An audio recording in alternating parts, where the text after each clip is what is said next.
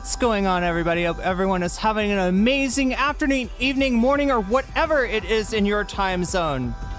It is Wednesday, Thursday. Oh my god, Chad, I'm so lost. What is it? It's the 11th of February. I have to look into the past to see it's Wednesday, the 11th of February, 2025. At least for you, those of you on the Pacific Coast, yeah. We're trying to start earlier, chat. We're trying to start earlier. When starting earlier feels like not starting late, that's an interesting position to be in. But no, I am trying to move, essentially my sleep cycle earlier. That would be the goal. That would be the goal to try to achieve. But how is everybody doing? We've got so much going on right now. I got stuff to talk about with the Epstein thing. Pam Bondi has just gone in front of, I think, the House. I think it was the House. And anyway, she's been questioned heavily and uncomfortably questioned. And she's just like, she's being, just like you. I mean, like, look, the Trump administration, right? Whether it's Trump himself or Pam Bondi or Carolyn Leavitt or whoever it is, right? They're gonna answer questions by changing the subject. So yeah, they're very much in that mode. Trying to talk to Pam Bondi about the Epstein thing. A few other things we'd like to talk to Pam Bondi about. Feels like a reasonable start to me. If that means anything, well, thank you. Thank you. Even on the East, or I'm not even sure, but like, right, it's, I'm just trying to keep that in mind, right? That, I've got viewers, like obviously I lived on the West Coast but I've got viewers who live on the East Coast, so it's like 3 hours earlier. So yeah, it would be nice if I could overlap the windows of waking because it's like with the East Coast, I'm literally on like a 12-hour differential from you at this time of year. I think it turns into I can't remember, chat.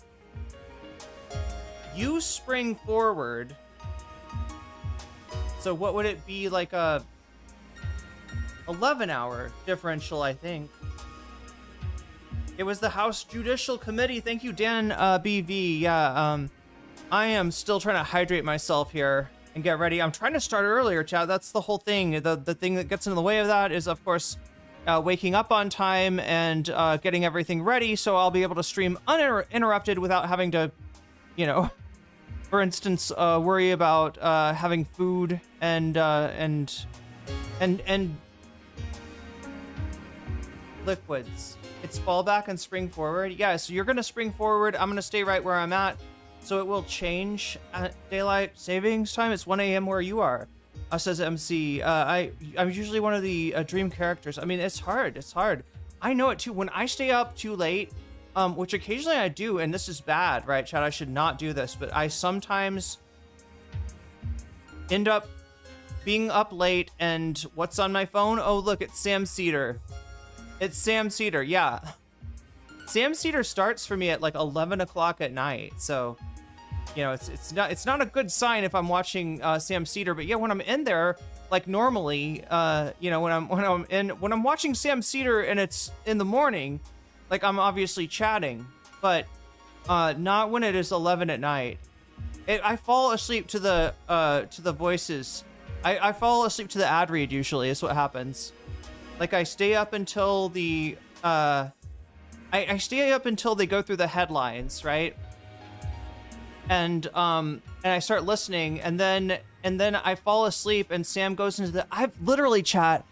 I had a fucking dream that I took Sam Cedar to a Oaxacan restaurant in Seattle, right? The one that I like, right? I took Sam Cedar to my favorite Oaxacan restaurant in Seattle. And he really liked it, right? And guess what was going on while I was dreaming? It was Sam Cedar doing like an ad read about one of these meal plans, right? He was talking about being in the kitchen and cooking, and like my dream. So the dream. Do you get it, chat? The content kind of formed the dream there. I'm dreaming about like Sam Cedar enjoying delicious food, and Sam Cedar is talking about making delicious food. So yeah, that's probably how it happened. My hair looks good, thank you. Yeah, that's the other thing. Yeah, you have to have time to do stuff, right? It would be so nice if I could just roll out of bed and just be, you know, here and be up and be like, oh my God, chat, what happened today? Like my eyes are closed and you're all telling me Pam Bondi testified in front of the House Judiciary Committee and Hasan is being attacked by all kinds of not slop tubers this time, chat. I got it wrong. I'm sure the slop tubers are always attacking Hasan. That's a normal thing. That's like a baseline thing, right? What I'm talking about is the chorus members attacking Hasan, the liberals attacking Hasan, and a whole bunch of other people too. A whole bunch of random people. Stupid, sexy Sam Cedar. I know, right? Yeah, that's true. That's true. Counting Sams. Yeah, basically that's what I was doing. I was counting. I was counting like teaspoons with Sam. Is what or tablespoons, you know, of like making a delicious a seasoning. Okay, that is honestly a weird fucking parasocial dream. I apologize for having it. But certainly you could understand, given that like I'm literally listening to Sam Cedar in one ear as I'm falling asleep, right? You could understand. It's not like a thirsty dream or something, right? It's not like I did something inappropriate, okay? I didn't cross a line. I'm just talking about delicious Oaxacan food. I think Sam was just talking about like some meal, one of those meal services. Sam Cedar messes with me because he's the most Boston and least Boston. You're right. Yeah. I always forget he's from Boston. I always think that he is a native New Yorker.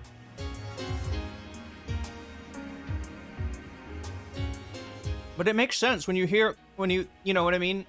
When somebody says Boston and you're like, oh yeah, no, that makes sense. But like, what is his distinction? Like, he's actually not even from Boston technically, isn't he? Is he from Worcester? Is that the story? He's from like a smaller, little... What is Worcester, chat? Is Worcester like the Long Island of Boston? Is that the idea? I get the feeling from Sam describing Worcester that Worcester is a place which is a little bit more socially conservative, let's just say, a little bit more hog-coded. The universality of hogs applies to the greater Boston area as well, apparently. I don't know. Technically born in New York. Oh. Well, that explains it then. But I'm going to have to explain a lot to you tonight, so it's a good thing that I was, less late than normal, slightly early, moving towards earlier, so I can have more of an overlap with, like, because it's like, here's your sleep window, okay, chat?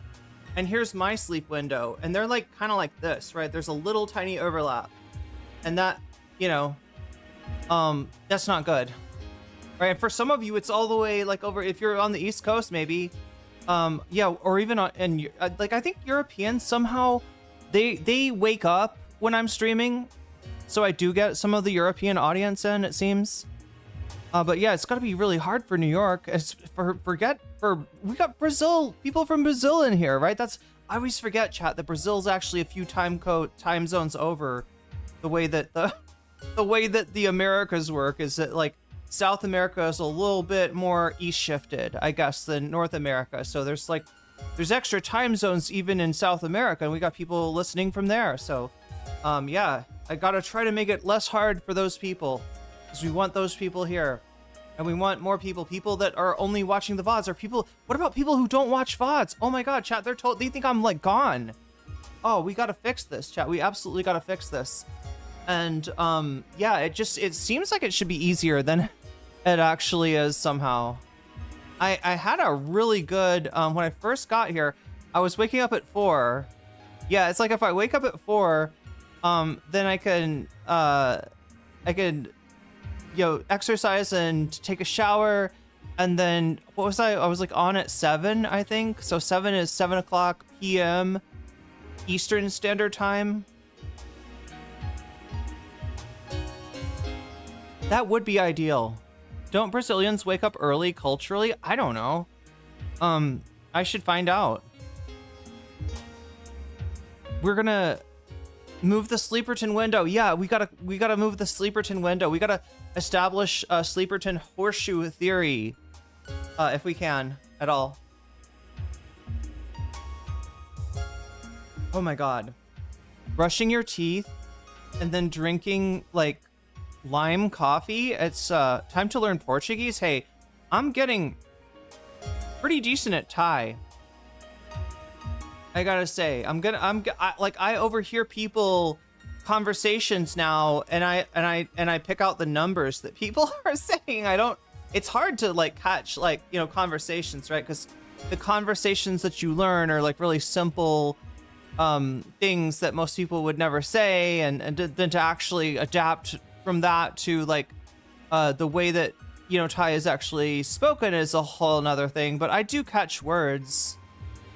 I think there's a thing with languages where there's like a singularity point or something. Like you would think, yeah, as you learn more languages, it gets easier. Strangely, right? The more language, because you'd think it would get harder because you get mixed up, but no, actually, it gets easier. I think on the third language, from the second language. Horseshoe theory, 1 p.m. and 1 a.m. are the same. Oh my God, that would be it. Yeah. Or would it be 1 p.m. and 1 a.m. or would it be, I don't know.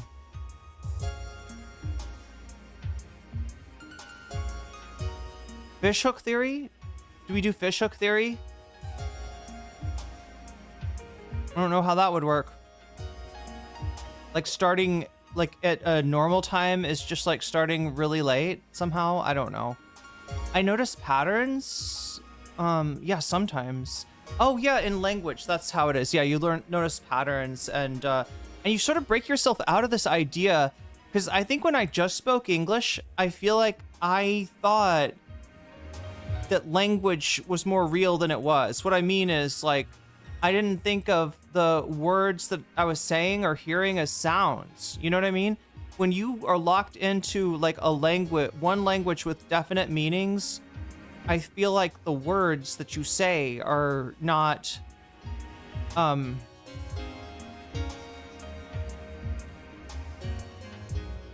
like you start to confuse language with, you know, existence, I guess, right? Does that make sense? You start to forget that these are symbols. And so, yeah, you breaking yourself out of that where you realize, hey, these are all just very, you know, these are sounds that we're making, you know? And different places in the world, you make different kinds of sounds, you know, to say the same thing. I don't know. You have to like kind of bring yourself back to the basics of like what you're doing when you're speaking language, and then it becomes a little bit less. And it's kind of amazing that we can like keep track of, because we're talking about like mouths with tongues and lips and teeth and palates, and these things interact, and what else? The glottal, like what, uvula. There we go. We've got these like, you know, we've got this anatomy in our mouths, and it's capable, when paired with the lungs, to make a variety of different sounds. And it's, you know, some of those sounds are like really close together, and some of those sounds are very different. But yeah, ultimately they are all sounds that we make with the flaps of our lips and tongues and all that. Yeah, linguistic realism, that's what we're talking about here, chat. I don't know. Yeah, I'm not saying that like becoming a polyglot is like enlightenment, and even if it was, I would not be enlightened yet, because I don't think I'm fully a polyglot. I think you've got to speak like 3 languages really strongly to be a polyglot, right? I think that's is that the bar? I think I got a ways to go before I got like 3 like languages with like real fluency.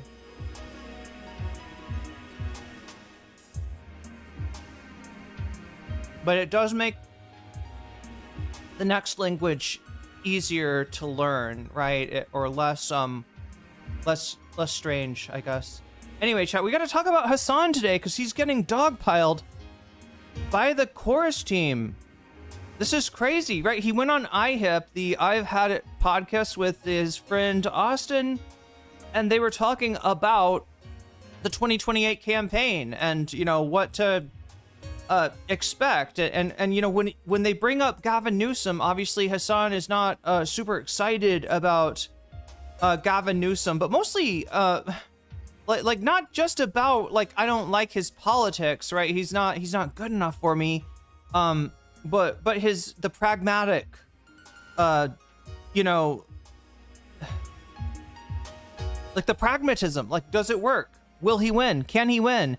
And Hasan's analysis is that much like Hillary Clinton, Gavin Newsom is one of the only candidates with the potential to lose to a really horrible, you know, generationally bad talent like JD Vance, just like Hillary Clinton was able to somehow, you know, pull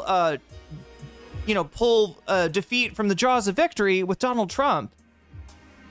You know, Gavin Newsom is, and people don't realize this, right? Because when we see Newsom, we see him doing what Democrats should be doing, what more Democrats should be doing, right?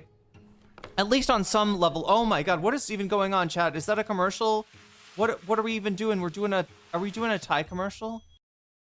I don't know.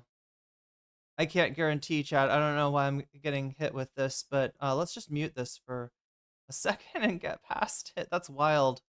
Anyway, so yeah, talking about Gavin Newsom, right?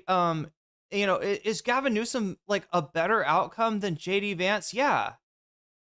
And I don't think Hasan was saying, was disputing that, but God damn it. If we are stuck with Gavin Newsom, right, you got a real shot of 4 more years of MAGA with Gavin Newsom. Whereas with some other candidates, right, candidates that really speak to the, you know, the current needs of voters that, in a way that I don't think Gavin Newsom, because here's the problem. Even though Gavin Newsom is doing the thing that I wish other Democrats were doing, which is being up in Trump shit constantly, right? There's different ways of doing that. And when your primary way of confronting Trump is, you know, through memes and dark woke kind of shit of like, oh, look, I can be an asshole too. Look at this, right? That in and of itself doesn't do much, right? We want people to confront Trump, but we want people who are going to push real issues, because the more, and Hasan's going to go over this, the more you're talking about real issues, right? Proactive agenda. Not just like, I'm not with stupid, right? That's been the Democrats' freaking slogan for what, 2016, 2020, 2024? And, you know, kind of a mixed record there, right? Sometimes it works. Sometimes it works. But you can do better than I'm with stupid.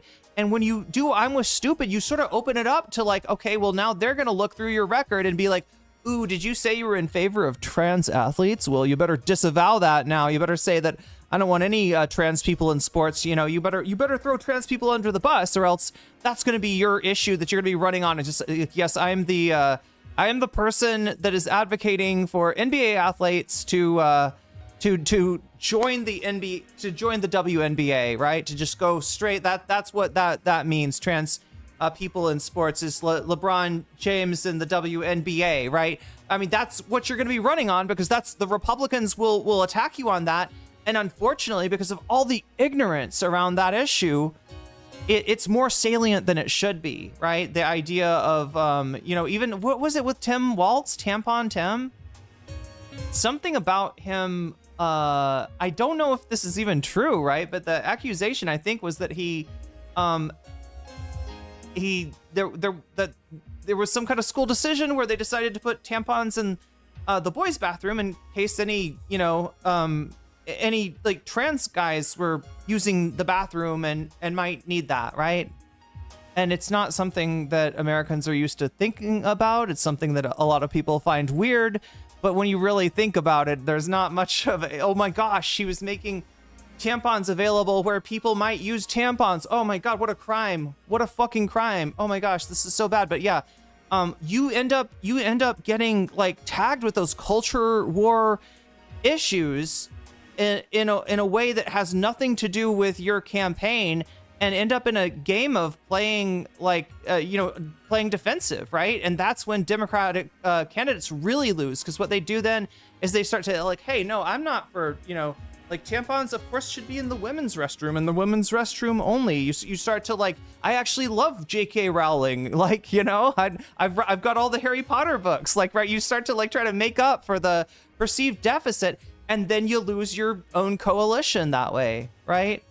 And it also really makes it harder to bring people out. This kind of politics, where the politics is all about harm reduction, right? Harm reduction is not a winner. And so, that's really what Hasan's talking about on IHIP. It's a longer clip, so we'll try to give it the whole clip a look, and then look at the reaction, which apparently there's been a lot of reaction, and yeah, a lot of it's coming from Chorus, from members of Chorus. I can't tell you this is coordinated. I can't tell you that BTC, made the call and said, hey, we're writing, right? In fact, I haven't even seen that, like BTC himself has said anything, right? But of course, Chorus is his dark money group that seeks to like level the playing field. Republicans are using dark money, and it's an advantage, so we can't let the Republicans have the advantage. We got to have our own dark money groups, and it's just really, it undermines the selling point of any content creator, which is authenticity. Why do you watch me instead of like CNN? Because CNN is sitting there with a stick up their ass constantly. They're so worried that if they say the wrong thing, that they're Elon and Fox News and everybody's going to come after them and look, CNN being liberal again. So they're trying to ride that line, right? And it's true for every mainstream news. The reason that people seek out independent politics content is because of the authenticity. And do you really have authenticity when you've got this kind of silver spoon that the Democrat, essentially the Democratic establishment or their representatives, can withdraw at any time, right? You're going to fight to keep that spoon in your mouth because they're feeding you yummy, yummy stuff. And so you're a lot less likely to, say something that's inconvenient to the Democratic establishment. That's the issue with Chorus. It's not that everybody on there is, some kind of, is like an APAC, bot or something like that. It's not, yeah, I don't want to, exaggerate it, right, as far as Chorus. And yeah, there's people in Chorus that just thought we're like, hey, I'm doing politics and somebody's going to pay me to do this. What's wrong with this? And you got to kind of look into it to see what's wrong with it.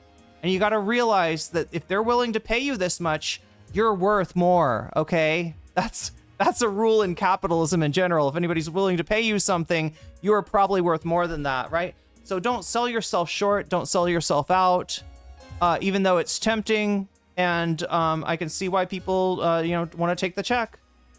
Ultimately, it undermines your credibility. Anyway, Chad, I'm sorry. I didn't mean to go on a rant like that. Hasan is more of a slop tuber than anything else. Yeah, I agree. I love Hasan's slop tube content. Wait, are you saying that Hasan has a pretty privileged figure drawing? I'm sorry. I just come into chat and I read the most like... I read the most like unsubstantial, I don't know. There's a lot more chat I could have read, but like just right when I came in, I'm like, wait, are we talking about Hasan's looks? Okay. Is it going to be that kind of stream? Somebody in this drama chat does call Hasan does say that he's not hot. That is an attack that is levied here. He's not actually that hot, actually. He's only a 7, honestly. I respect for people getting paid, but there's morons that do it for free. Oh, true.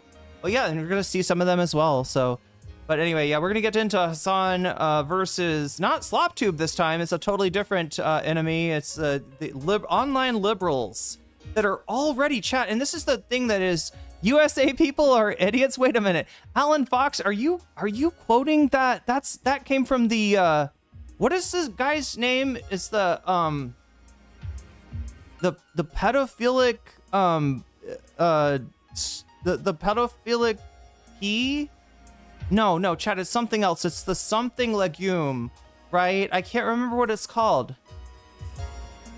It's basically the annoying orange, but with a peanut. Yeah, it's a peanut.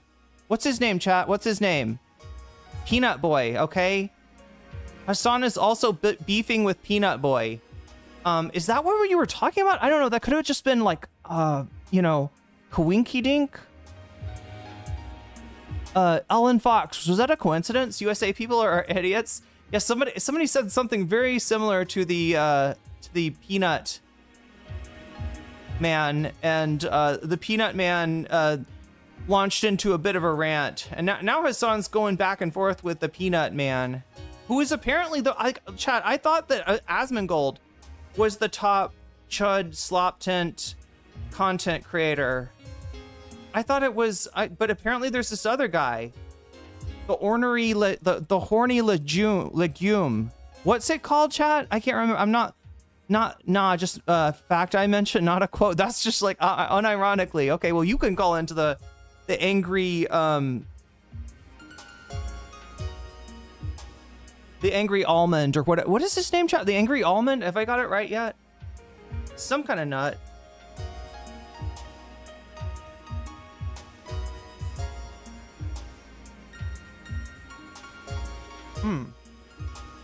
Looksism is real, yeah, and so is hypergamy, right? Figure drawing, hypergamy. We got to talk about our hypergamy problem. Women just think that they think that they overestimate their looks, and they only want to go with the 8s to 10s, and that's the biggest problem in our society, which we should address maybe with the mandatory tradwives. I don't know, something like you. I can't remember what they're called, chat, but it's some Twitch streamer, a VTuber, right? Yeah, it might be a bean. It's some kind of, yeah. Well, a legume is a bean, right?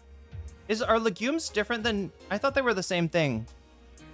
Is a legume a bean? Is a bean a legume? Anyway, chat, we got to get going here. So we're gonna be talking about that. Both the conflict between.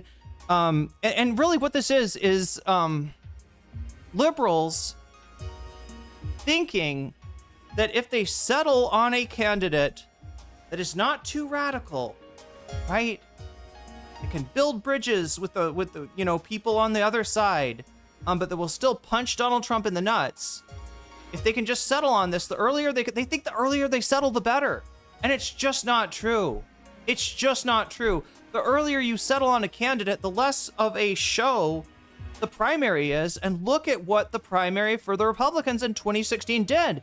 It turned Donald Trump into a viable candidate, right? This is a reality star. It might have been hard to convince some people to vote for a reality star as a presidential candidate. That might have been a tough sell. But Donald Trump got the stage with other politicians, with Jeb Bush, with, Marco, with Ted Cruz, Lion Ted, all the rest of them, right?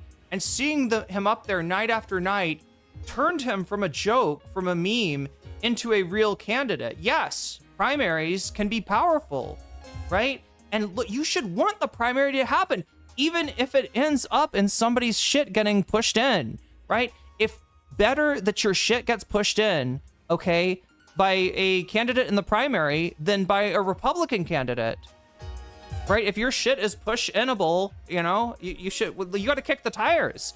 Chat, if you don't kick the tires on your candidates, you're going to get some really shitty candidates.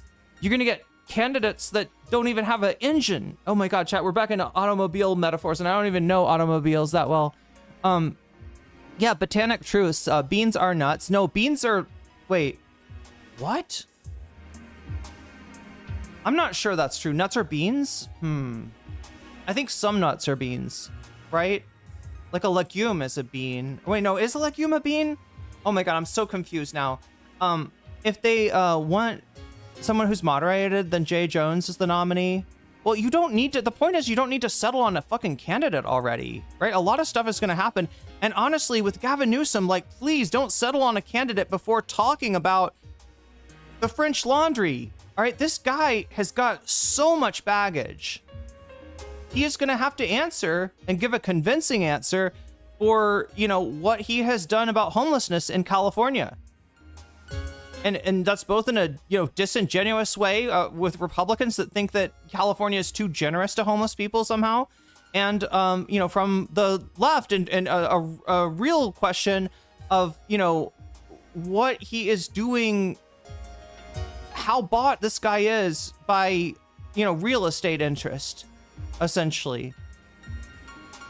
And if you want somebody that's bought by real estate, we got Donald Trump saying that he wants housing prices to continue to increase, right? He doesn't want housing prices coming. So where's the savings, right? He said we were spending too much under Joe Biden's economy. There was too much inflation. Things weren't affordable. And now, where's the savings going to come from, right? Because he's raising your price on medical care, right? Whether you're on Medicaid or whether you are, you know, you're losing, you know, you're paying more for your medical plan now, right? You're spending more on that. You're spending more on tariffs and shit like that. You're spending more on housing, right? Wasn't he supposed to? Maybe energy. Nope. You're heating your home. Heating your home is going to be more expensive thanks to Donald Trump's friends in the AI industry. One nut is a bean. Wait, only one nut is a bean? Okay, so peanut is special then. The special kind of nut. And Hasan is going to get into a fight with a special kind of nut tonight. What is, I can't remember, chat. I think is it like, what is it, the chopped peanut or something? I think it's the chopped peanut. Do you remember that slap? What is it called? Oh my god, chat. You slap it and it cut and the guy's like, you're gonna love my nuts. You know what I'm talking about, chat? The slap chop. Is it called the slap chop? Yeah, the slap chop. Yeah. And he chops, I think, peanuts, right? So the chopped peanut. And has, what is going on? Do we need a commercial? Did I ask for a commercial? Where's the shit even coming from?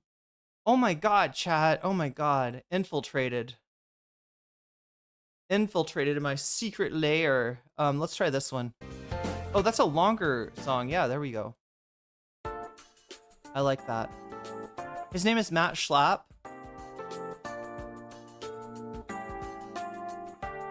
Legumes are real? Hey, just like mouth sounds are real. Mouth sounds are real, language is not. Language is subjective. Language is malleable. There's some kind of, I don't know. We're not gonna wax philosophical right now, chat. I gotta try to stay on task because we got a lot to talk about, and honestly, there's a lot that I'm not talking about today that I'd like to be talking about, that I should be talking about. There is a lot more that's come out as far as Epstein. We have names now, names of co-conspirators confirmed. And you know, we're starting to see more and more of, I don't want to say where the bodies are buried because there may turn out to be bodies that are buried, right? I don't want to get into that, to get too far into the metaphor here. Wait, mouth moods are realer? What are mouth moods? Oh, wait. Is that like in French where you put your mouth up like this? You know, when you speak French, you hold your mouth in a different position.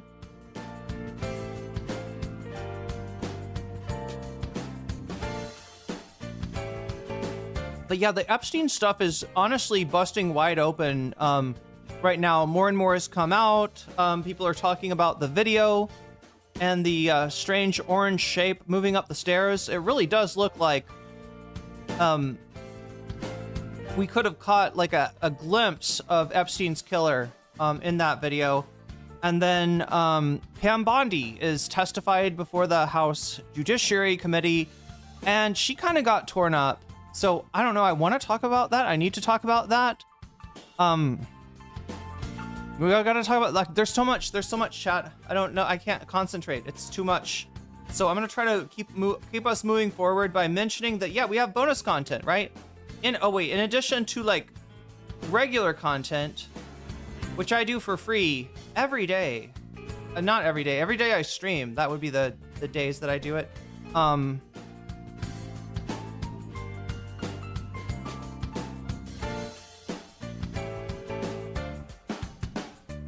but you have the possibility to pick bonus content, and some of you are voting on that bonus content right now in the poll. There we go. The other thing we can do is a butterfly goal, right? I've got I'm looking for 10 super chats. If we can put 10 super chats together of the teal variety or higher, I will put this butterfly in my hair and wear it for the rest of the stream. So that's a little fun thing that we like to do too. The other fun thing is we try to give me, you know, the rationale, the excuse, if you will, to do some bonus content, right?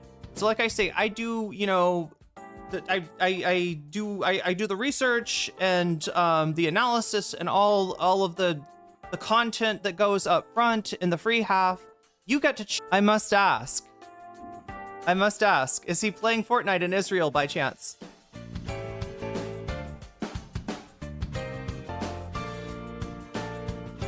You get to choose the bonus content, the fun half, if you will, as well as if we get to do it or not, right? So right now we're on 0 out of 100, and that's 0 fun, right? That's 0% chance of me sticking around and doing some more content with you in the fun half. If we do stick around, though, we're gonna pick one of these topics, and you're voting on them right now. Voting is the first way that you choose this, right?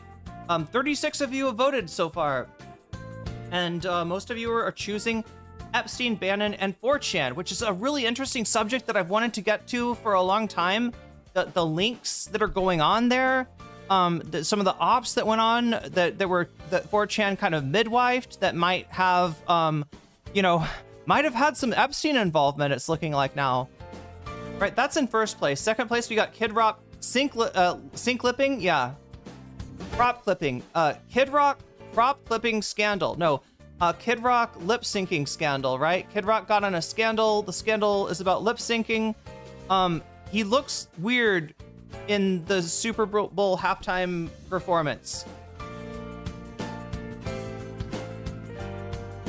His lips apparently are not matching what he's saying, and he's got some excuses for this, chat. But the excuses are funny as fuck. The excuses are truly strange. That's in second place. Third place, we got cat burglar turns out to be a cat. That's right. They caught a cat burglar, chat, and it turned out it was a neighborhood cat that was doing all the burgling. The best burglars, chat, I would say, are you know, feline burglars. So I'm just saying, speaking from experience about like how good my cat was at stealing popcorn and absconding with said popcorn. I think cats can have popcorn. I think that's okay, but yeah, she was always stealing. She would kind of just like with her paws and just like, anyway, it was cute. So anyway, that's second place, or that's third place. And then fourth place, of course, is Foreskin Man. I feel like I need to like show you the fuck, like what the fuck, like this even is. You know, it's a comic book about a man that wants to stop all circumcision. And so he fights people who do circumcisions, which really takes the comic in kind of an anti-Semitic direction, but also, I don't know, it's a weird superhero, right? It's a weird concern for a superhero to be concerned with foreskins, but apparently there was, you know, it's like some kind of, anyway, he's like a superhero, but instead of the S on his chest, he's got a picture of what looks like a little head of something with kind of like a little membrane around it. Anyway, let us get going though. So yeah, those are the topics that we can cover today, possibly. Whoa, do I have the music super loud? I feel like I was yelling. Yeah, that's the problem with like loud music, is I end up yelling over it. Anyway, so these are the topics that we have for today. We got to get to 100 first. What is this number and how does it go up? It goes up every time somebody does a super chat, a super sticker, if you get yourself a membership, if you gift a membership, if you support me on Twitch or on Patreon, or if you support me on Twitch, which you can do for free with a Twitch Prime sub, provided that you have Amazon Prime. You can put that to good use. I will not judge you. Supporting a small streamer and taking money away from a big evil corporation. You can guess which one. Right, you can also get yourself a sub for $6 on Twitch. It is like twice as much as it is on YouTube, but some people like it because of the animated emotes and the ability to rewind the VOD. So if that speaks to you and you got $6 burning a hole in your pocket, you can get yourself a sub. You could also possibly be gifted a sub, although that sort of thing happens more likely if you're active in the chat, right? So there's a good reason to do that. Anyway, any of those things make this number go up, cause the stream to be longer than it otherwise would be, and give me the chance to cover yet another topic, which right now looks like Epstein, Bannon, and 4chan. That is potentially what we're doing. I gotta open the window because the lights are not sufficient in here. We need some natural lighting. I need some light. We gotta get going though. So yeah. Let me thank my Patreons, right? I appreciate people who support me on Patreon. If you support me on Patreon at the $5 level or above, I give you a fancy shout out at the beginning and ending of each stream. Since we're close to the beginning, let me do those now. So shouts out to JMB, shouts out to Brian, shouts out to Emily French, shouts out to Big Owl, shouts out to Direful, shouts out to Joel Siverwood, shouts out to Sarah, shouts out to Izzy Mandius, shouts out to Steven Sayers, shouts out to Animus, shouts out to Infallible Fowl, shouts out to Oral to Ellipsis, shouts out to Nadia Yvette, shouts out to Choki, shouts out to Moe Noip, shouts out to Funky Monkey, shouts out to Temporal Insanity, shouts out to Good for Gabby, shouts out to Jules K, shouts out to Crystal Saphira, shouts out to Buffy Geek, and a fancy shout out to Rachel K, Omega Star, and Zara Xerix. Chat, with that, we gotta get going. We gotta make this happen, because, you know, I'm gonna make sure I get to sleep at a decent time tonight. Just because of the whole trying to start the stream earlier. The only way that would even be possible is if I was able to somehow wake up earlier, which is gonna rely on getting you know the deal, chat. You know the deal. Let's oh yeah, almost forgot to say. Okay, so keep on voting if you haven't already. The voting is going on over on youtube.com. Oh my god, I gotta grab this out of here. The voting is happening on youtube.com to vote for your favorite topic. There are these topics. You can wait, what am I trying to do? This. There we go.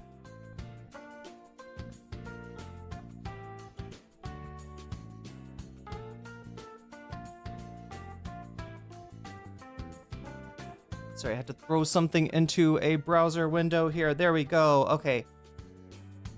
So yeah, you can vote for these, whether you're watching on Twitch or on YouTube. If you're on Twitch, feel free to come over to youtube.com/nocommentchick. Place your vote. You can go back and watch on Twitch anyway. I'm not trying to change where you watch. I'm just letting you know that's where the voting takes place. In addition to the voting, right? If you do support the stream, if you do, the Corporation for Public Bitching is brought to you by viewers like you, and if you want to keep this corporation rolling, if you want to keep this thing going, you can support the stream through Super Chat, Super Sticker, if you get yourself a membership, if you gift a membership, if you support me on Twitch or on Patreon, or if you support me... Whoa, what am I saying? I feel like I got that mixed up. I got the order there mixed up, chat. But all those things I said earlier apply also to giving you the ability to put your money where your mouth is. That's what this is right here, right? Why else would we have little plus percentage signs here?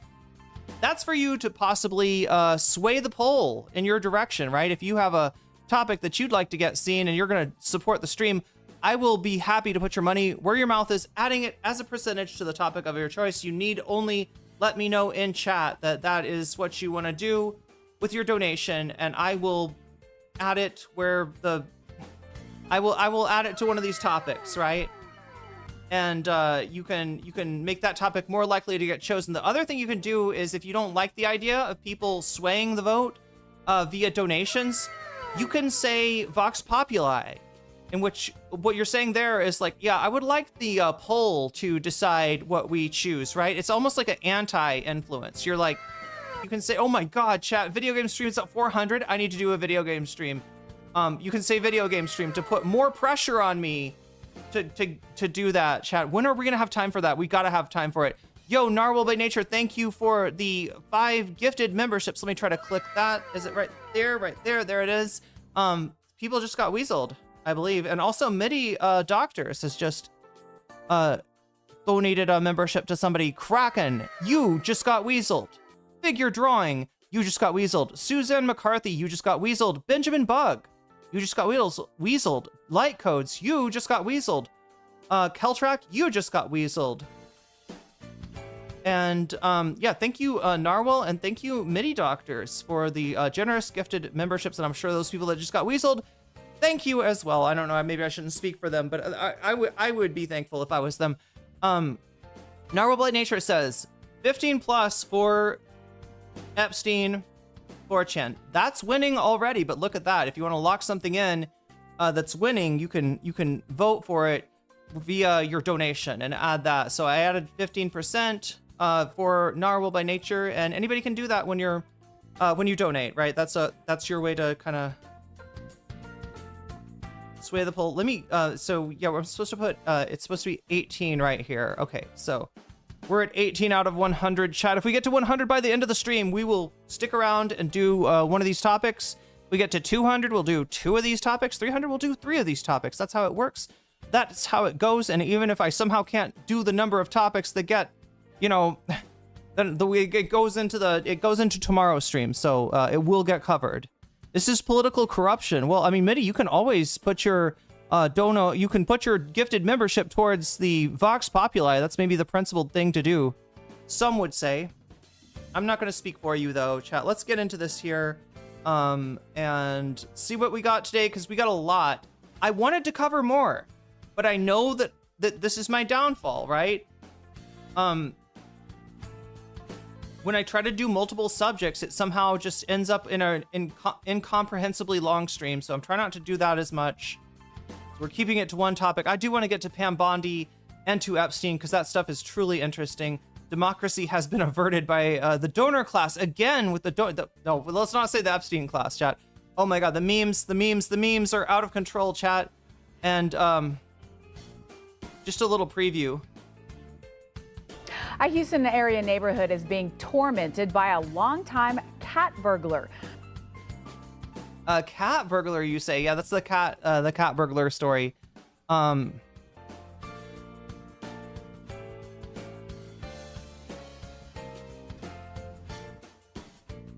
my God.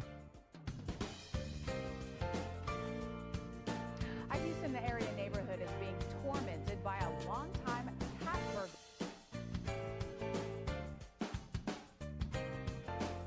Oh my God, chat, I am... Okay, so I guess we'll start off right here. Well, or should we start off maybe with, I think the thing to do might be... Let's start off with, Hasan, Austin, I've had it. Because this is where the controversy started. Now, understand, we're going to be talking about 2 separate controversies today. Both of them involve Hasan. Oh wow, Austin's been on IHIP before. Oh, here it is. Meet me in Afghanistan. Oh, and we get a Thai ad, chat. Actually, is this a Thai ad? Okay, we're gonna skip it, whatever it is. No, I think that the American... I think... Okay, so yeah, this is the podcast in question, right? This is what started the viral clip that got that basically, well, I don't know. I feel like there was more people pumping it. Hasan's going to talk about a Destiny fan, I think, a moderator for the so-called Taliban, who is reposted it, but they only got like 15k likes for it. So I don't know if it's it seems like it's blowing up. But yeah, it comes from this podcast. Why? Oh. Why? Spicy. Okay. Because at least if you had before you drive, really morally, I don't think you should drink and drive. I do. Drunk driving. I oppose drinking and driving. I love it. For road. I mean, I feel you're fine. for road rage. You need to put fucking Day. I thought this was a live stream. Not no, I've been educated, but like in the from. They must have chopped. Hasan. That's Listen. crazy. Always. God. It was black triots, brown triots, and all of the fascists can do what? Is that what you're supposed? Terrible. Oh my God. Chad, are you glad that I found that?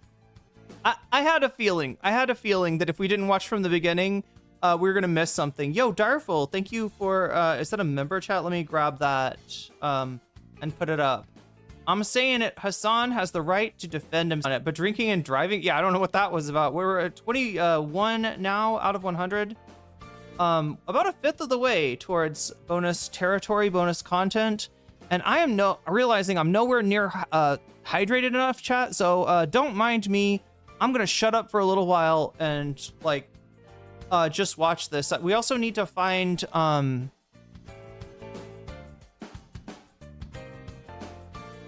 Okay, so this is where it comes from. It's somewhere on here. I want to bring up some tweets for you as well as Hasan's response to all this. Like I said, there's two controversies we're going to look into. The first one is about a clip that came from I've Had It podcast. That's this episode of I've Had It podcast with Hasan and Austin. And then the second controversy is Hasan clapping back against a certain chopped peanut, right? You know, like just like the slap chop commercials. They're gonna love his nuts, right? That well, only if they're slapped and chopped, right? And we're gonna get some slapped and chopped nuts today with the with like, oh yeah, what was I trying to? I was trying to say to you that Hasan is you know, like look, we've thought for the longest time now that, you know, Hasan's a pretty big political streamer, but obviously Asmongold is bigger. I mean, maybe he's botted. We don't know how much he's botted.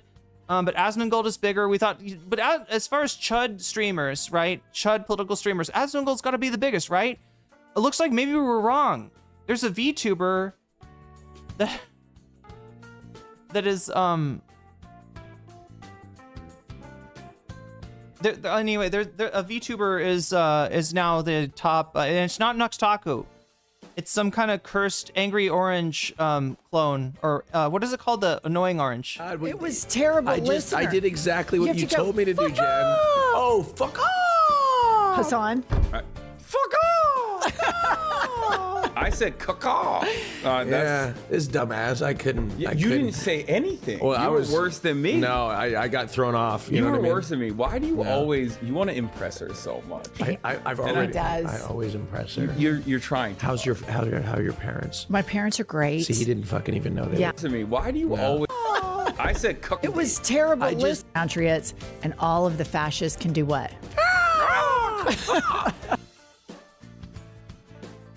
Pumps, I think you've got job security. I think your position is safe, right? We're not gonna have we're not gonna see Pumps replace his co-host anytime soon. Least of all by Austin.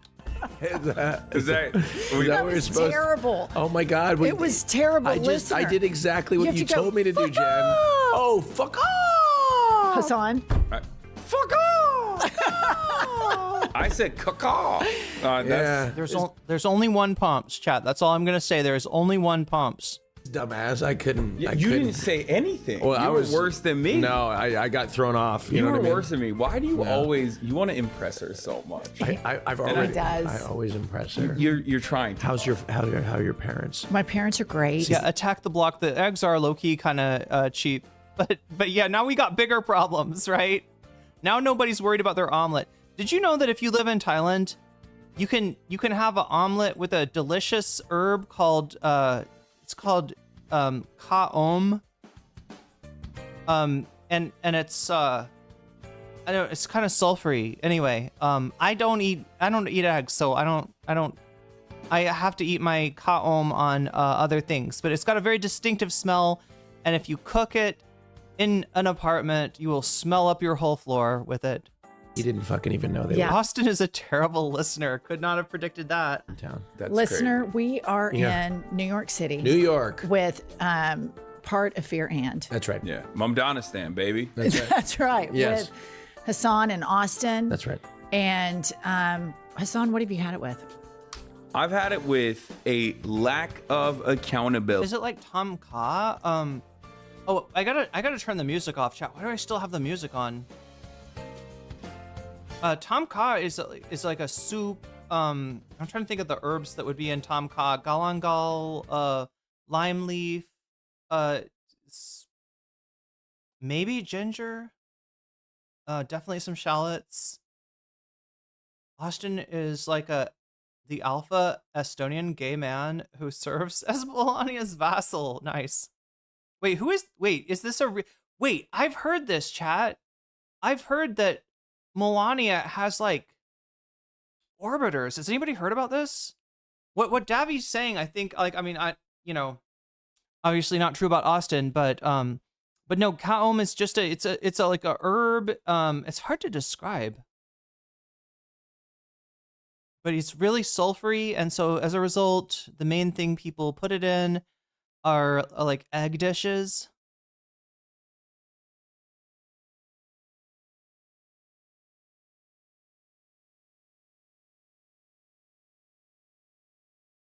But I think Davi's, wait, this is a real thing though, Davi, right? Like Melania has, I don't know how to explain it, but like, even though I don't think Melania is Jackie O, I don't think Melania will ever be a gay icon.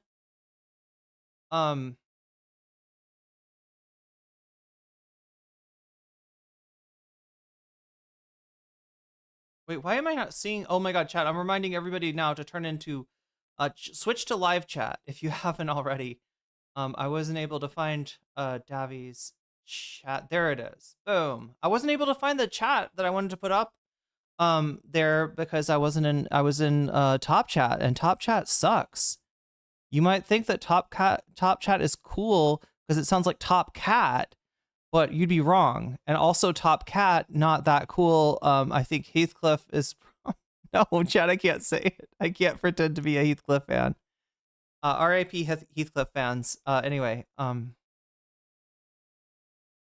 she looks like Joan Crawford these days, but isn't she has like a herd of gay sons of former SS officers to serve her. Yeah. This is like a real thing. I mean, like she's got like orbiters. I'm telling you, chat. She's got like people that are like always around her, and yeah, some of them are probably what Davy Cliff is describing right there.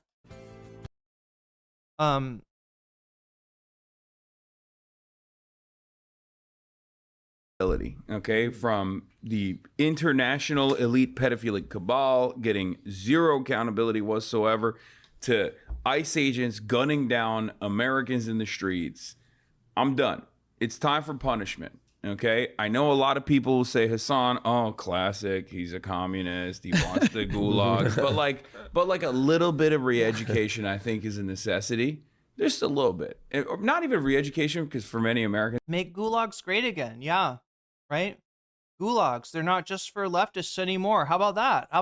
Are we? I mean, like is that a weird thing to say, but in the modern epic, right? You know, I mean, like, look, what I'm saying is I looked at CCOT, okay, chat, and I don't think there's a lot of re-education going on there. Frankly speaking, I don't think that they're doing much to, you know, assuming that those men are really bad, evil, you know, narco criminals and not just Bukele and Trump's political enemies, right? Assuming that is true, you know, they're not doing much to reintegrate these people into society. I feel like we could do better. I shouldn't joke, though. I shouldn't joke. Somebody's going to take it seriously, and we're going to get just education because they haven't been educated at all. But like, we got to start punishing people. That's what I want. I want accountability. I want law and order. Cancel culture. I want not even. I want them to go to re-education camps. I want them to like go in there and learn what is wrong with their viewpoint. I want people to go to prison. Yeah. If you do a crime, there's a social contract. If you do a crime, you're supposed to do the time. But unfortunately, if you do a crime at the behest of, you know, this pedophile president, then you're fine. They literally will take you out of prison, just like Ghislaine Maxwell. And same goes for the ICE agents. Or if you're like super wealthy, you can do the most heinous crimes of all time and no punishments are dished out. I've had it with that. How do people put up with those water bottles, chat? Is this some bottle mogging? Are we bottle mogging them? Chat, I'm mogging them with my bottle. Look at, that's gotta be, like, this has gotta be like 5 times as much water, if not more. What's the point?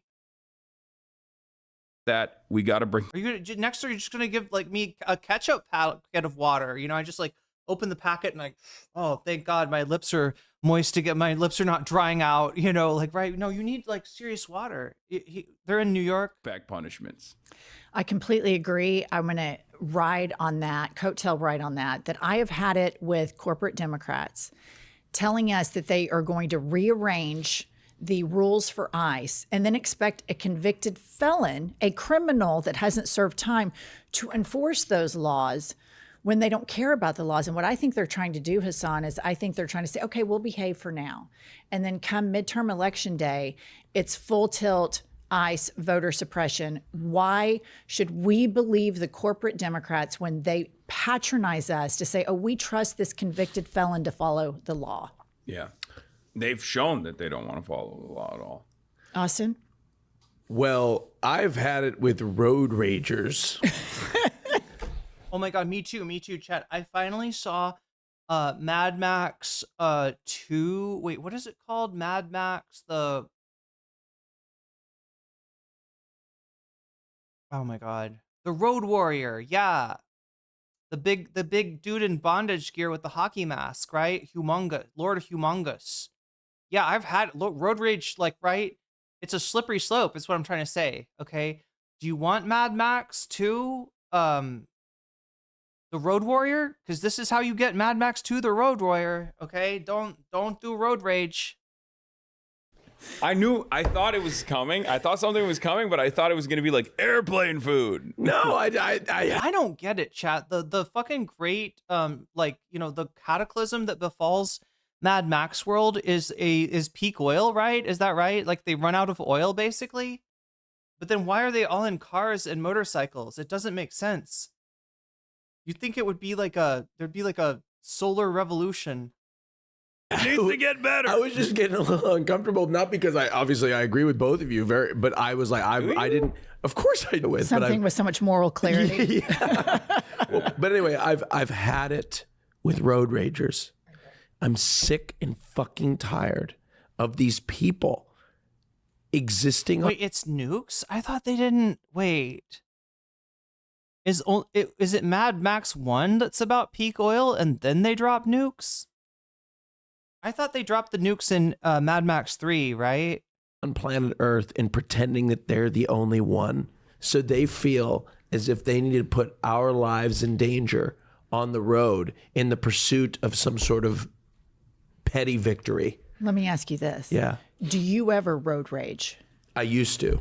Yeah, because typically I'm a retired road rager. I get angry at road ragers. I'm like, oh my God, come on. It wasn't that big of a deal. You're fine. We didn't wreck. Yeah. But then if somebody turns in front of me, I'm like, fuck you. Mitty, I literally can't. I want to argue with you, but I literally can't because I haven't seen either of the 2 new movies.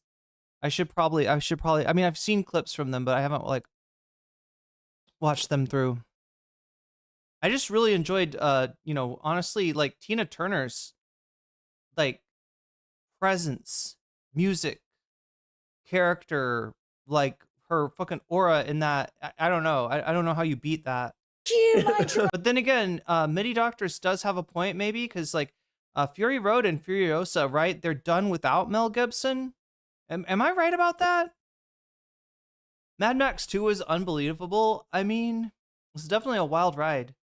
And look, dude, it's a genre, isn't it? Like did it build a genre? Because that feels like a genre, right? And it makes me wonder, because you're saying, okay, so Mitty's like a Mad Max fan, and Mitty doesn't like 3. I'm trying to the Thunderdome, right? The one with Tina Turner, the one that I like, right?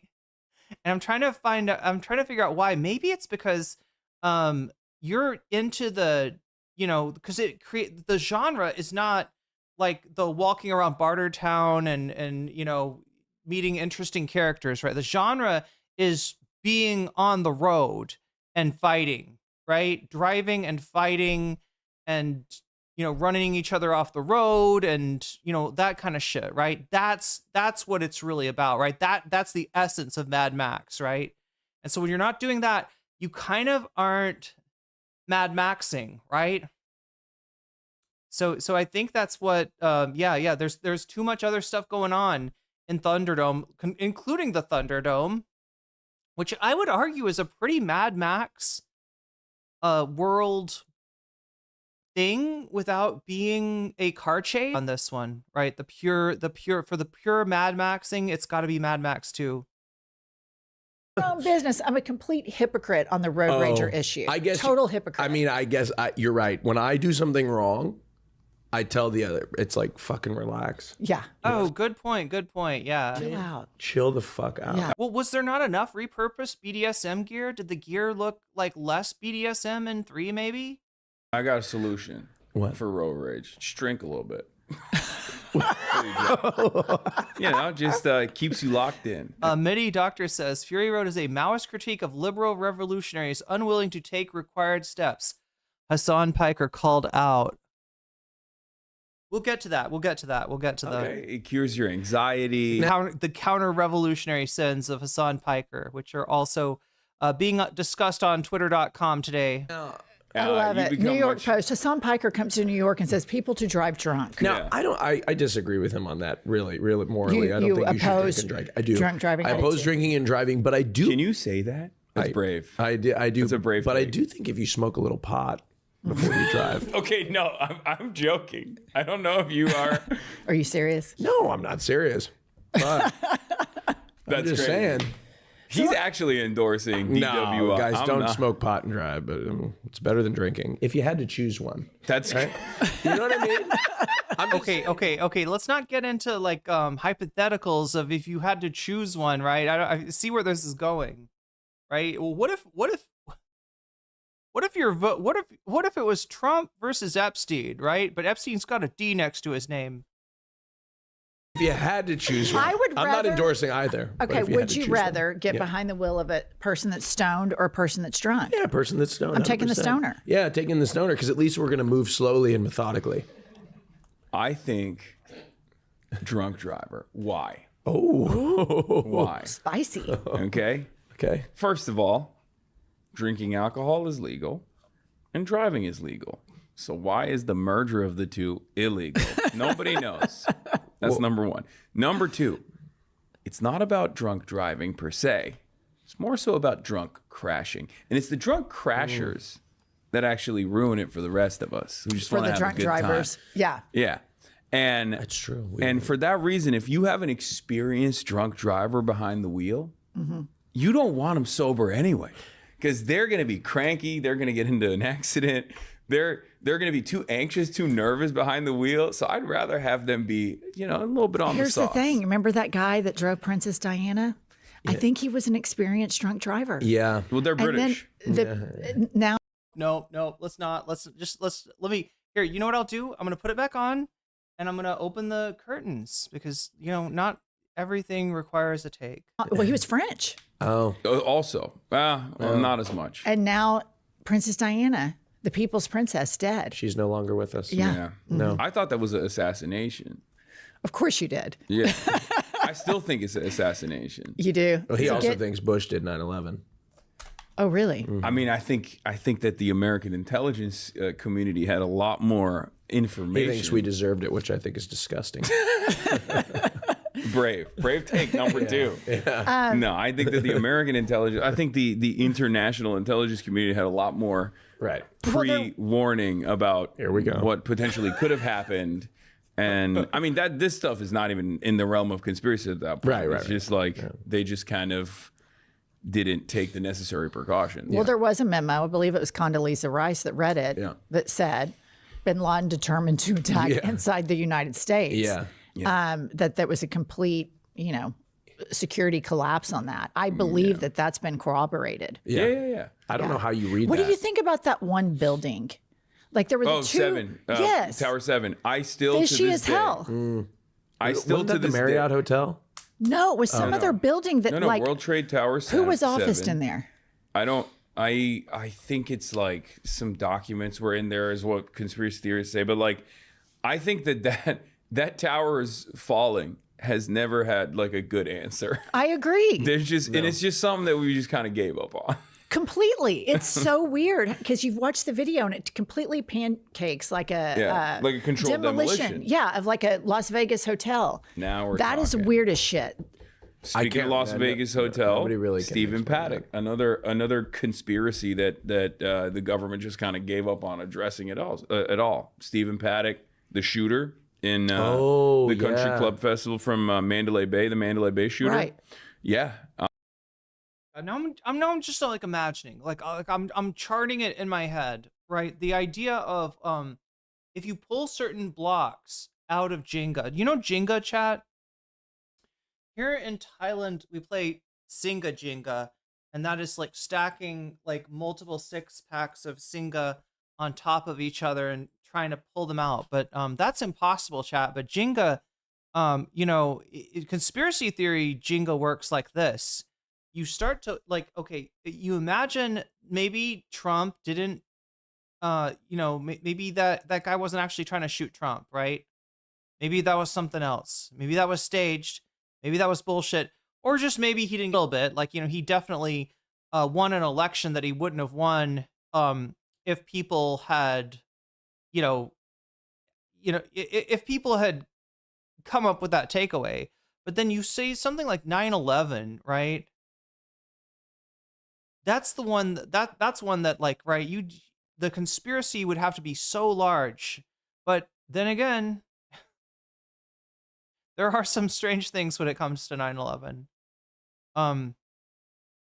Crazy work of Hasan stealing a bit from someone who isn't Felix. Wait, didn't he get accused of stealing a tweet from somebody, the Black Eagle Trust? That was also a very suspicious act Jenga is a great drinking game. of ultraviolet. I mean, especially when it comes to Singa Jenga, it's a great way to keep yourself hydrated. You know, if you knock over the Singa Jenga tower, you have to drink 1.5 liters. Nutlick's brother, an entire company, died on 9/11. Nutlick was supposed to be there, but he was late. Oh my god. There's a lot of unanswered questions there as well, and we just kind of moved on.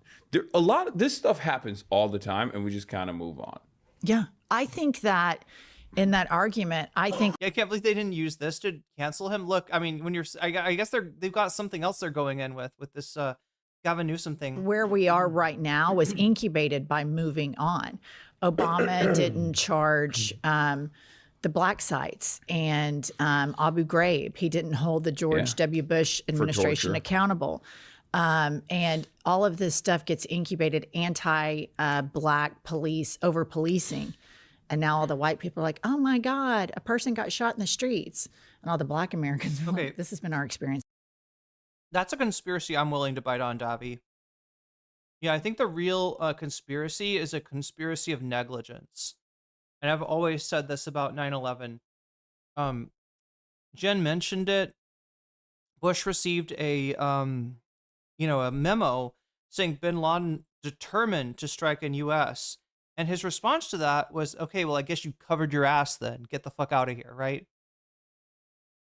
Yeah, there was at the very least, there was negligence, right? And the result of presidential negligence allowing, something like this to happen, like missing that you had an early warning for this, not doing something to counteract this, right? It should have been a scandal for Bush. It should, instead, the exact opposite happens, right? Okay, well, we are in America, right? Yes, we're in America. We just got attacked, right? Right. That's scary, right? Okay, yeah, nobody wants to be blown up in a plane. That's really scary, right? So what we didn't and say he's the bestest president in the whole wide world, and that'll keep us safe from Osama bin Laden. Like our love of our president, as we rally around the flagpole, will protect us. That was the mindset of Americans around 9/11.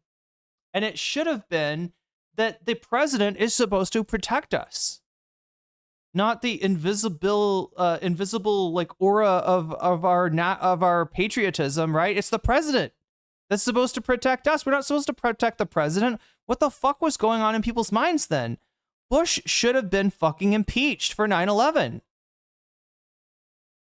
And definitely when he starts trying to, pass authoritarian acts like the Patriot Act, right? He definitely should have been impeached. That's what pisses me off about 9/11. Davy is exactly right. And look, there's a light version of this which I just described, right? Of Bush, he should have known better, right? And then there's the heavy version of this, which is like what Davy is saying. They planned it but left a door open. All right, that's a little bit more, of a ledge than I'm willing to get off on. But I can't, deny the possibility. And the way that it played into the hands of the people for the new American century, the way it facilitated, a whole just glut for the military-industrial complex, right? It's not a silly thing to think at all. But at the very least, there was negligence, and that negligence should have been punished electorally, right? Instead, George W. Bush got more Republicans in Congress in the midterms. Won re-election in 2004, and there was no thought. They were glazing Bush right after 9/11 for his fucking policy failure, which that should have been seen as what it was. Anyway, chat, I'm sorry. I went off on a tangent. Jenga could also be used for a medium for horror role-playing games. Wow. How does that work? Notice that we've barely heard from Bush again. Only when there's a funeral, right? It's the whole time. Yeah. And so I think us moving on has incubated where we are now. Yeah. I mean, Rahm Emanuel, I feel like, has he been on the show? Yeah, I got in a fight with him. Oh, come on, Hasan. That's one of her W's. Of course. Okay. Thank God. He's kidding. That's unsurprising.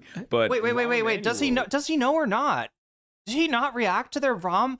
Oh my God. I mean, maybe there was a lot going on. Maybe it was right during. Anybody remember when this happened? Rahm goes on IHIP, and some of their interviews, some of their discussions with right? There's some people that go on there, and I really wish they'd kind of lay into them harder.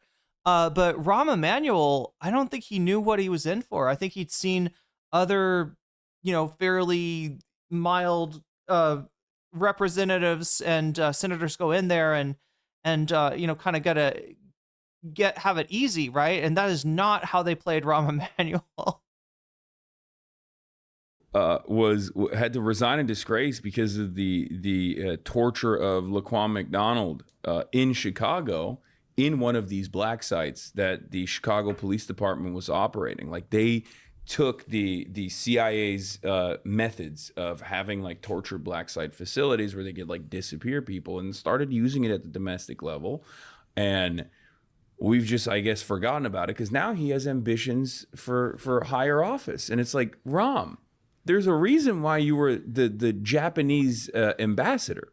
Like, they sent you on that cushy gig far away from America because you had fucked up. Mm-hmm. And this is before we even talk about his fuck ups as the mayor of Chicago. Before that, his fuck ups in the Obama administration led to a massive, a sea of red wave picks that came under the Obama administration when Obama came in with the blue supermajority, like the actual supermajority, which we probably will never see that ever again. So, how are we forgetting about this? We do. That's what we do as a nation. We just forgive collective and we amnesia. forget. You know what I've had it with?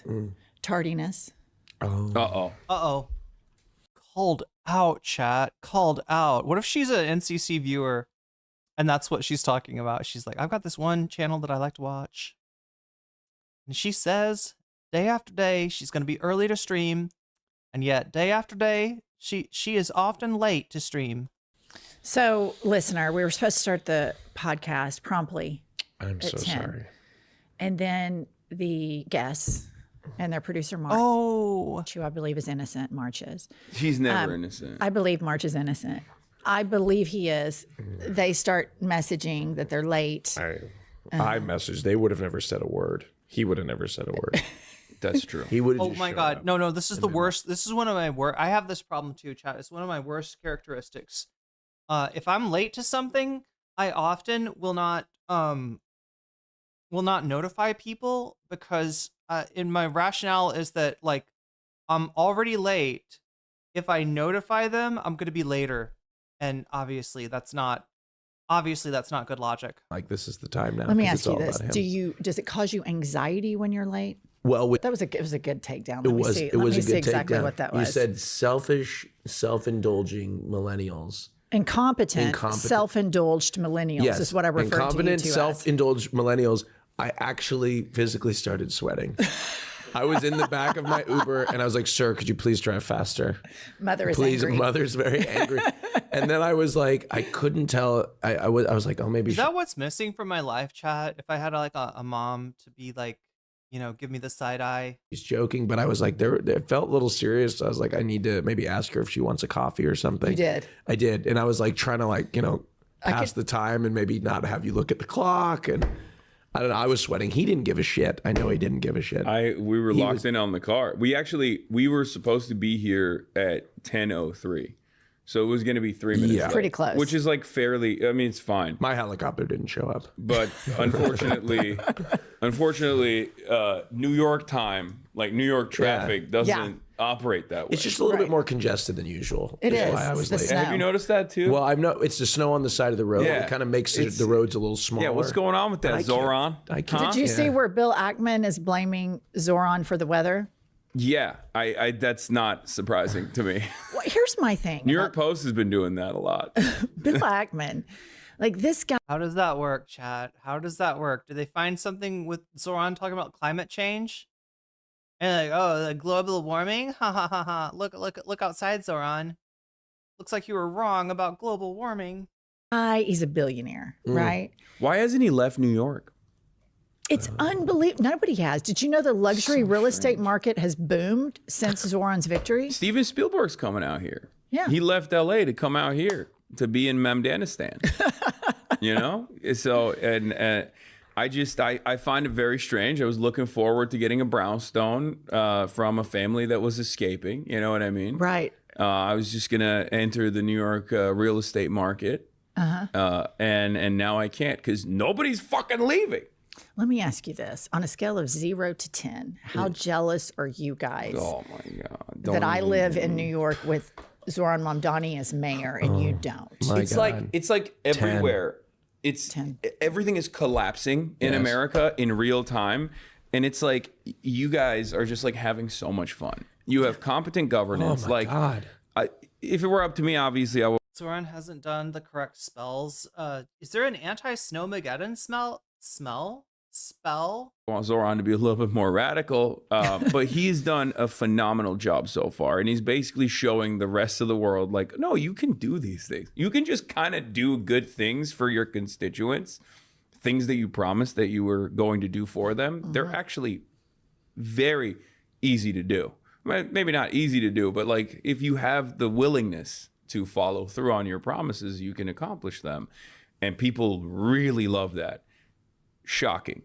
Very big surprise for me. And he governs with the 1-2 punch. He does it and then victory laps. Yeah. He does it and promotes it, which Democrats do a terrible job at that. I mean, what made me so mad is Biden does the Infrastructure Act and then all of these horrific Bible thumper, red state, horrible politicians are then like, look at all the jobs I brought to my state. While they stopped they voted against it. They voted against it. Yeah. Yeah, if it were up to me, and I said this at the time as well, this was one of the biggest problems I had with the Biden administration. This is pre-October 7, right? Pre-October 6, actually, because that's when he unveiled the right-wing anti-immigrant bill that was also a total insanity. But before that, there were definitely a lot of accomplishments that he could point to. Afghan withdrawal, there were some issues there, but at the end of the day, it required tremendous bravery. I defend him on that. Overdose deaths decreased for the first time in 2024 under his leadership due to mass availability of Narcan. That was fantastic. No mention by the fucking administration at all. And I was so mad that they would just not come out and be like, this is what we're doing. Victory lap. Yeah, we said that we would do this. This is what we're doing. So I think the problem with Biden, though, was that he was genuinely a carcass. So there's no way he was going to be able to do that. But just like, I don't know, get Pete Buttigieg to be your comms guy. Take him off the transportation Or secretary use AI. position. Trump's using AI. They're doing all Yeah. these AI videos of him behind the desk. Have you seen it with the finger? Oh, yeah. Yeah. Well, that's the thing. You know, there's this conspiracy. Can somebody explain that shit to me? Like, what is it that they're shooting clips that they put out, like, of Trump sitting at a desk and talking and then fixing them with AI? Is that the idea? Like, where does the AI enter into the? It's not. We're not looking at AI Trump, are we? It's not like a fully like generated, you know. Theory that Biden was like replaced by some actor. Have you seen this? I have not. No. What kind of boomer stuff are Wait, you? have you guys not seen No. this? This is old school. They were talking about this like right after the election, right? They had weird, like all kinds of weird conspiracies, right?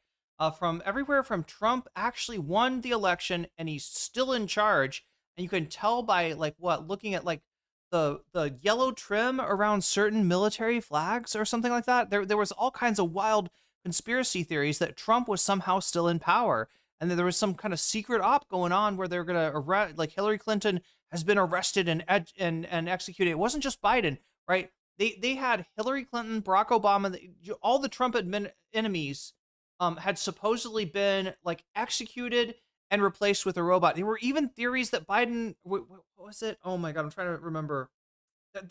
I'm just trying to remember all the QAnon shit. Like, it exploded in Cope after after the loss, right? And they are doing fully AI Trump. Is that for real? Like, so wait, what are we actually saying?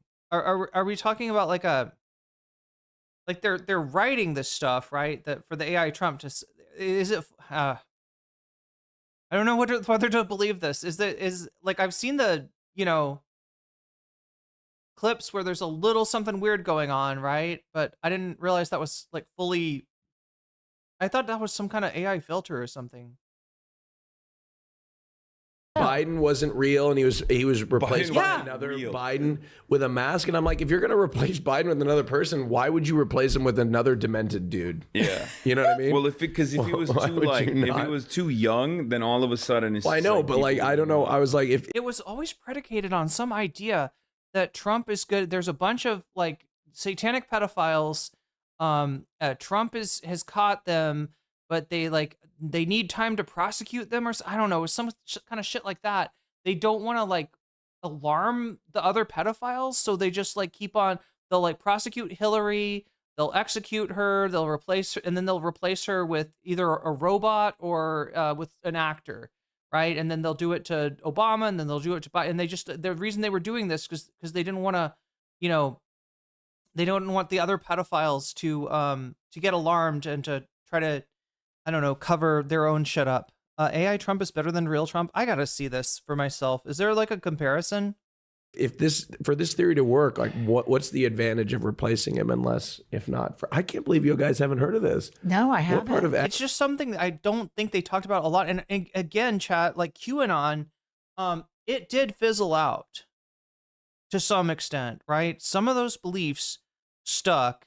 Part of QAnon just like relabeled itself because it realized at a certain point, just it was not. You don't get anywhere calling yourself QAnon, so they came up with a different hashtag. So there was, what was QAnon was operating under like 1,000 different names, right? And so it kind of fizzled out that way because it wasn't like a unified hashtag anymore. And then, but I think there was a lot of stuff that right wingers would hear that weren't in QAnon, that weren't part of the cult. They'd hear it and they'd believe it. And so you'd have right wingers who had like one QAnon belief, right? There'd be one QAnon idea that they didn't even realize. You'd be like, hey, why are you saying that QAnon shit? QAnon shit? No, this is real. This is actual. Look, they'd show you an article. Like, this isn't QAnon, right? So the beliefs kind of filtered out into the larger MAGA universe, but it kind of lost its power. And so, that's a big reason that you kind of stopped hearing about these sorts of conspiracy theory. Yo, Omega Star with the 5 gifted subs. Jelly Bucket, you just got Jellyfish. Yo, Jelly Bucket, Jellyfish. I don't know. Coincidence? I think not. Poodlehawk, you just got jellyfished. Osiris, nice name. You just got jellyfish. Carly in Contro, you just got jellyfished. And K Musi, you just got jellyfished. And that's a good thing. And it looks like you got a community train. Okay, chat, explain to me, what is the community train? I've never seen this one. It's something different, but you like earn emotes. Basically, if you want to donate on Twitch, it's a really good time to do it because I think you get something for free if you do it, right? So if you jump on board with a sub, gift, or cheer, it'll level up the community train. You'll earn bigger and better stuff, and also you'll get on the community train, I think, as an engineer. I think that's how it works. It's Nick Shirley type shit. Community train hype indeed. Yeah, I've never seen one of these. Interesting to find out what this is all about. But you got 3 minutes and 50 seconds to try to get to level 2 Twitch. And thank you, Omega Star. X, am I on? Do you visit like these conspiracy sites? No, I often? don't. It just it gets pushed to me, and I'm starting to believe it a little bit. Yeah, to be honest with you. All right, listen up, listener. The Trump administration has said that we cannot call them fascists. And the last time I checked, we still had a First Amendment. So they haven't said we can't tell them to fuck off. Naturally, I've been busy writing a book called you got to do it with your hands, right? Fuck off. It's something like that, chat. It's like, fuck off. You have to feel the bird. You have to become the bird in order to do the proper, I don't know, chat. I need Pumps lessons. Not today. Maybe Pumps can teach me. Fascist, the lies that got us here, and the truths that will reunite us. My book will publish on October 6th. And if you really want to give the administration the bird, go over and pre-order it wherever books are sold. All right, this is going to sound a little odd, but I'm completely obsessed with my cleaning products. I recently ordered a starter kit from Branch Basics, and I'm telling you guys, this stuff is incredible. Oh my God, chat. Ethical reacts, but with a podcast. Oh, I forgot how many baked-in ads there are. We gotta tank them, chat. We gotta eat the ads. Here's the thing about cleaning products. You use them every single day on the counters where you prepare your food, the laundry detergent, you wash your clothes. Oh, wait. Omega Star's got the explanation of the community train. Community train gifts emotes to more people if we reach level 5. I've never seen. Yeah, they've got different kinds of trains now. And the floors your little ones and your little furry friends crawl on. And with a new year here, it's the perfect time to ask simple but important questions. Do you actually know what you're cleaning your home with and how it might be affecting how you feel? That's why I can proudly say I am so happy that I have made the switch to Branch Basics. It has changed everything entirely.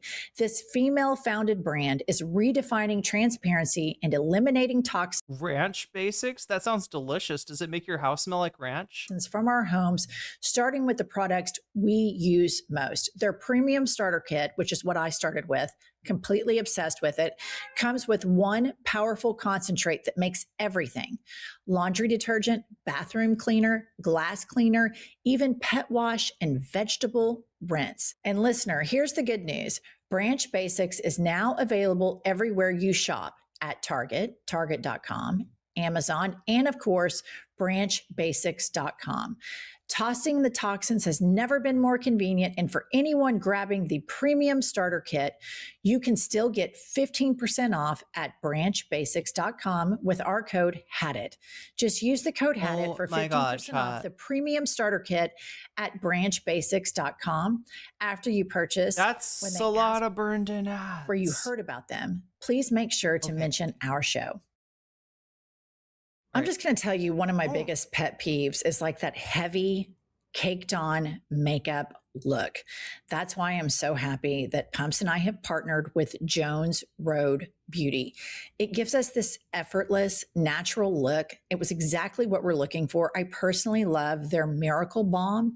It's replacing multiple steps in my routine. I can use it as a highlighter, bronzer, blush, lip tint. It's the ultimate no fuss multitasker. No brushes, no complicated routine. Just use your fingers and go. Every formula is packed with skin-loving ingredients. It nourishes your skin instead of clogging or caking. It looks and feels so natural, like you're not wearing makeup at all. Jones Road doesn't just have their famous Miracle Balm. They built a full lineup of effortless skin-first staples like their Just Enough tinted moisturizer. Listener, I love this stuff. It is a lightweight, non-comedogenic formula that smooths an even skin tone with a soft touch of coverage. Listener, modern day makeup that's clean, strategic, and multifunctional for effortless routines. For a limited time, our listeners are getting a free shimmer face oil on their first purchase when they use code HADIT at checkout. All you got to do is head over to jonesroadbeauty.com and use code HADIT at checkout. After you purchase, they will ask. All right, I've had it. Let's like watch. Let me show you the clip that is controversial. Okay.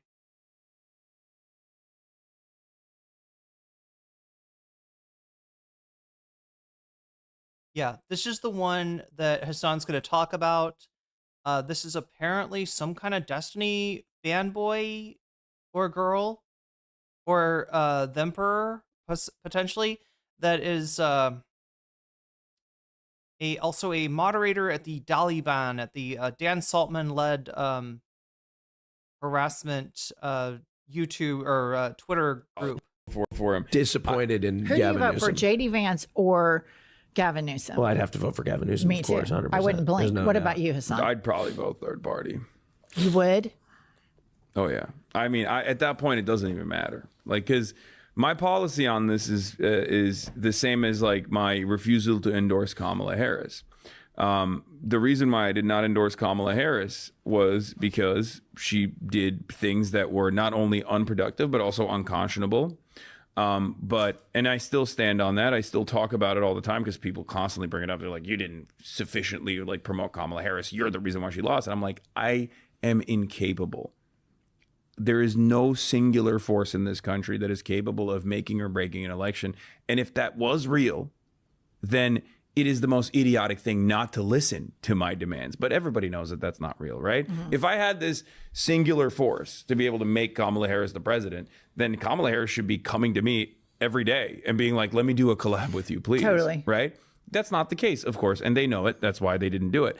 But the campaigns are always responsible for whether or not they are able to win the crowds, win the population over, and you know, combat against the couch. Not necessarily even against the Republican Party, but usually you're fighting against the couch, people who just don't go out and vote.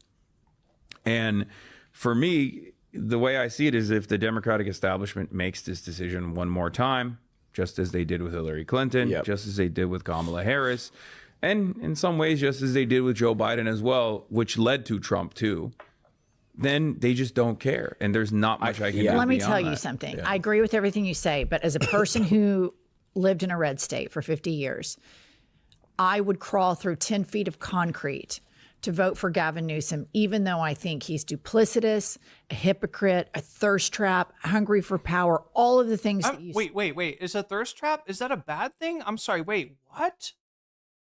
say, and harms the Democratic Party. Wait, I'm sorry. What? Has society revolted against pretty privilege in a way that I'm not aware of? And sets the psychological soil to be more prey to fascism. All of that I agree with. But there are so many young, queer, black, brown. What's she saying there? She's just trying to say that people support him for his looks? Is that what the implication is? Marginalized people in red states. And even though this corporate Democrat is, you see it in a long-term game. In the short-term game, a President Newsom over a President J.D. Vance. Okay, so yeah, interesting the way it's cut. It makes it look like that you know, she and Hasan like night and day disagree. I don't think that's actually the case, right? I think that the point underlying what he's saying, she understands, and the point, you know, of her saying that, you know, like at the end of the day, if you have a chance to do some harm reduction, it's probably a good thing to do. I don't think that's missed on Hasan, but here it does look like they are, you know, at loggerheads on this, and it makes it so to anybody that's seeing this, and I mean, you know, the exact kind of people, chat. You know the exact kind of people this will piss off, the exact kind of people that this is rage bait to, and I don't know, 13K likes does not seem like that much of a. I mean, I guess this is a smaller account, right? So the smaller, yeah, 200. Wait, what? Oh, here we go. Yeah, 1,000 something followers, and yeah, they're punching above their weight, right? They put this out there, it got people's attention, and it blew up for them, right? But I wouldn't say it's like necessarily like blowing up in the algorithm. You've got people in here, I'm assuming, defending Hasan. This country is an insane wait, this person said, when asked if he'd vote for Gavin Newsom or JD Vance for president, Hasan said he'd vote third party. This proves Hasan doesn't care about any of the marginalized groups he pretends to support. All he cares about is taking money from them so he can buy more outfits for his stream. God damn. See, like, it's just so frustrating. Because, you know, if you had, like, if like lefty content creators, right, were, I don't know. I'm trying to think. Okay, wait, if lefty content creators were just random Twitch streamers, right? We're talking about like a Twitch poll type environment. And, you know, you're a liberal and you want to make fun of them because they don't have much motion. Okay, that's true, right? There's not a lot backing them. There's not a lot of eyeballs, right? This isn't really making an impact. It's there. People are there for it, right? The people that were somewhat radicalized by the liberal bread tubers back in the day, you know, that wanted something a little bit more, there were more like, let's say, the non-compete and thought slime types rather than the, I don't know, you know, Dylan Burns, like, you know, the liberal types, right? Then, you know, they're going to, But the criticism would be that there's no motion there. Now that there's motion, now that there's success, right? Now that you have one of the most successful content creators on Twitch is a leftist. Now they got to be like, but look at his shirt though. He says he cares about poor people. Do poor people wear shirts like this? Do poor people own SM57B microphones? I mean, some of them might. You know, do poor people have access to these, you know, kind of podcast facilities? Maybe not. Can poor people afford the yeah, right? You know, you could say a million different things, right? And they do, and that's what they do. You got so you can't be, in other words, chat, you can't be poor and be a socialist. That's not okay, because then you're jealous, I guess, and we'll just make fun of you because nobody's really listening to you. But if you're rich and you're influential and you're a socialist, then you can't be a socialist because you're too rich. You're benefiting from capitalism, and then how can you possibly critique it? No, you have to slide down daily the dick of capitalism into the, you know, into the pool of consumerism. Or otherwise, oh look, this Blakely defending Hasan. I really can't get over what fucking losers liberals are. Me either. Hasan Piker says the most obvious thing, and the candidate's job to earn it is the candidate's job to earn the votes. And like, speaking from like, look, a level of psychology, right? In terms of how it really works. If you think that you can shame people into voting for candidates that they're not excited about voting for, you're just wrong. You're just ignorant, right? And you saying like you suck if you don't vote for the Democratic candidate, right? If you for whatever, if they lose you to the couch, or if you vote for third party or whatever, you know, whatever choice you make other than voting for a candidate that you feel has let you down, you're so stupid. You're so stupid. Let's just make fun of you eternally. It just doesn't work. It doesn't get people to the polls. That kind of negative reinforcement does not work. Yeah, the candidate has to earn the vote of the people. If there are people that are not voting for Kamala Harris and she's going to lose the election, you're not going to get to change. You're not going to change the like behavior of a massive group of people. The only thing you can change potentially is the behavior of the candidate. And if the candidate does something to reach out to those people and make them reappraise, you know, whether they want to vote for her or not, then you know, she can. You're never gonna get her more votes by shaming these people, right? Do you motherfuckers realize how you sound? You said, you stupid fucks, telling the party they already have your, yeah, and this is also how we end up with shitty candidates. which can, coincidentally are the candidates favored by the establishments and the donors and the capitalists. Coincidence? I think not. They don't have to do shit for you. All they got to do is say Republican bad. Yeah, like I was saying, I'm not with stupid, right? That's the whole marketing campaign for Democrats when they're running against a candidate like Trump. And while it might seem like that would be all it takes to get to win an election when your opponent is such a train wreck, right?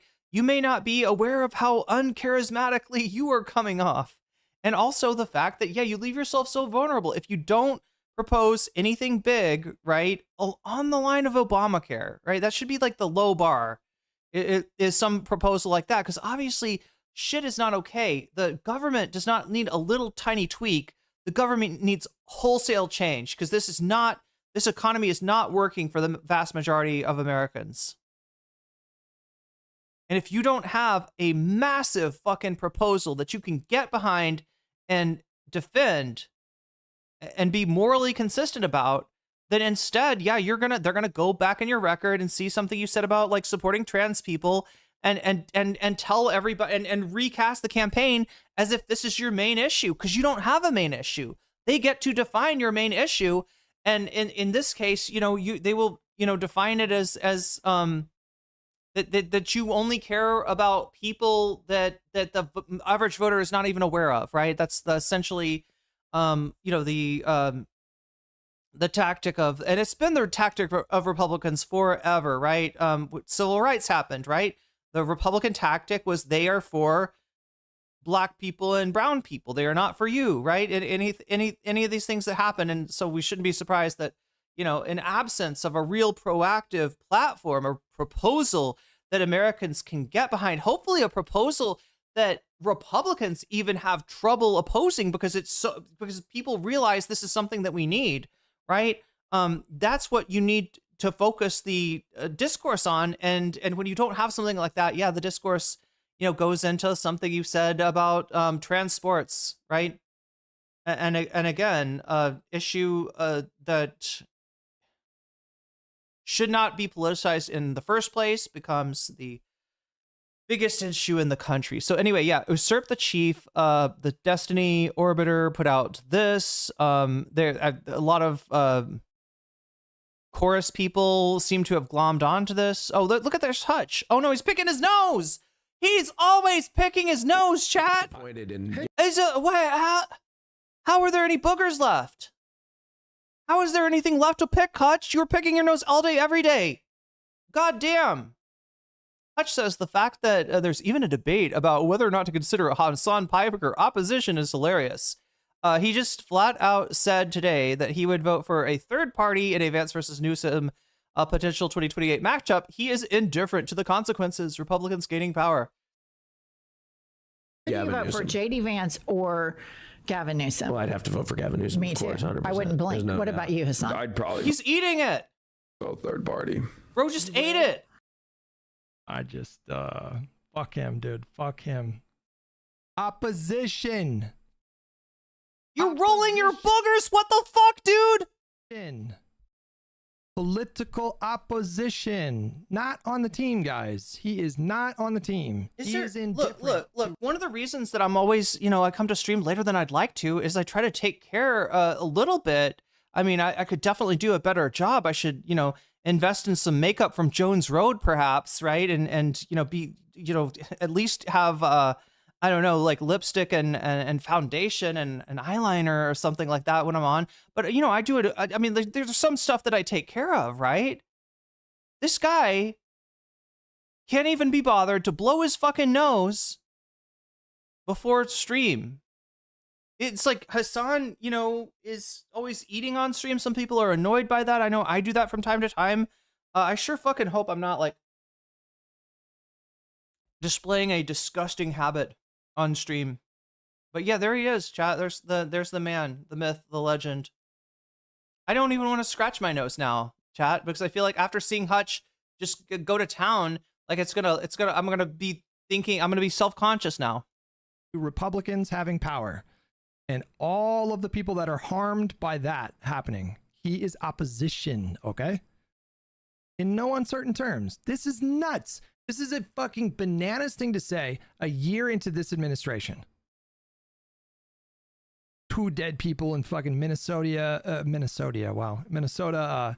How many people did we send to fucking like a torture prison in Seacott? Didn't we send possibly like... I think, you know what, guys? I kind of think, I've been thinking about it for a while, all right?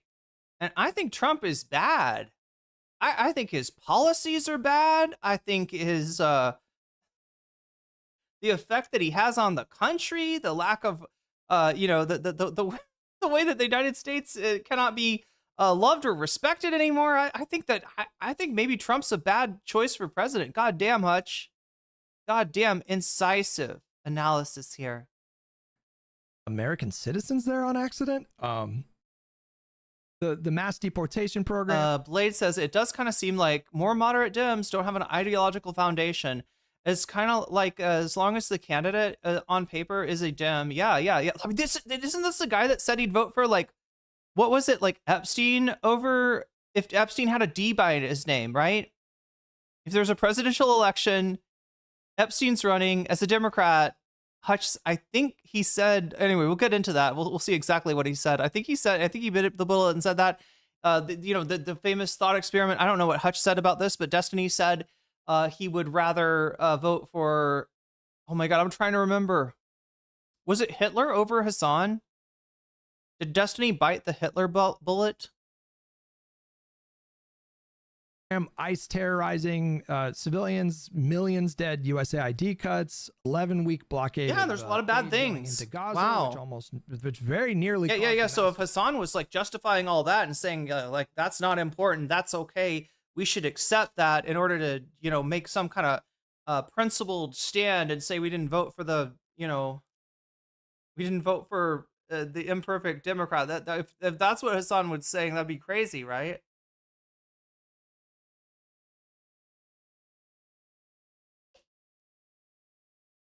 Figure drawing says people voting for Nader in Florida famously cost the Dems the election. Maybe famously in your imagination, figure drawing. Further analysis of Florida showed that Gore won the state. So do you know who lost Florida for Gore? It was Al Gore. It was his coward ass, right?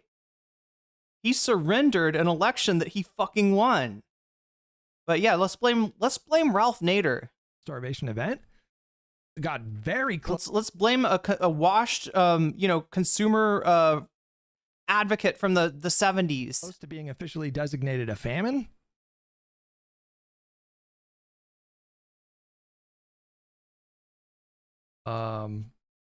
Dismantling the Department of Education. Blowing up fucking fishermen in Venezuela. I mean, look into Brooks Brothers riot figure drawing. Invading Venezuela, deposing a leader. I guess we're doing regime change again, just very blatantly and openly at this point. There's like fucking dozens. I mean, you could arguably say that the Republicans have only legitimately won, what would it be, 2004 and 2024. Yeah, 2 elections in the 20th century, in the 21st century.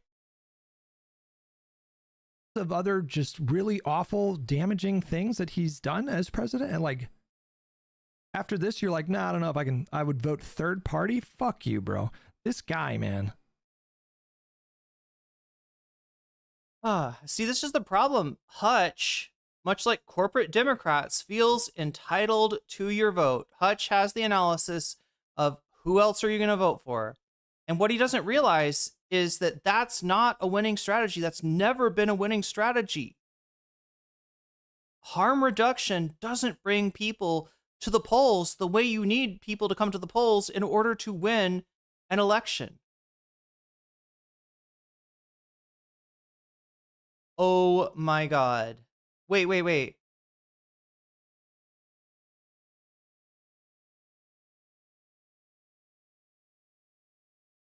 I gotta say, I fucking hate this Gamba stuff because I think it really does. I think it's really designed. It's not designed so much to like profit from events going one way or another. I think it's designed to kind of, you know, manipulate the way that events actually do go. More so with you know, a situation where you're like, you know what I mean? They can make something that people aren't you know, interested in. They can make it seem more viable or more popular in order to get people to kind of adopt a candidate like that. But yeah, I don't know.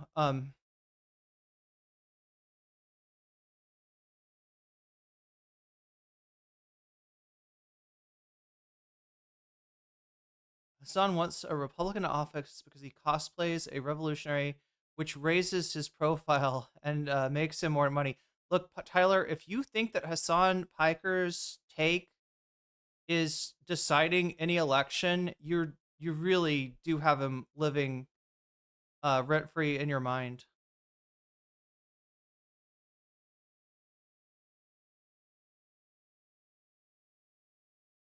Okay, anyway, let's get to or I guess finish this. Ask where you heard about them. Please support. Do you think it's More fake? like I think fake, it's fake, fake fake. Oh, You so think fake. it's It's so fake? fake. Okay. I didn't It's used fake. to. I didn't used to, but now I do. I'm fully Oh, invested. I in did fake. initially. I thought it was fake. I was in Italy when it happened. And the next day I was out and the Italians were like, Jennifer, do you think it's a look a stage? And I'm like, oh, Yeah. Okay, so what I'm looking for now, what I'm gonna try to zero in on is the clip, how it appears in the podcast. Is really what I want to see, because I suspect maybe there's some more context here to be had. Yeah, no kinda one in do. Europe believes it. Oh, That's- really? They all think it's staged. And so then I get back home and we've been so propagandized, you can't believe conspiracy theories. And it's worked to their benefit.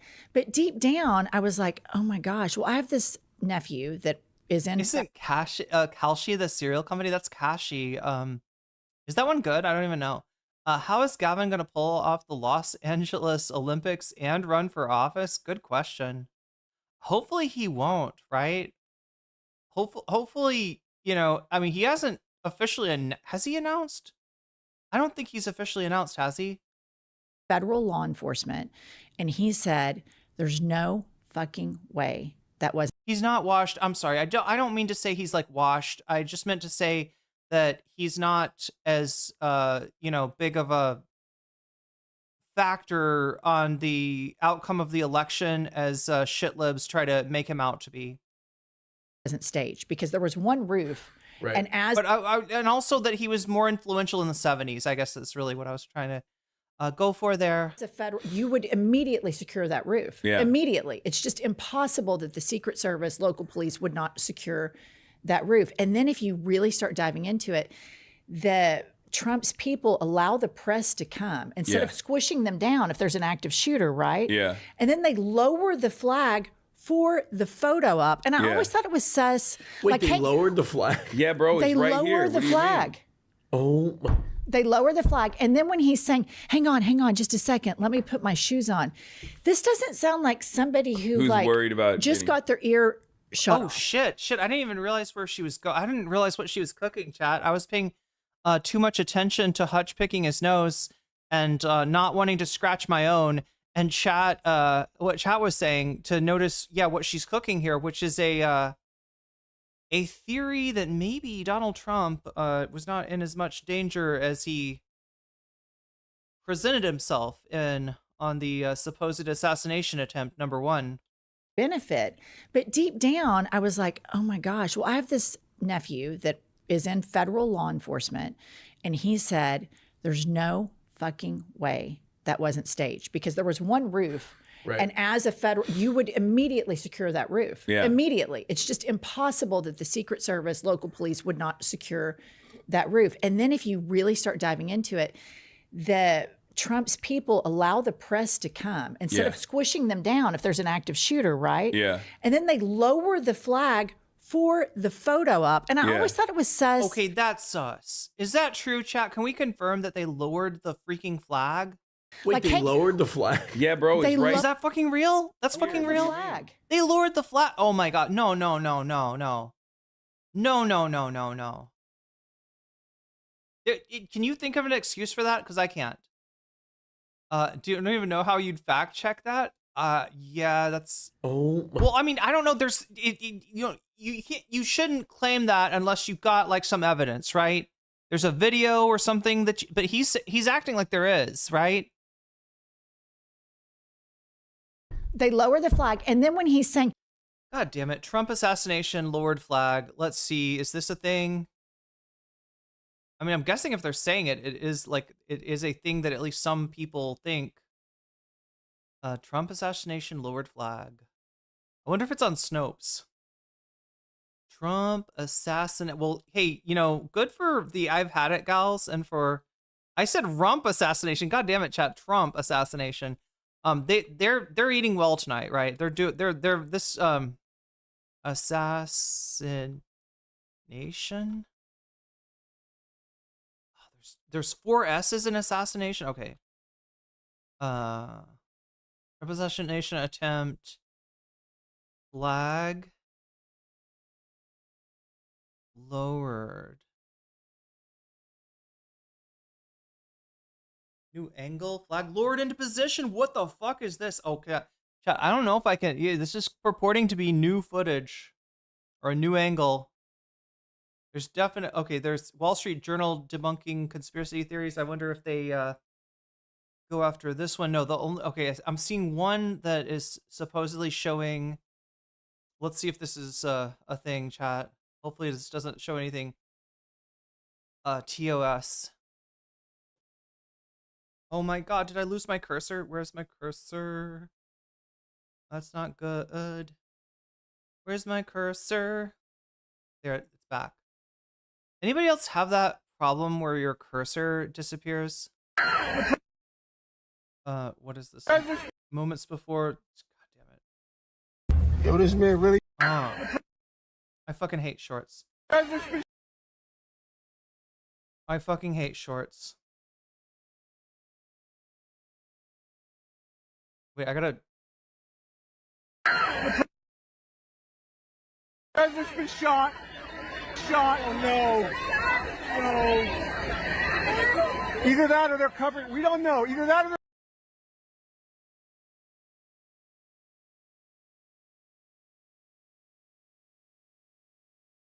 Let's try to watch this from the beginning. They pause it for a second. Moments after shots were fired, a member of Trump's team rushes to the side of the stage to gather photographers.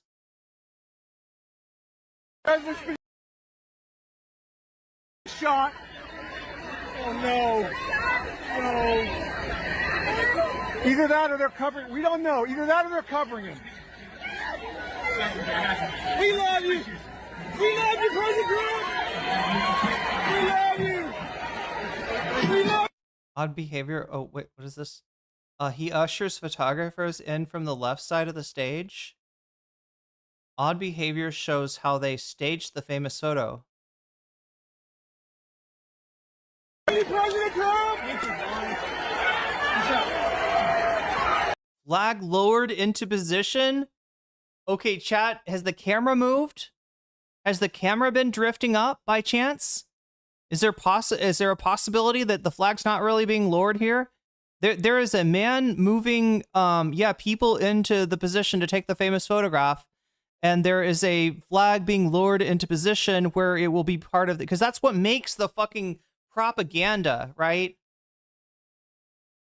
Chat, are we looking at a Reichstag flag fire moment? Look at that! Here it comes! Here they lowered the fucking flag. It looks like, anyway, from this angle. We love you. Look at that! It definitely there's no way. Wait. Did the camera moved a little bit, didn't it? I mean, the camera's not still. Yes. We love you, President Trump.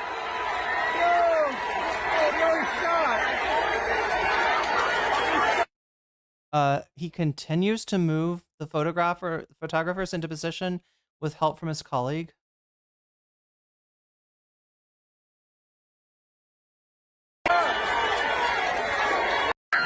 Okay, so now I can imagine, right? What I don't think would be sus is if there was, say, a Secret Service agent that was holding photographers back, right?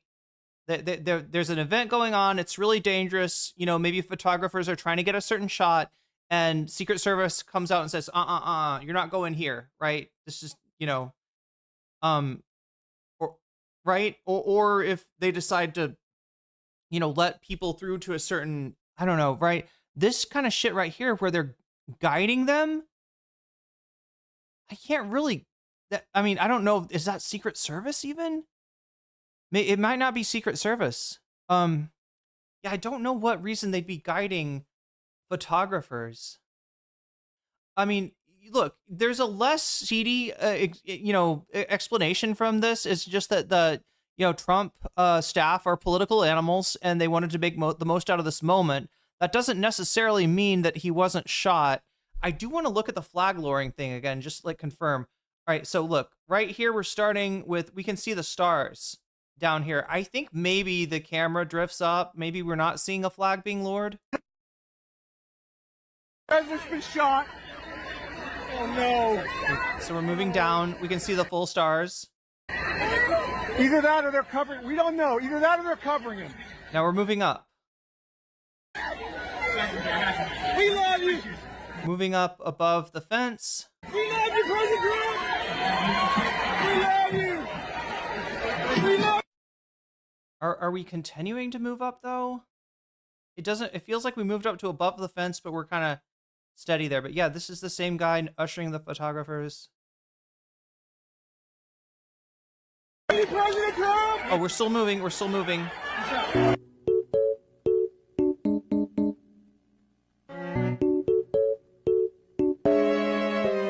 Best case scenario, this was incredibly poor Secret Service protection. Yeah, slash better angle posted above. Wait, what? Wait, better angle posted above. Somebody, what, left a...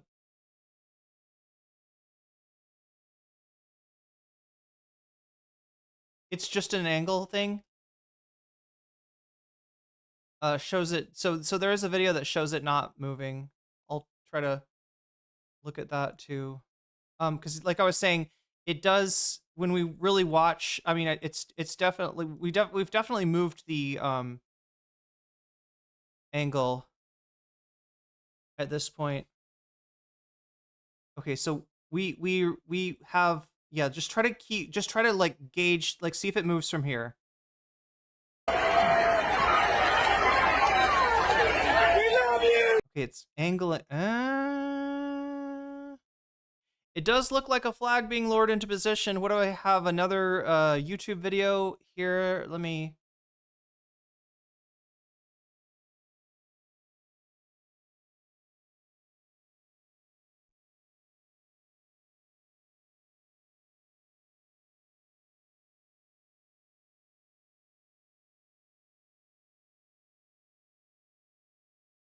Looks like I'm missing something. Or maybe I didn't take enough out.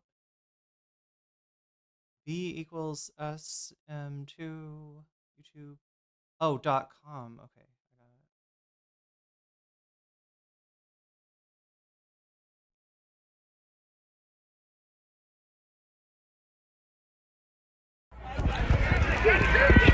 got it.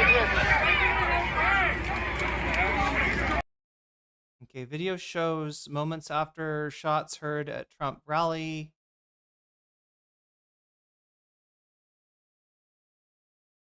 So do you think that Hasan just saw like something like the video that we just watched? And thought that that was proof?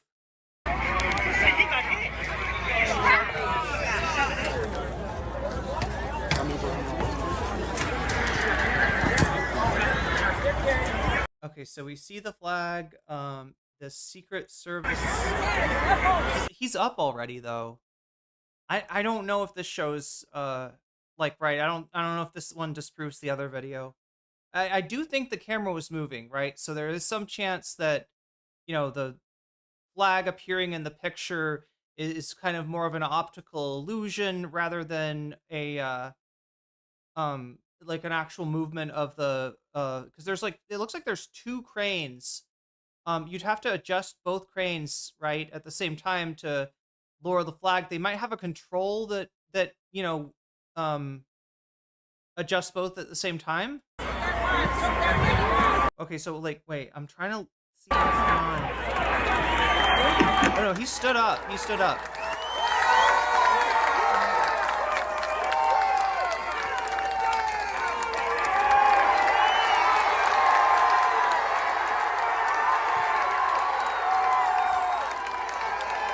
I gotta say, something about this really does feel like WrestleMania. The other thing that could be happening is that the flag is waving in the wind. If the wind is blowing, you're gonna see less of the flag because it's gonna be kind of diagonal, right? If the wind stops blowing for a minute, you're gonna see more of the flag. So it could also be the wind showing it. There's the famous chart. But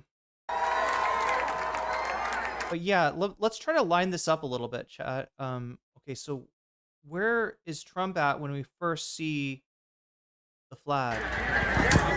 There. Okay, let's see. There's. So right here, yeah.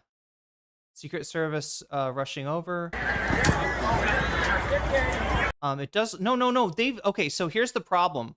Here's why this clip, as far as I can tell, does not disprove the other clip. And that's that. Although I'm gonna say the other clip isn't proof that they moved the flag. All right. So far we've proved nothing. I don't think.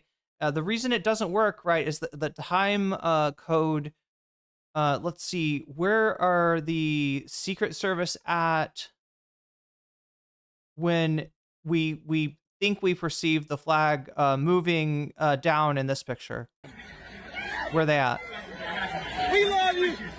We love you, President Trump. Okay, they do have him up. We love you. Before we see the flag, right? Wait, have we seen the flag yet? Maybe we already saw it. I don't know. Where's the flag?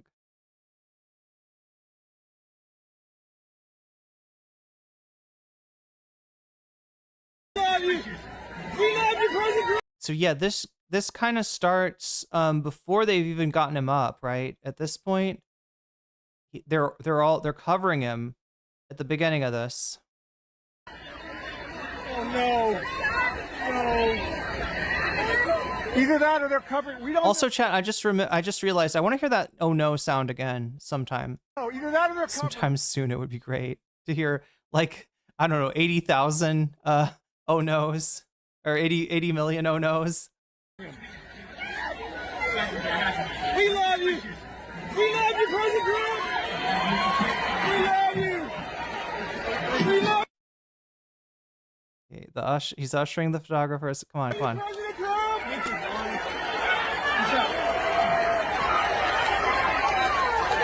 We love you. Yes. Yes. Yes. We love you, President Trump. I'd say if this shows anything, it's the if this shows anything, it's mostly the like the cult of this shot was set up, right? That a lot of the propaganda that came out of this moment, Reichstag fire or not, is being set up by Trump's people, right? That there's way too much concern, way too little concern about the presidential candidate, and way too much concern about the, like, you know, capturing the optics. And look, the photographers, right? They don't need, you know, somebody to motivate them. If there's a valuable picture, if there's a picture that's going to be important for them to take, they're professional photographers, right? They kind of know, you know, how to move around to try to get the best photograph. So them being pushed, them being ushered by Trump's staff does sort of show like their suggestion of, like, please take this angle. Okay, so there he starts to move off the stage. He's raised his hand. We're gonna look at the raised his hand thing, right? Because this is gonna come, the flag being lowered, if that is happening, comes. Oh wait, right as the hand is raised, right? Flag is lowered into position. So yeah, right as the. We love you. Yes. Slightly before. Okay, so slightly before the hand comes up, the flag is lowered. If it is lowered, if it's not an optical illusion or whatever. Let's see if we can see the hand in this one. Here, I'm gonna make it. We can only get 720. Okay, look for the hand, the Trump hand.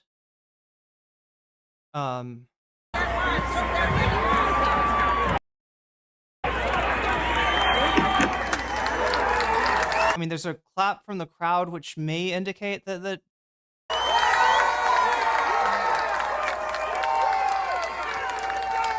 I'm gonna say it, chat. It looks like from this angle that the flag has a lot of swing to it, right? So what I was saying before about the flag, when the wind's blowing hard, it's diagonal, or basically when the wind's picks up the flag, like sometimes it's gonna be hard. You're gonna see less of it because it's like kind of diagonal, right? And sometimes you're gonna see more of it because it's more vertical, based on the wind. So I think that's my best assessment. Is that the flag is moving, but it's moving because of the wind. Maybe a better angle would be at the I don't know if you could see something this detailed, but maybe if you could see the crane and the holster for the holster, the what is it called? Like the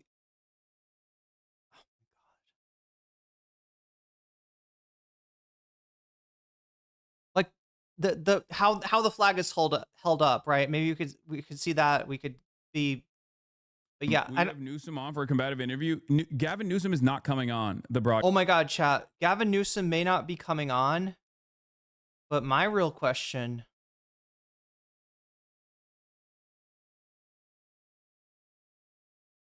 Is Usurp the Chef coming on? That's what I want to know. Let's find out. Hey, son. How you doing? I'm happy I was finally able to wake you out of your slump. Because for a while... Your slump? You had your bitch pants on. Oh. And you were just too afraid to have any conversations with people that disagree with you. But I noticed at the beginning of your stream today, you said you kind of wanted to switch that up and maybe have some conversations with some of these people. The only person I can think of, chat, that Hasan is unwilling to have a conversation with, that wants to have a debate with, it would be Destiny. That's the only person that really matches that, and I think it's pretty obvious why Hasan doesn't want to talk to Destiny. And since I triggered the ever-loving shit out of you today, obviously, I'll throw my hat in the ring. So if you want to have a conversation... My question, though, is what is bro eating, chat? Can we tell? It's not... First, I thought cheese balls, but it's not, because they're not crunchy enough, right? They're not crunchy enough. They're not dry enough, right? What else could get... Grapes? Or is he eating grapes? About anything that I've said so far about you, or any of my beliefs about what the Democrat Party should do moving forward. I don't think they should... You say Democrat Party. Interesting. Just like a Republican would. Listen to you. Then just let me know. We can have any conversation you want. The Demon Rat Party. Want, whatever you want. But that is if you were being honest earlier. And you're actually not. He's got whatever it is that's in a napkin. Chat, I still can't tell. Could be banana slices, maybe? Still a pussy like you have been for the past... It's not crunchy. That's for sure. 4 or 5 years refusing to have conversations with people. Just let me know, man. I mean, the only thing you could hang this on is that like Hasan doesn't go on like the train wrecks panel or I don't think Austin does the panels anymore. He does go on panels, but he's not like going on Twitch panels, and there's an obvious reason for that. When Hasan Piker went on Twitch panels, he was a tiny streamer. Okay? Like, right? Those are not good engagements. Those are not, you're not interacting with like high level, thinkers there. You're just, yeah, there's a reason. But like, yeah, this guy embarrassed himself anyway. Apparently Hasan has issued some sort of challenge to his detractors. And so there may be, conversations, maybe even with Usurp the chef. Maybe Usurp will figure out something else to eat on the Hasanabi Piker broadcast. But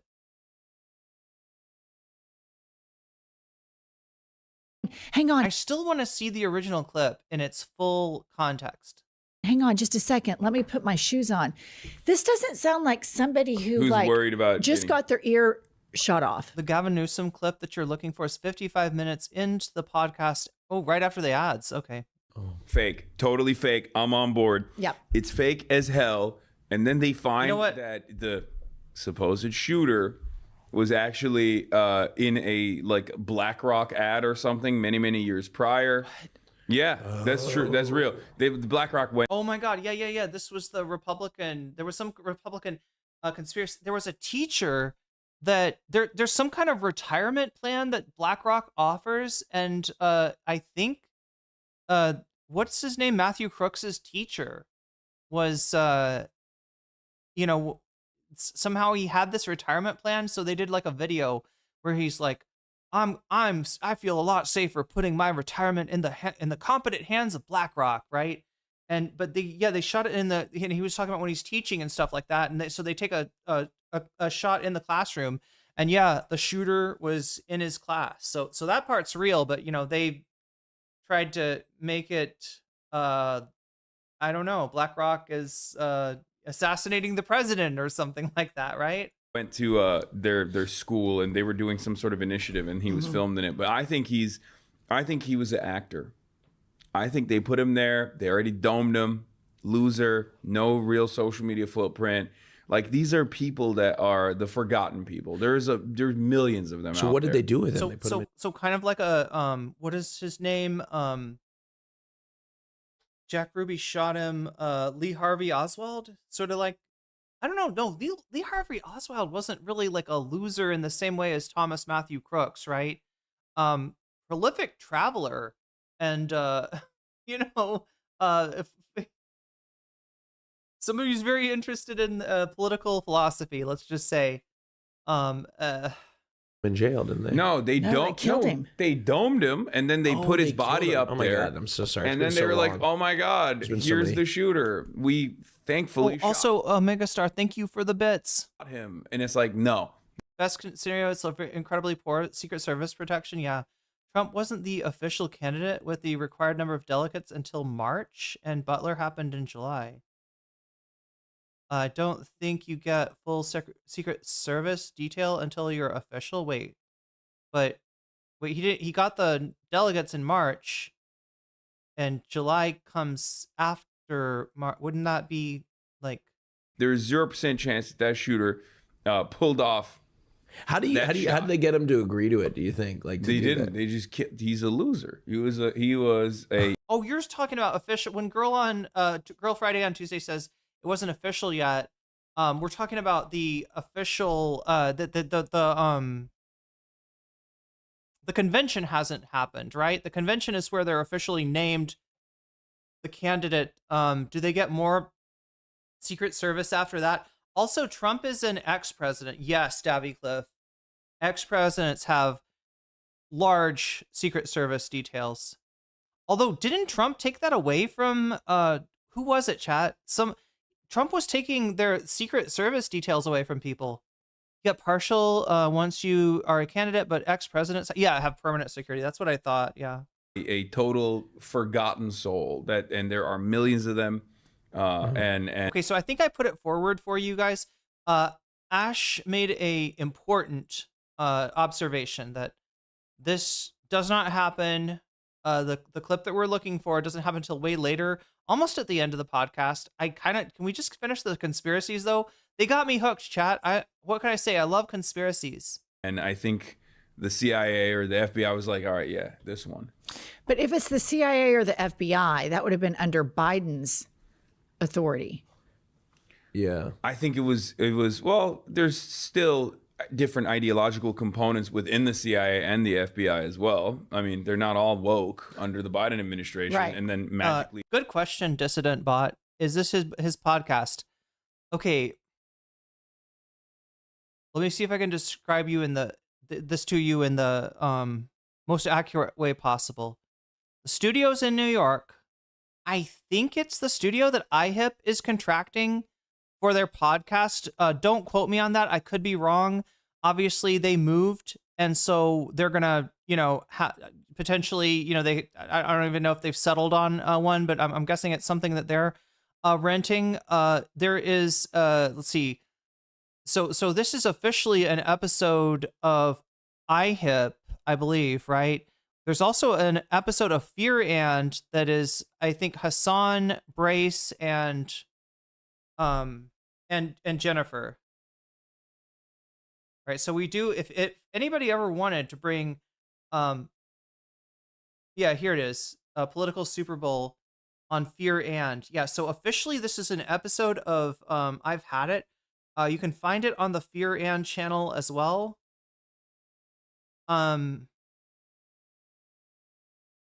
hope that answers everybody's questions. Turn into anti-woke under the Trump administration. Or they could have hired, paramilitaries. Could have been Israel. That's another, They filmed 2 pods back to back. That makes sense. Foreign intervention. It's not a secret that Benjamin Netanyahu really wanted Trump to become president. Yeah. Even though Biden was eating his ass every day. Oh my God, he totally It was. wasn't enough for him. So I don't know. Could be. I like that. We should float that to Candace Owens, make that a real thing. Yeah. That Israel actually did the fake Trump assassination. Yeah. Okay, do you guys want to listen to voice memos love from to. our listeners Would about love their to. grievances? I love your listeners. You guys are very popular. I mean, you We're should cool. know this. And You're there's no very question about cool. it. Every time I tell a gay And gay people love the way that you talk about homosexuality. That's another thing I really got to bring up. man about Yes, finally. Okay, I'm sorry, chat. We needed to see this. We need this gestalt, right? This is something that many of my chatters have noticed for a long time. I myself have commented that Jen and Pomps take a particular interest in, the habits, the behavior, the sexuality of what they call closeted demon queens. In other words, Republicans that are in their closet about their homosexuality. And we almost get like a exploration, like a imagination of like what exactly are the sexual behaviors that Lindsey Graham or Benny Johnson or not MAGA Mike Lee, Magic Mike Johnson, what's his name? Moses Mike Johnson. Thank you, Austin. Yeah, this is what we always needed addressed. Let's just like the elephant is in the room, okay? We cannot ignore it any longer. Let's see what Austin has to say about this, because it's about time, chat, frankly, and I'm sure they've had it mentioned in their comments too. listeners. You guys are very popular. I mean, you We're should cool. know this. And You're there's no very question about cool. it.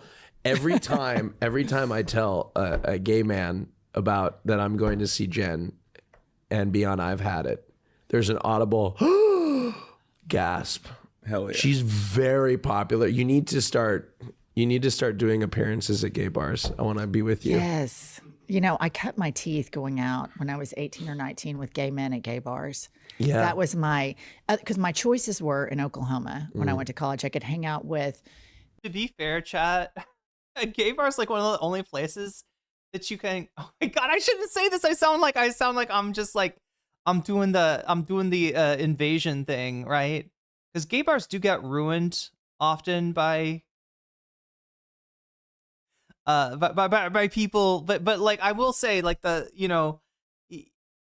if you've ever just wanted, if you're a woman and you've ever just wanted to be at a bar and have fun and dance and not have to like worry about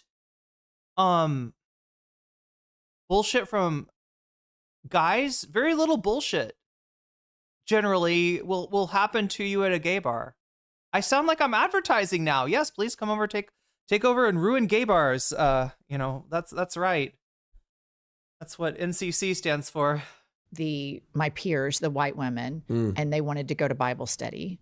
Well, I was an atheist. Especially if you're in college and you've got a group of your straight friends that you'd like to bring over to come and check out life on check out how the other side lives, right? So to speak. Yeah, that's a great. Anyway, I could hang out with the gay men who had the same common enemy that I had. Yeah. The trad wife Bible study woman. Taffy Cliff, straight women do ruin gay bars. I'm sorry. It's true. I mean, this is It's like a categorical imperative here, right? If I hang out at a gay bar, okay, I'm probably not gonna ruin it, okay? But if more of me show up, right, and start showing up, yes, we will absolutely kill the gay bar. Yeah. And so I hang out with gay men all the time. Yeah. Well, they're just more fun. More fun. I go out with sometimes with every once in a while I go out with a straight friend and they're fucking miserable. Oh my God, God. they're Here we miserable. go. Yeah, Here straight we go. men. Yes, Yeah. they're miserable. No, you're miserable. No, I'm not. They I act have depressed. a great time. No, They're you're depressed. Everybody like they're trying to I don't get even go pussy. out. You know what I mean? I Like, don't even that's their go thing. out. So for me, it's like It's just so it's not it's even so combative. Everybody's trying to fight over the women that don't want them. Okay. You know what I mean? Okay. He's also miserable though when we have like little gatherings with all of our friends, because it's not a gay bar. He'll just like pout. He'll be like, "Why are we not at a gay bar?" We've talked about this on the Fear Am podcast I quite a don't bit. pout, but No, I he just- does. I And then don't people are like, enjoy. "Austin, what's wrong? Are you okay?" And he's like, "This is not a gay bar." Well, it's boring. I'm bored. What are we gonna like? Everybody sits around. Gay bars are more fun. They're more fun. They're more Diplo, happy. did you see the DJ Diplo recently said he loves to DJ for gay men exclusively because they're more liberated, their give a fuck meter's broken, it's just more fun and the energy's better. Everybody's just like free. Like I think like straight men are always putting up a facade.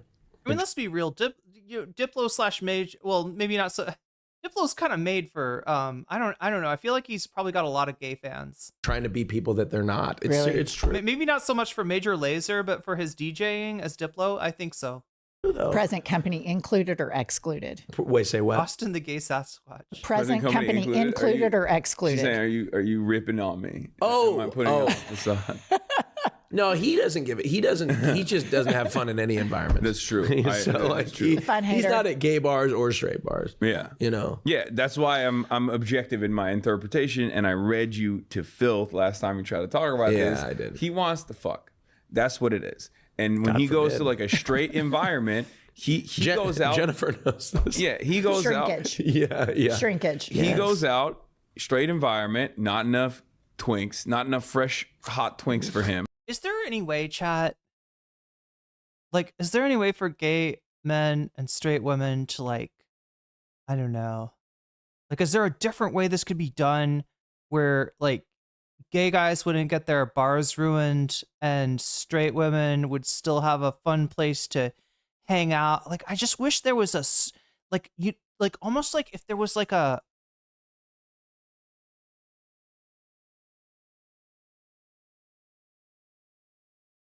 made to be listened to on poppers. Thank you. You just blew. Davy, that's what I was. I mean, obviously, it's not my drug of choice, but that makes sense. That makes sense because, like, yeah, I never completely got and understood the Moombahton. Like I was trying to, like, right. He comes from Moombahton. It's like an offshoot of reggaeton, I think, and I don't think I completely understand where he's coming from musically. Do straight women ruin gay bars? So it's been said, right? Well, no, here's what ruins gay bars, all right? When people, like a straight woman doesn't ruin a gay bar, okay? A group of straight women probably don't ruin a gay bar. But if going to a gay bar becomes a thing for straight women in that city, it will ruin the gay bar, right? And obviously, there's like straight women turn into straight guys at gay bars. What? Oh my god. Yeah, too many. Yeah. There's a equilibrium maybe where things are okay, but yeah, beyond a certain point, it just changes like the nature of what a gay bar is. Well, that's why I'm saying there should be a bar that is just like, if there's some kind of event where, you go there and you have fun and like, I mean, I don't want to like make, hitting on people illegal there or anything, but if there's some way to just kind of dial back like the pressure, from the like hook, I don't know if there's some way to like kind of dial back that pressure and make it fun in the same way that a gay bar is, and have it for like people, I don't know, chat, because I feel like there's just a certain guy that I think everybody's trying to avoid. And he's not going to be at a gay bar. And that's the there's the call. But obviously, like Davi's saying, right, there's a very negative side. There's a type of gentrification, of sexual gentrification that goes on. I'm not going to say it to straight women specifically. It's usually straight white women that are colonizing gay bars. Yeah. And like if it kind of spreads, like in a college, if it's like if it becomes popular for straight women, like at a certain college, to go to a gay bar, that absolutely kills it because that overwhelms its previous clientele. What about kilograms of heterosexual frogs? Would that ruin? I don't know. You have to ask Alex Jones. A themed night around this vibe? Something, right? But I don't know how to do that, right? The only thing I know that gets rid of the certain type of straight guy that ruins fun, okay? If you just want to have fun, and as you know, chat, those of you that listen to Cyndi Lauper, girls just want to have fun. If there was a way to go to a place where that kind of guy is just not there, you're not going to see him, he's not around, right? He's like, but the only thing I know that repels him is like man-on-man action, right? The only thing I know that repels him is that, like, look, this is an active gay hookup scene, okay? And if you're a man that comes there, somebody might find you attractive. They might let you know that they find you attractive. They might propose that you leave the bar with them, right? And if and this kind of guy, that's kryptonite too. And that's what makes, I don't know, is there a way to set up a bar that is just like, like what else? Like, what do you have to do, chat? Do you have to put like two gay guys kissing in front of the bar? Could you make a yaoi bar? Would that get rid of this kind of guy? Just call it a gay bar, but it's really a normal bar? Excuse me? I know what you're saying, Ghastly. I know what you're saying. Damn. Fresh. So he just gets upset. He's like, man, I don't like this. I do. I like. But no, Davi is 100% right. I know what Davi's talking about. I've seen it happen, and yeah, it makes me remorseful. To, I try not to do that. I try not to be part of that. Right. I understand that having it's so hard to find a good bar. So having one taken away from you is like, it's terrible. Like to go out and see attractive people. It's fun. Yeah. I will say. What else, chat? Is that okay? Look, here's the deal. I need to pee really bad. I'm gonna put this on. Think about and let me know in chat. What do you think? What drives away like guys that make it impossible to have fun dancing? Like what drive? You know what I'm talking about? Like guys that don't know how to take no for an answer. Guys that get weird when you turn them down. Guys that, you know what I'm saying? Like, right? There's a certain kind of straight guy that is antithetical to like me having any fun. And I just don't know where to go.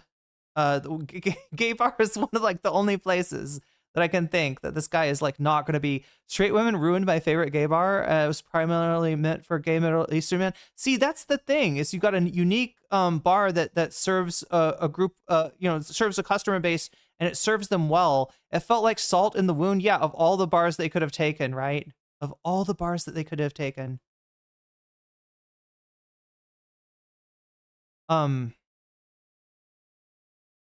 There's got to be some way to stop gentrifying gay bars, chat.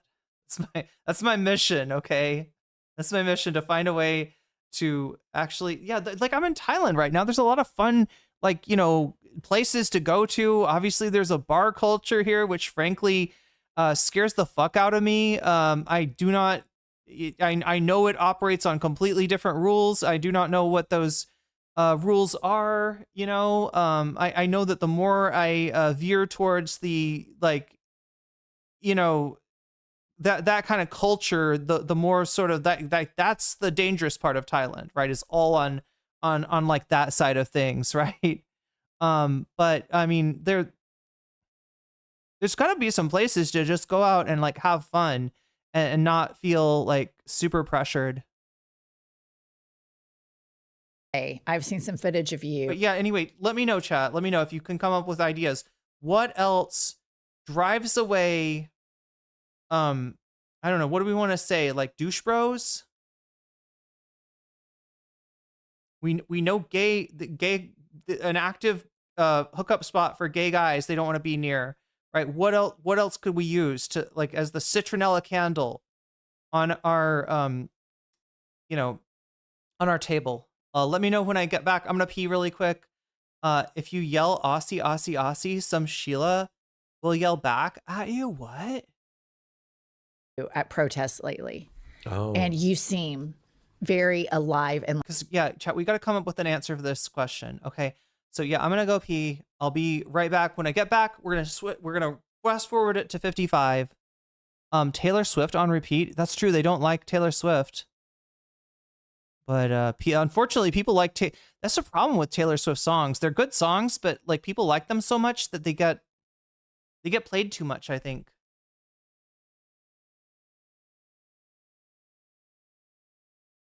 It's Thailand. There are Australians everywhere. True. Yeah, it's my favorite thing. Because you are fighting for something with total conviction, man on the street. Yeah. I'm here for it. Yeah, no, that's what I like to do. Yeah. I've been seeing He's a fascist some edits. fighter. He is a fascist. Wait, douche bros are getting more homoerotic each year. So there's no way to ward them off. Oh, you're right. Yeah. Like, for instance, I don't think a gay bar would like necessarily repel fans of Bronze Age pervert. I mean, they might just go in a gay bar to mire, chat. Like, totally heterosexual miring of body aesthetics. I don't know. I don't like I don't hate Taylor Swift. Like, I'm not a hater. I'm not an op. I'm not an anti-fan. But I don't like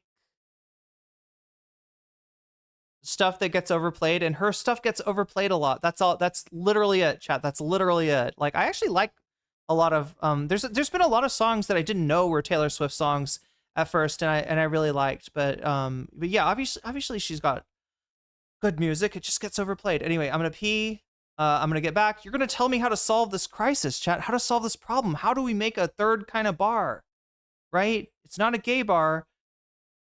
But gay people can go there. It's not like a I gotta pee. You're right. Pee time. Fighter. I've seen some edits of him, thirst traps and whatever, and he keeps reposting them, and they keep coming up on my fucking feed. And I'm like on an airplane, and it's just like this boom, boom, boom, boom. And I'm like, here's the can thing. you please stop reposting your own fucking thirst traps for a second? Here's the thing. Oh, Hasan. Okay. They can come after me for a million different reasons. They can call me, anti-Semite, terrorist, all this stuff, radical, communist. He wants to, kill landlords, whatever, right? They can lie about all this stuff, but they can't say I'm ugly.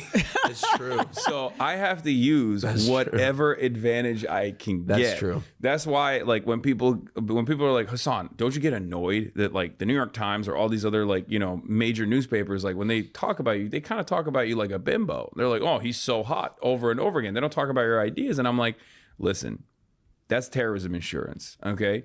I will.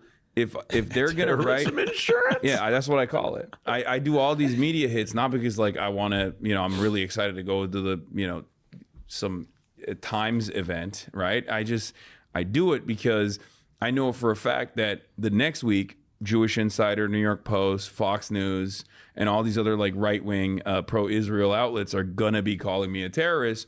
So it softens that blow. It's the anti-Semitic terrorism insurance. I like it. As my mother always told me, darling, if you've got it, flaunt it. Yeah. Okay. That's true. Kylie, who's our first caller? Good morning, girls. Good morning. I listen to your podcasts religiously every day. I get full body chills and I start screaming in my car when you guys get worked up. And yeah, keep fighting the good fight. Anyway, I wanted to tell you this information, though I have a feeling you've probably heard whisperings, and I was just listening to one of your more recent, I don't know if it was IHIP or I've had it, but you were talking about Lindsey Graham, and one of you called him Lady Graham. Yeah. And Lindsey Graham actually has a nickname in the sex worker community. His name's Ladybug. Yeah. And that's because he hires professional dominatrixes, pro-doms, to be sissified, which means being belittled, called like a little sissy bitch, to be beaten up. He hires women to call him an F slur and crawl on his knees and beg for it. But the reason why his nickname is Ladybug is because he has all of these little red moles all over his body that look like ladybugs. So everyone in the Dom community knows him well, and they call him Ladybug. Part of what these men pay for is to be called, sissification is all about becoming like a feminine man, or literally being dressed up like a woman and humiliated. His kink is humiliation. And I just thought you should know that. Maybe you've read about this on Reddit. I don't know if anyone's ever shared this information with you, but I know it to be I'm fact. Conservative shocked he's family. hiring women. Yeah. I Yeah, thought that's the shock. Have He a good does. one. He Bye. does have. I mean, he does have sex with men, They call him Lady Right, G. because- I've right. heard. Right. So he has sex. young men. Yeah. And then he Oh. also hires women to call him a F-A-G-G-O-T. Maybe Yeah. that's like a contingency plan for him to be like, you see, I'm not gay. That's why I hire all these ladies. Maybe that's why he did it. Maybe that's why he's doing it. Because it's the worst kept secret in DC. It's the worst kept secret. It's the least surprising. Look at him. He looks like a sissy. Well, and he's always shit-faced drunk. Yeah. He's always hammered. Like, Oh, yeah. total alky. Yeah. But I saw him recently in Israel, and he did a photograph with like the head of Mossad. Yeah. And he posted it like so proud. And I thought, they must have so much footage of you yeah. doing gay stuff. Oh, like it 100%. must be just safes full of gay stuff with Lindsey Graham. How do these people get honeypotted like this? Like, what are they like? Come on, Lindsay, come suck it.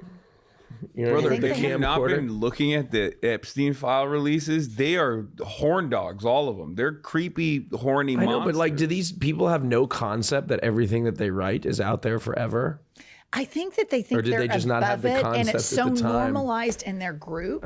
It's so flagrant and crazy it's for so me. normalized. And I also think they're above. If you think about the majority of the stuff that's been dripped this last time was after Jeffrey Epstein took a plea deal, and everybody knew he was a pedophile, especially in those circles. And you have Howard Letnick, who we refer to as Howard Nutlick's wife, emailing him saying, "Hey, our yacht is going to swing by your island. We are two families. We have a group of 4 They have boys the and 2 ages of the teenage children. girls." Yeah. They have the ages of the A children. mother tells a known convicted pedophile the ages of her daughters that are coming. And everybody in that whole thing is in the Epstein files. Yeah. No, you nailed it. It's because they know that there's no accountability coming. Right. And there isn't. They're right. They're kind of vindicated a little bit, right? I mean, we know that these guys were directly involved in this elite pedophilic cabal, and not a single punishment or even like a stern warning has been dished out to a single one of these people. Nellie Bowles, Barry Weiss's partner, Yes. just came out on the Free Press and was like, a lot of people are calling me out for having coffee and going to Jeffrey Epstein's mansion. I'm a journalist. I should have gone to the mansion even more so I could have like pursued the story. And it's like, no.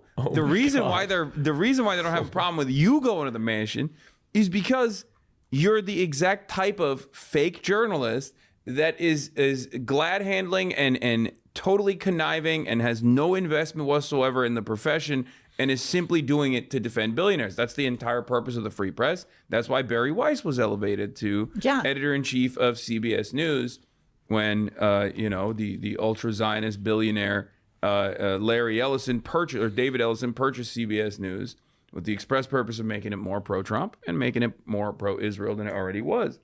This is why these guys have no issues. That's the other side of the story as well. Like, there's so many New York Times reporters that were directly engaging in catch and kill for Jeffrey Epstein. Like, there are so many high-ranking reporters at institutional papers, at legacy papers, legacy publishers that are like, hey, people are snooping around, you know? And they're just like emailing Jeffrey Epstein. It's mind-boggling. Even they don't get punished for it. It's crazy, but you know, Europe is starting to hammer down. I saw the leader of Poland was saying there's no question that this was a honeypot scheme, and we're for the Oh my God. for Russia. And he said, Why am I surprised that they're actually talking about things that are interesting to me? Chat, I got to make sure that we have time to watch Hasan's response to all this, because this is where I think it gets interesting. And this is where he kind of sheds some light on at least what he thinks is happening. And when I first saw him react this way, I was a little bit worried for him, because if you say that Chorus is coming after you, or it seems like, you know, the Chorus people, like, you know, was there a boss call? Did BTC make the boss call and set things in motion that after that clip they were all going to attack Hasan? He said it seemed coordinated. He actually mentioned BTC, right? So it's kind of like, you know, I have had somebody tell me, confirm that there's at least a few Chorus members involved here, so it's not like out of the realm of possibility. But yeah, this clip that we're about to watch is apparently what made all the lib content creators like lose their shit. Rave Baby, 30K ended up marching tonight to protest Herzog. So yeah, Australia right now being visited by the president of Israel, and there's a massive response. People are not happy with this, and as a response, there's basically a media blackout in Australia, at least, right? And I haven't seen a lot of coverage of it elsewhere as well. And from what I'm hearing, police adopting a lot more violent tactics in suppressing the protest, similar to the United States, maybe in an uncomfortable way. likely Israel. Do you think it's only Israel? I think it's like for. But what about all the emails with all the Russians? There is this is pre-2014 invasion. Like, this is pre-Crimean annexation. So like Russia was actually in a different, like it was not seen as this like feared, Soviet era enemy at that point. Because there's a period of time after the dissolution of the USSR, major collapse of the Soviet bloc, obviously.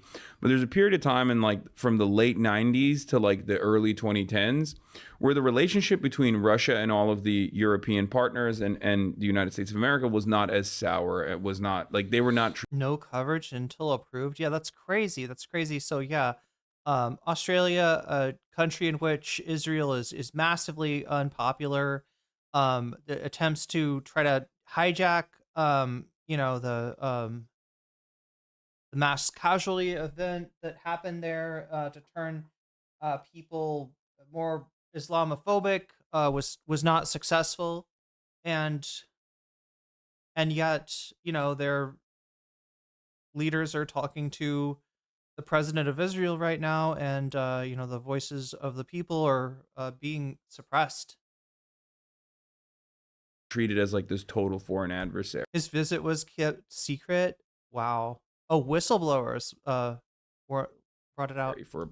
And in that moment, Jeffrey Epstein was trying to create more connections with Russia, which, by the way, is also deeply connected to Israel. Regardless, all the Russian oligarchs have dual passports. Israel is their entry point into the global. I like that Hasan is talking to Jennifer Welch about Epstein.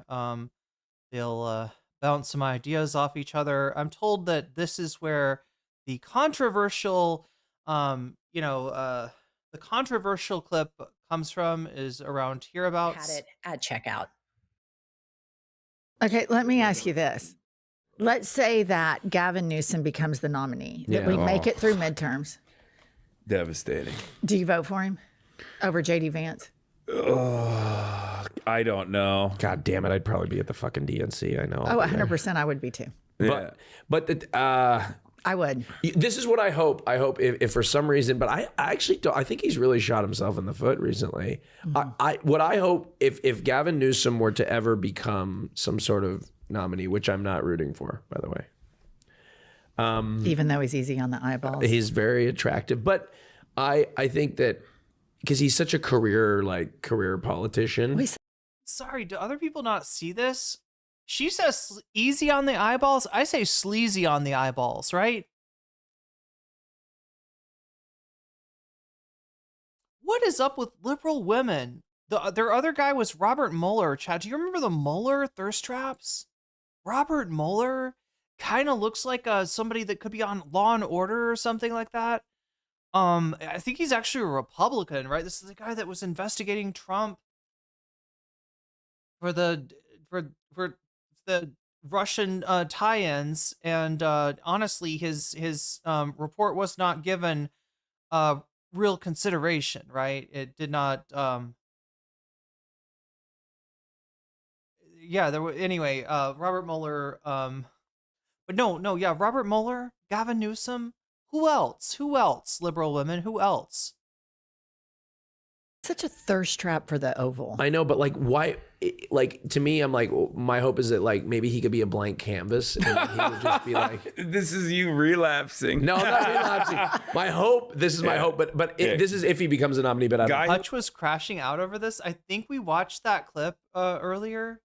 Yeah, we got to cover. There's more goings on with Hutch apparently. Was controlled the I'm afraid, Chad, I'm gonna get sucked into it at some point. Democratic stronghold of California with an iron fist. And the thing is, here's the deal. Okay, I know that Hutch is not a popular guy over here, but and I know I've probably made. Oh, today I made fun of him for picking his nose and eating it. Yeah, I mean, I guess I've been mean to him. But in terms of like, I don't ever start off with people like on a like a mean foot. I don't think so. I think I'm always like kind of give people a chance and try to talk to them as a human being, try to legitimately reach them, even if there's somebody who ideologically I am very unlikely to be able to even, get on the level with them, let alone change their mind about something. She likes that Patrick Bateman look, says John Arbuckle Zero. Certainly she does. They definitely need to keep up the pressure, not immediate. Yeah, that's, oh my God, Magenta. That is the quote of that's it right there. Right? The answer to this question, which many people are acting like is a very difficult thing to discern, is simply that a lot of times the Democratic Party ends up selecting a terrible candidate who's a incredible centrist and who has worse odds against a Republican candidate. If that ends up happening, we can fucking cross that bridge when we get there. But for now, we should not be talking about settling. And the fact that people are doing that, right? That's an incredible weakness. And it shows how much they misperceive this situation. The idea that, you're going to have a better odds of winning by presenting a candidate who more resembles the Republican Party is fucking brain rot. And it has, given us multiple Republican presidencies that maybe we didn't need to have. Maybe better Democrats, smarter Democrats could have avoided. And yet we're subjected to them as well. Yeah, wait, a human being? That's it. Legume. Yeah, we're back to the legumes, chat. We're going to get to the legume. All right, Hasan also had a fight with a legume. Thank you for reminding me of that, Rave, because I did promise that content, and I do intend to deliver on the legumes, as it were. Whether they be medium roast, light roast, or dark roast legumes, it matter not, chat. It matter not. And the veto pen is going to magically become. I'm not saying I think it's going to happen. Social Democrat. I just said that would be my hope, but I'm also not. This is not my. At this point, I'm extraordinarily. You're selling it to yourself already. I'm extraordinarily to vote for him. Disappointed in Who Gavin do you vote Newsom. for, J.D. Vance or Gavin Newsom? Well, I'd have to vote for Gavin Newsom. Me of course, too. 100%. I wouldn't blink. There's no What doubt. about you, Hasan? I'd probably vote third party. You would? Oh yeah. I mean, at that point, it doesn't even matter. Like, because my policy on this is the same as like my refusal to endorse Kamala Harris. The reason why I did not endorse Kamala Harris was because she did things that were not only unproductive but also unconscionable. And I still stand on that. I still talk about it all the time because people constantly bring it up. They're like, you didn't sufficiently like promote Kamala Harris. You're the reason why she lost. And I'm like, I am incapable there is no singular force in this country that is capable of making or breaking an election. And if that was real, then it is the most idiotic thing not to listen to my demands. But everybody knows that that's not real, right? If I had this singular force to be able to make Kamala Harris the president. Gavin looks like the evil defense attorney from SVU. I don't think I've watched. I mean, it's such a meme, SVU, right? But I don't think I've watched that much of actual episodes of it. Then Kamala Harris should be coming to me every day and being like, let me do a collab with you, please. Totally. Right?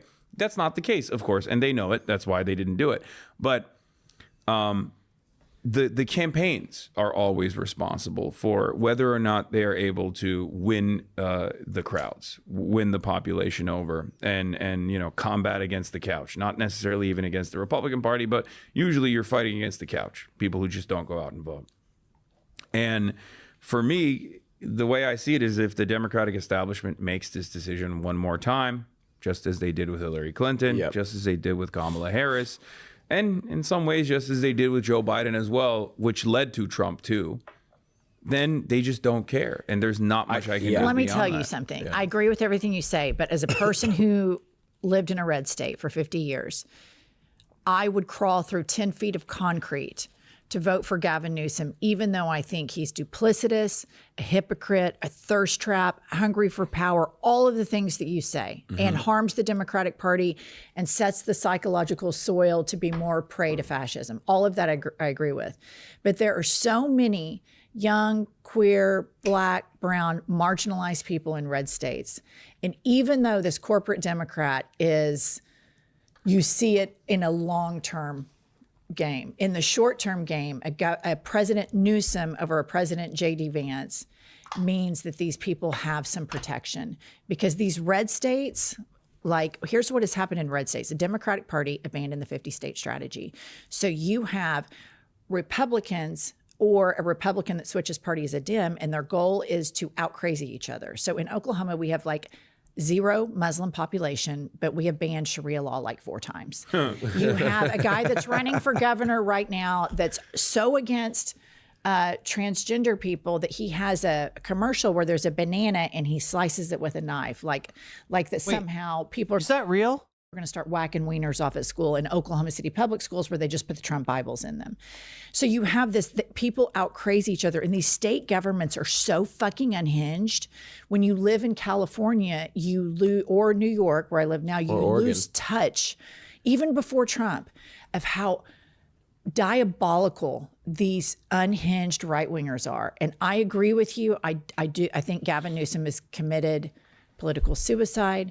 I think Kamala started off her campaign well, and she should have stayed to the left and leaned into it. They all thought she was liberal anyway, you know, so why not just lean into it? Yeah. But I would enthusiastically crawl through 10 feet of concrete for all of the marginalized people. Do you feel like the Democrats know that, and that's why they get away with their ineptitude? 100%. That's what I mean. Yeah, so 100%. I'm like, I don't even entertain that stuff, especially this far out from an election. But even in the primary season, that's immediately the conversation is like, well, whoever is the candidate, you're going to vote for them, right? And you know what's really indecent about that too?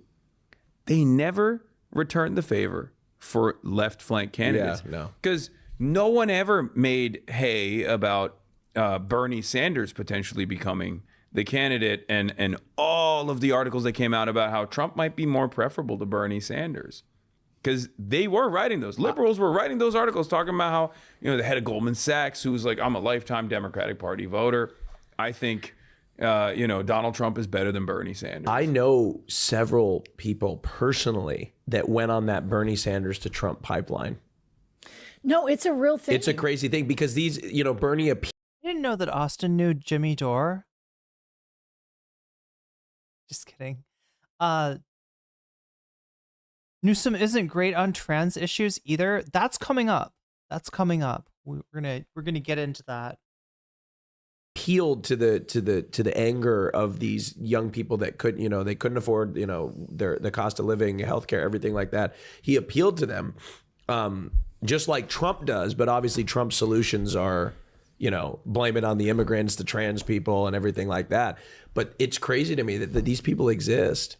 I'll tell you what's really started to change me a lot is when Zoran, who an incredible candidate, laser focused on affordability, laser focused on universal human rights, did not have to throw one fucking group under the bus. I've had Cory Booker on my podcast. He talks about we've got to get rid of corporate money. Hasan should like meagerly raise his hand.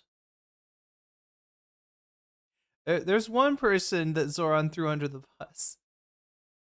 Anyway, no, he's not too bothered by it.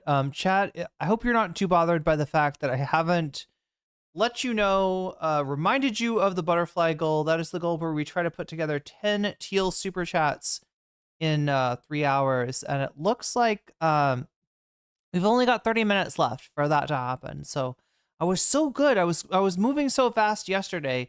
And today, now that I start a little earlier, of course I move slower. But like I don't know, some of this stuff was interesting nonetheless. I don't know, we got to have our little sidesteps, our little tangents here. But yeah, the tangent that I'm talking about right now is the tangent where I put a butterfly in my hair. That only happens if we can get 10 teal super chats, and we've only got 28 minutes and 50 seconds left to do that. So I just wanted to throw that out there, remind people we are at 52 out of 100 on the bonus goal. If we get to 100 by the end of the stream, I'll stick around and cover a bonus topic. Speaking of which bonus topic is winning? It is, of course, Epstein, Bannon, and 4chan by a country mile. Don't ask me what is different between a country mile and a regular mile. I honestly don't know, chat. I would assume they're the same mile. Anyway, that's in first place. Kid Rock lip syncing scandal in second place. Cat burglar turned into cat in third place. Wait, no, sorry. That would be really cool, chat. I misread that though. The cat burglar turns into a cat to get away. Of course, you know, they'll never catch me. I can turn into a cat. No, it's a cat burglar that turns out to be a cat. That's at 16%. And then we got Foreskin Man. The adventures of possibly the worst superhero ever written, but strangely well drawn, possibly anti-Semitic comic book that Brace and Hasan have talked about, and it comes with a theme song. Chat, there's a theme. Foreskin Man has a theme song. So anyway, that's in fourth place. 74 of you have voted so far. Make sure you do that. Also, chat, I gotta start bullying you to like the stream. Okay, I gotta start doing like metrics where like, I don't know, like I just sit here and stare at you until the likes go up to like a certain level, and you don't want that to happen, right? Because that sounds very boring to just, you know, for me to sit there. At Ravy Bab, super chatted $14.03. Palestine Dove. Palestine Dove, back at you. Oh my god, and that Furby just can actually see it, chat. I mean, it's like I see like a little Furby in your chats, but you know, when you put it up on there, it's, you know. But yeah, thank you, Rave, for the super chat. We've got to get rid of Zoran did all of that. And, you know, Hakeem, day late and a dollar short to endorse. Chuckles never endorsed. And Chuckles the then clown. Cory Booker never endorsed. And the way he was treated by the Democratic establishment is so appalling to me. It really opened up my eyes. Oh, wait, that might actually make sense. Rick Sola says, country miles feel longer since there's nothing on the road and it tends to be more fields and no buildings or structures. But don't you kind of like, when you're driving like in a place like that, don't you kind of like, I don't know, dissociate a little bit? Or maybe that's just me. Like, it's like, it feels like it happens quicker because you zone out, maybe? Is that true? Whereas in the city, you're constantly like, okay, the red light, gotta stop, and now I gotta go, and then I gotta get in this lane, and, you know, you're actively doing more.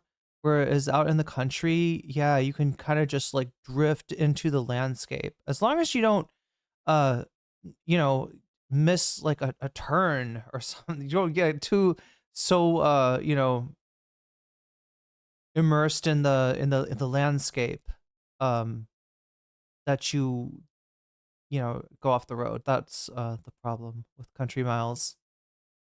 Country road, take me home to the place where I belong, West Virginia. Mountain Mama, country road, take me home.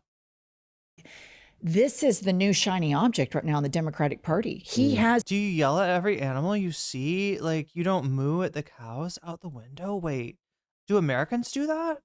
Americans will sometimes, like, when they pass a truck, they'll go like that because they want the trucker to honk their horn. I think they have a horn that, like, an air horn that honks like that.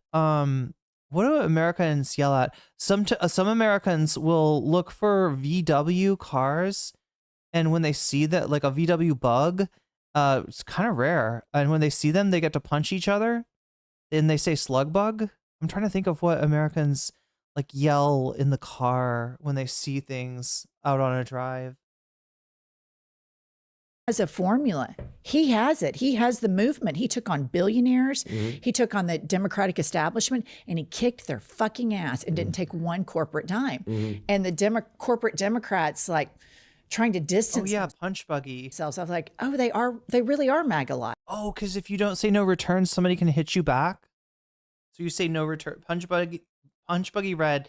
Oh yeah, you say the color so that way, because you're claiming that particular VW. They really are. They didn't just distance themselves. There were people that distanced themselves, and then there were people that were attacking Zoran in the most with Islamophobia. The most heinous, like Kirsten Gillibrand coming out and being like, Zoran is a jihadist who wants to kill all Jews. Yeah, that was insane. That's like shit that Trump doesn't say about Zoran. Trump now loves Zoran, but like even before, like the fact that there were establishment Democrats that were more Islamophobic towards Zoran Mamdani than the president, who is the top Islamophobe, was mind-boggling to me. It was yet another moment of vindication, though. So for me, it's like, I think these guys are zealots.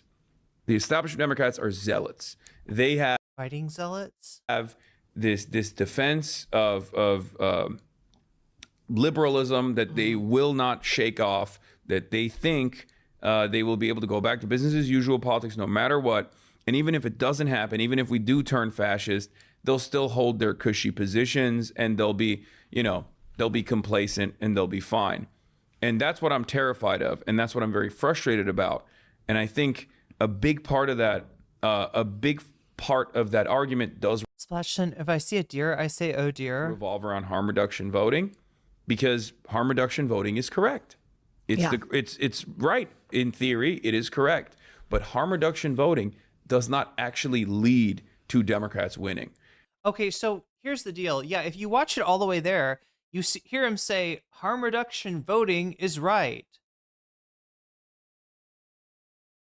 But in the earlier part of the clip, he kind of lands on, saying that he did not endorse Kamala Harris, which the problem with that, right? We all know that means, he's not making an endorsement, but, obviously he is still calling her the better candidate, the harm reduction candidate, the best case scenario, right?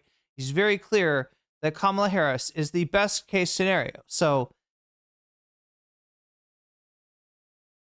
but because that shit is buried all the way, at the part of the clip that does not even get uploaded to Twitter, unless you have some kind of paid account, right? Isn't that right, chat?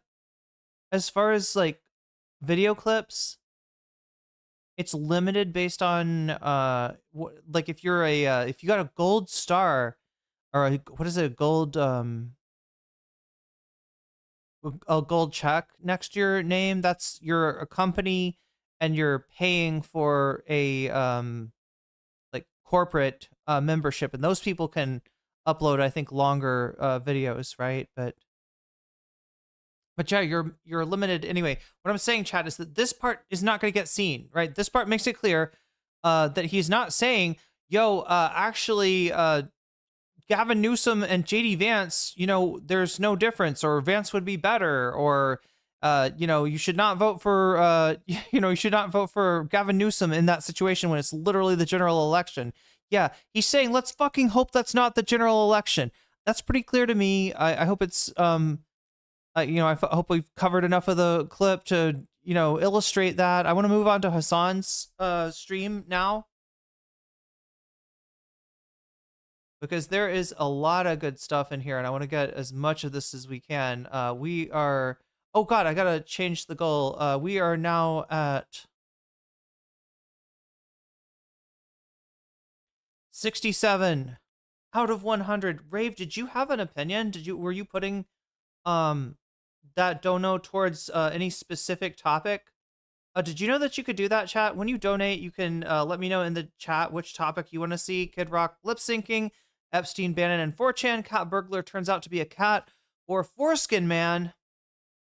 And I will turn your donation into a percentage that I will add at the end of the day to the topic of your choice. So make sure to let me know if you're doing that, which of the topics you would like to see, or say Vox Populi, in which case you're just saying, hey, I am voting for whatever the voters are voting for. So, it makes the donations count for less, and it makes the votes count for more. So you can do that as well.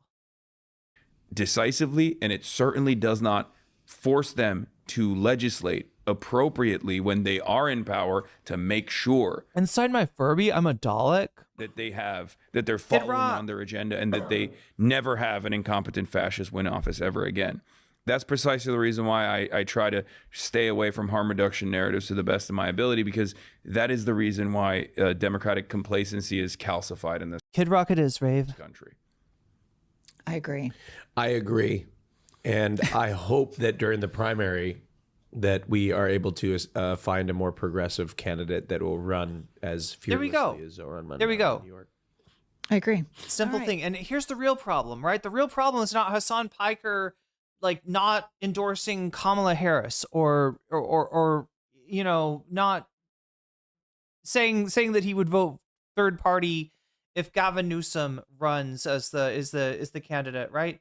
The problem is people right now saying, listen, we all need to just we need to give it to Gavin Newsom, right? Gavin Newsom, let's just settle on Gavin Newsom.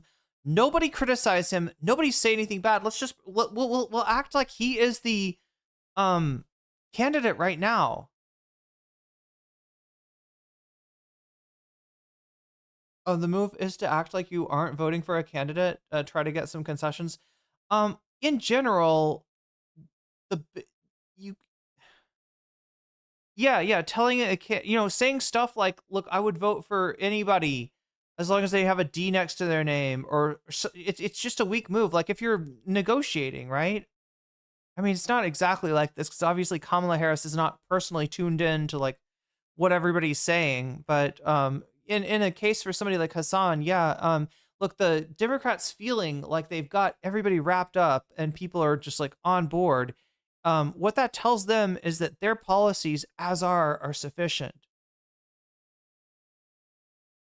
And especially before a primary has even really started to happen. We're talking about 2028, chat. We're not, 2026 election happens this November. That's a little bit closer. We are talking about an election that is more than 2 years away. It's about 3 years away. We are talking about a long off election. The idea that we would just be all right, let's find a candidate that's going to be super safe, right? Why is he super safe? Well, because he gives a lot to Republicans. He,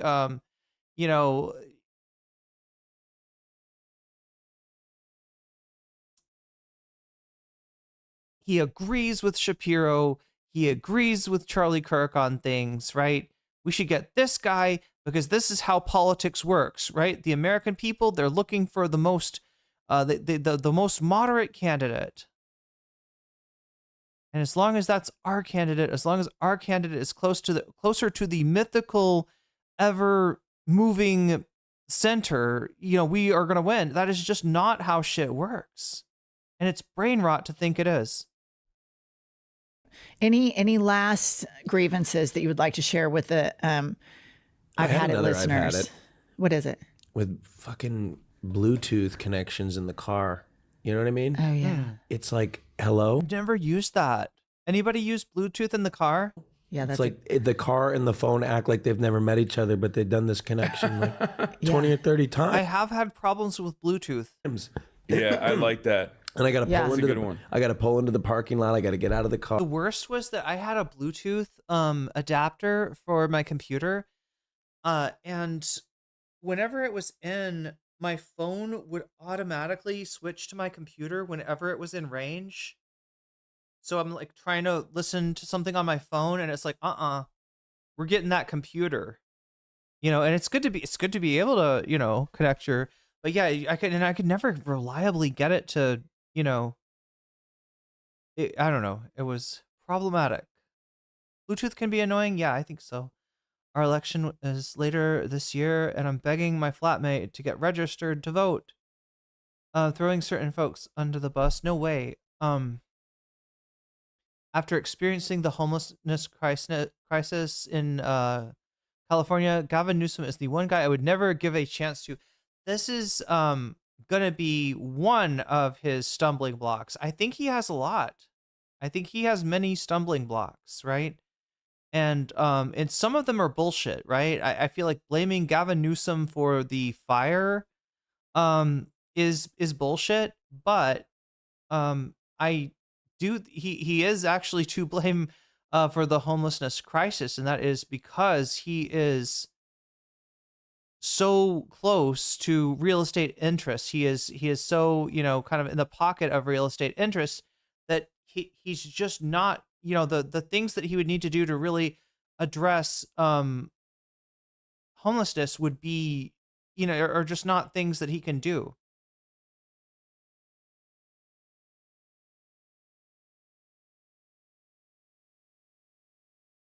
And so regardless, right, that's going to get thrown at him by the right in terms of like saying you are a governor from a failed liberal state that is overrun with homeless, right?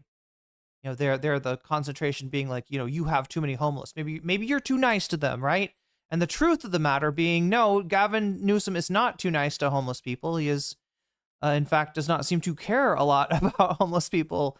And yeah, I don't think that's hopefully that's not a winning, formula for the primary, and certainly it's not a winning formula for the general. Car. I gotta act like I've met the car again, and the fucking Bluetooth's not working. Then I gotta sit there silently, maybe put the phone in the cup holder, use it as a speaker. Yeah. I've had it. Yeah, I've also had it with iPhone updates. Yes. So over it. The new Liquid ass. Oh my god, the new Liquid iOS is so bad. I couldn't figure out how to airdrop. Oh, wait, maybe it's good. Okay, chat. I felt bad because like I had an iPhone for the longest time. I got one and just like kept it year after year. I eventually replaced it with an Android phone, and then I ended up because the iPhone was older, I ended up leaving it behind in the US, and it's just to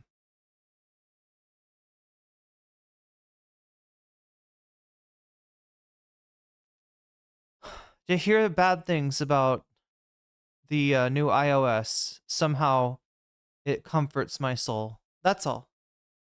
Yesterday, and I was next to an 80-year-old woman who's like, "How do you not know that?" I think it's a group of what did I call you guys? Self-indulgent millennials. Yes. I think it's a group of self-indulgent millennials that sit around a table and say, "Okay, I have a great idea for some new updates," and they overcomplicate everything with a lot of corporate speak. All right, listen, I think that's all we have. Yes. It's funny. I always think that it's because the developers are so far from the perspective of the end user, and that any effort to try to inject some of the end user feedback into the development loop seems to have failed, because the people in that industry actively hate the end user, as well as anybody else who does not know code. And that's who's writing your apps, chat. They fucking hate you. Like, right? you're of subhuman intelligence to them. Today. Thank you for having us. Yes, I will be on Fear and. That's right. Okay, anyway, that's the IHIP clip that everybody's talking about that went viral. Let me start the. Here is Hasan's response to this whole thing, and like I showed you a little bit of this, right? That's that's one of the guys that made the post. I don't know. It doesn't like Hasan's acting like this is. It is coming up for me. Oh no, he's picking his nose again. God damn it, Hutch! Stop picking your nose. I'm getting this pushed into my algorithm of people responding to mainly this account here, Usurp the Chef, the guy that was eating something and wanted Hasan to debate him.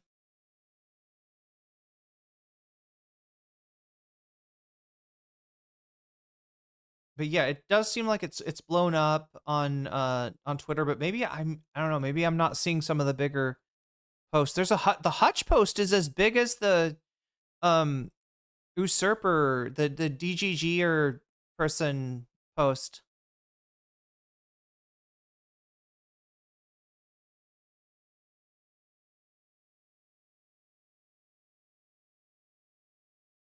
Podcast. Let's be real, okay? We already know that. I hope you understand that. 1.25 to be. What did you say? You're too important to be having a conversation with these course people? No, I need to do a little bit of cleanup here. I'm going to get into it in a second because as you, if you have been following what is going on my timeline, you're probably aware that I have been duking it out with liberals, libtards on the timeline, up and down, over and over again. Once again, Lonely Island up in this bitch, okay? I'm seeing some motion from some on the left who are like reluctantly joining in on it. Shouts out to Michael from Pennsylvania. Obviously, he's not one of them. He is in the trenches, but it is very frustrating to see like so many annoying shitlibs are cooking you on. Yeah, shitlibs are cooking this country. Okay, they're cooking this country, and they're going to continue cooking this country. And I'm not seeing enough movement from this community in general. Centrist liberals are infinitely more organized on Twitter than we are. And also, I do despise the left for the most part because, like, at most, the stuff that I've seen from people has been like, reluctantly, I'll say Hasan is right on this, even though I'm a, Maoist third worldist. Like, he's right on this. Like, shut up, okay? Why is it that there aren't any more people who either want to engage with the Democratic Party and actually make the Democratic Party a viable opposition party, who also simultaneously understand the squirrel decided that today's a good day to jump on the dog pile against you? Yes, because they're mentally ill, okay? They're mentally ill. Those leftists are mentally ill, and I'm sick and tired of it, okay? Yes, those are the people I'm talking about. Anyway, we're going to talk about bond. So from what I understand, right, the dynamic that he's talking about there, and yeah, he mentions Zay Squirrel, who sometimes has some really good takes, but that essentially you're getting obviously libs reacting to this saying, well, how dare he not support the Democratic candidate? And also he says, he didn't endorse Kamala Harris, which might lead one to believe that he didn't support Kamala Harris, that he didn't vote for Kamala Harris, that he didn't acknowledge that Kamala Harris indeed was the lesser of evils in the case of the 24 election. But the way that he said it, you wouldn't necessarily know. So there's those people, and then there's people that when they see Hasan being held up as an anti-electoralist, they're like, that's not right. He's pro-electoralist. He's a shit lib. Hasan is a liberal. Hasan is not a real leftist. Okay, we're the real leftists. He is the liberal, and don't stop saying he's anti-electoral. He's not, right? So attacking him in a way that kind of defends him against the chorus people, it's an interesting little equilibrium that's developed here, right? If you know what I'm saying, chat. The criticism he's getting from Squirrel and company is that they feel like he's being portrayed in a good light when the liberals are passing this clip around saying he's an op. He's not even a Democrat. He's not even on our side. He's a liability. He's burning the party down. All this shit, right? These other people, they're like, no, he's not. No, he's not. Hasan's not a real one. That would be fucking cool if he was, but he's not. He's not. He supports AOC, who, you know. Anyway, chat. It's an interesting dynamic that we've got going here. And shit. You're clearly trying to be effective. I don't know why they do this. I know why they do this, because they are in a cult. At least the Pestany fans are in a cult. This one quite literally is in a cult.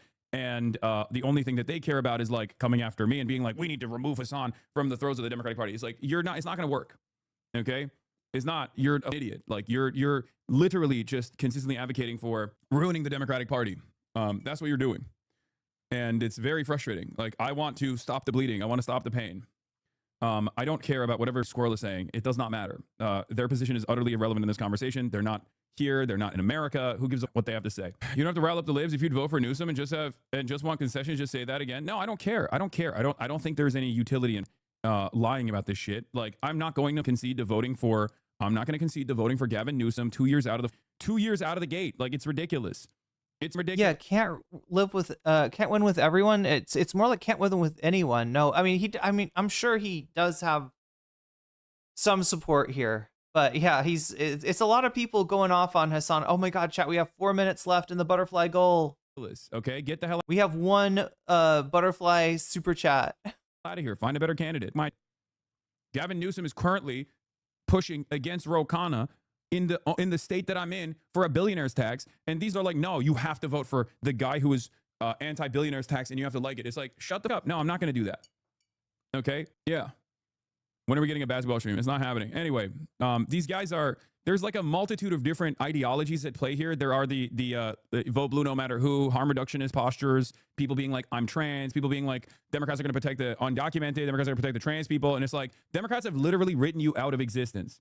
Okay, they have. Yes, it's better overall under Democratic governance, Democratic leadership to be a trans person than a trans person under a Republican leadership where you like genuinely have to leave your state. Same with just being a woman in general, living in a red state. But this kind of like, oh, sweetie, you don't care about my marginalized identity ass bullshit, especially to someone like myself, who, regardless of my, white cishet background, I've never shied away from my advocacy for trans people and all marginalized people. You're an idiot. You're a dumbass. Okay? You're a dumbass. Like, and it doesn't work, and it's annoying, and all you're doing is just being like, Securitron9 says Hasan isn't on the team as far as I'm concerned. What team are we talking about? Please name the team. I would love to know more about this team and consider joining it. What's the team?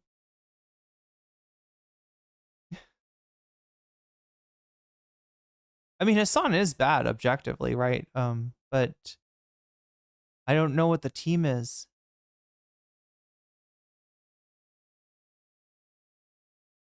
Wait, when we get MAGA out of the way, he will have to get out of the way? What does that mean?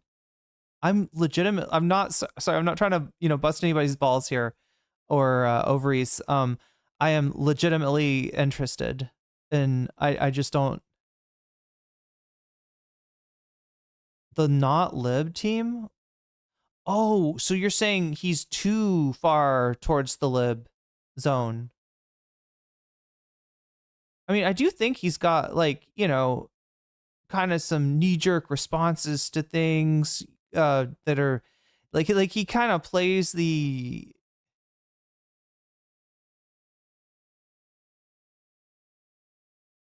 team Omega based leftist. There you go.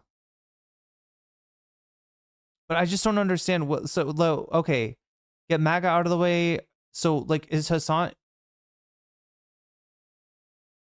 So his problem is he's compromised then, right?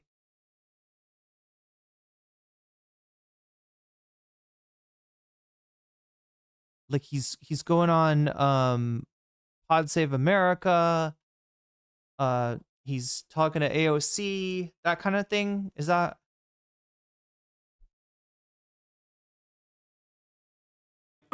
You're not moral for me. Okay, well, good luck. 80 Vance presidency.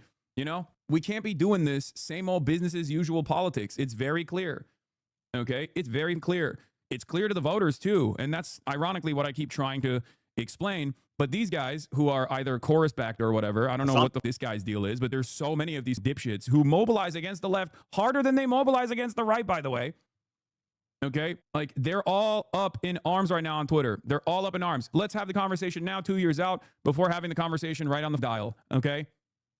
I'm willing to have that conversation. I know other people are not. I know other people are too, like, focused on some other shit. But it is seemingly a chorus. Another one, bro, you have to switch these chorus. Yeah, it's just... some of these guys are straight up like, you know, in the pedophile cult. Like, this one is literally in the pedophile cult of destiny. I know for a fact, right? I've seen this guy before. But like, all they do is talk about how I am not really a Democrat. I am not a part of the Democratic Party. Yeah, the pushback he's getting here is the, you know, from people that are saying he's a liability, he's hostile, he is not a team player, right? It's this kind of reaction, you know, from liberals generally. And obviously, you know, there's the other reaction I was describing too, that when people hear him characterized in this sort of way, right? The pushback from, I guess, say Squirrel and company is like, that's not true.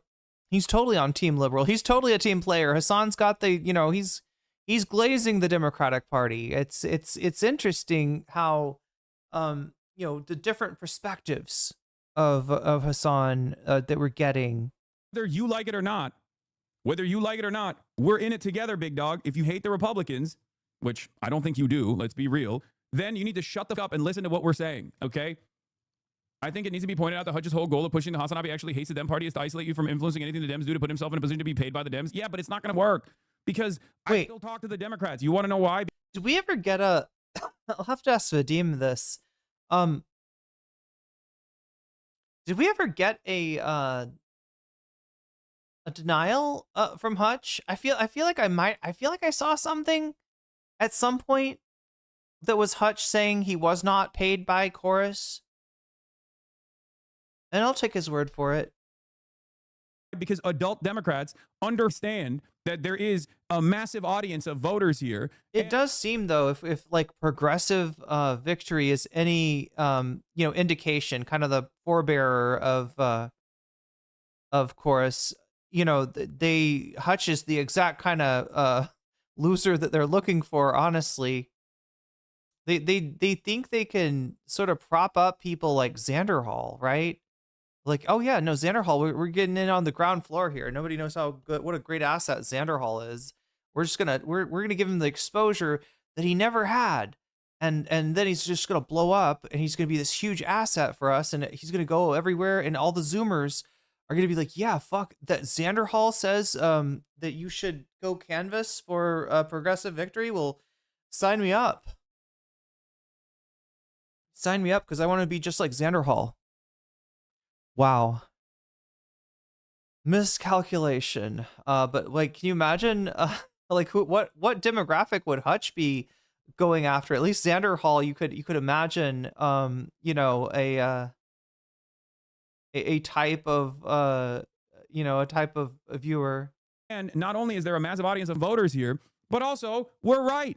Like, our advocacy is correct. It's not just like a difference in opinion here. Like, there are a lot of people who are mad. Yeah, I'm not a party loyalist at all. The only thing I care about is advancing an agenda that helps the working class. That's it. An agenda that will destroy the Republican Party. I hate the Republican Party.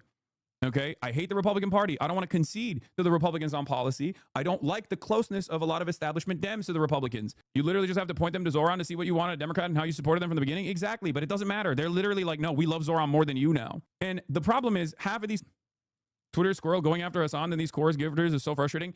Stop bringing up Twitter Squirrel, okay? Utterly irrelevant in the grand scheme of things. Please. I'm not going to have a conversation about the Twitter Squirrel, please. Okay, the third way liberals are fighting back in the UK too. They're using bots aggressively as a desperate, dying act of a corrupt cabal. I don't understand. Like, to be fair, Kamala's team put an end to the weird narrative, even though it was working pretty well. She essentially decided to be Trump light, not understanding that people. Yes, this is classic miscalculation that has been made for years and years by the Democrats ever since Reagan. Honestly, right? Ever since Reagan, they have just lost faith in what they stand for. And it's kind of a sick thing to see, right? You know, like while I don't like the idea of venerating anybody, you know, let alone somebody that is, you know, got it, like, you know, a bit of problematicity to him, like FDR, but like, you know, for the Democrats to turn on the whole New Deal program the way that they did, making fun of people that still held those values and calling them Eleanors, using the first lady of FDR, the you know, and during the FDR administration as a pejorative, right?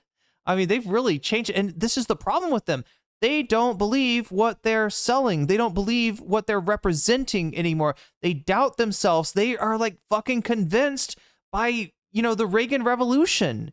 And they're like, we could do that. We could be like the Reagan Revolution, maybe stand off some of those edges. Don't be, you know, don't be anti-abortion. Don't be, you know, super pro, like whatever, you know what I mean? Take off a few of those issues, but we could be a version of Reagan if that is what people want now, and that is the consensus that we've all come to. And yeah, that's the whole thing, is they've kind of not noticed that it is not their coalition that's coming along with them, right? And if they want to, they could end up in the same situation as the Never Trump Republicans, being utterly irrelevant, representing a constituency of no one, right? That is where they're headed, one way or another. And I'd rather it be by defeating them in the primary, right, than having to split the party or create a new party, or, you know, some shit like that, which would no doubt like lead to, you know, many elections maybe going, you know, towards the Republicans, right?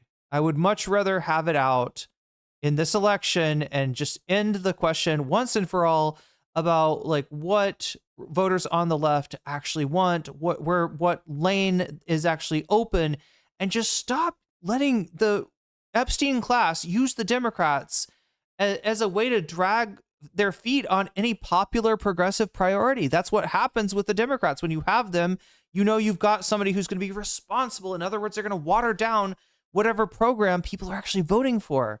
Meanwhile, Trump, you know, runs with a much more like heavy program than what most people were sold on, than what people most thought that, you know, mass deportations meant, right? And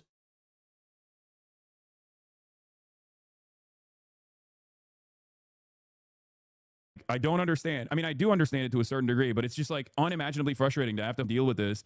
But I guess we have to deal with it. We have to push back on this stuff, and we have to communicate to these people. Oh my God, Quacksmith, thank you so much for reminding me. I have bean sprouts and tofu, and I'm kind of hungry. Let me go grab that.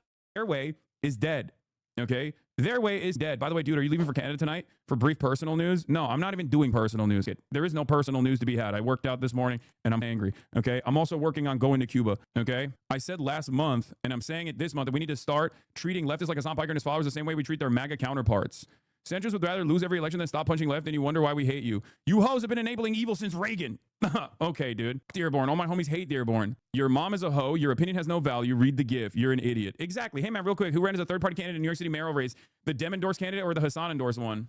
More context of what you actually said than the clip that's spreading. Enthusiastically crawl through 10 feet of concrete for all of the marginalized people. And that's why they get away with their ineptitude. 100%. That's what I mean. Yeah, so 100%. I'm like, I don't even entertain that stuff, especially this far out from an election. But even in the primary season, that's immediately the conversation. It's like, well, whoever is the candidate, you're going to vote for them, right? And you know what's really indecent about that too? They never returned the favor for left flank candidates. Because no one ever made hay about Bernie Sanders potentially becoming the candidate, and all of the articles that came out about how Trump might be more preferable to Bernie Sanders. Because they were writing those. Liberals were writing those articles talking about how, you know, the head of Goldman Sachs, who was like, I'm a lifetime Democratic Party voter. I think, you know, Donald Trump is better than Bernie Sanders. I know. Would enthusiastically crawl through 10 feet of concrete for all of the marginalized people. Do you feel like the Democrats know that, and that's why? Wasn't this bound a paywall as well? No, this is on I've Had It. We went on I've Had It. And Jen asked me this question, and I told her what I have been saying every single primary season, and I will continue saying it. And it doesn't really matter, because it doesn't really matter.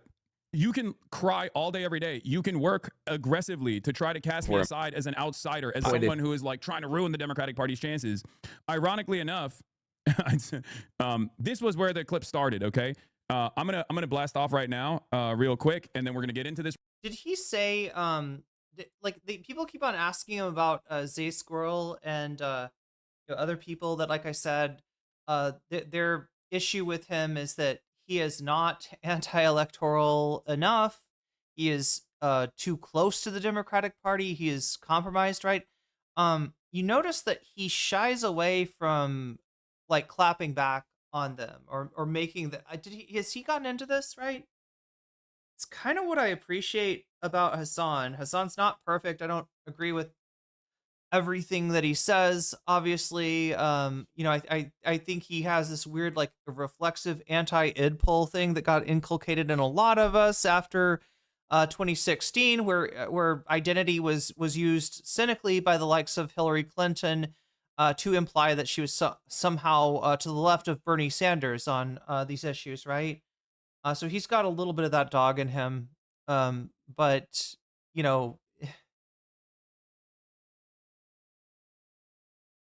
what he doesn't have is the Vosh. He doesn't have the horse in him, chat, that would have him.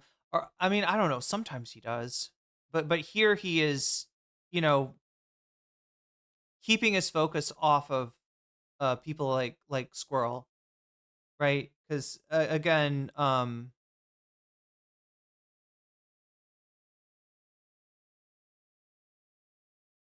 don't think you really need to punch left, right? Even if you have people being uncharitable to you, I don't think that you need to punch left. A lot of larger content creators have thought that was something that they needed to do.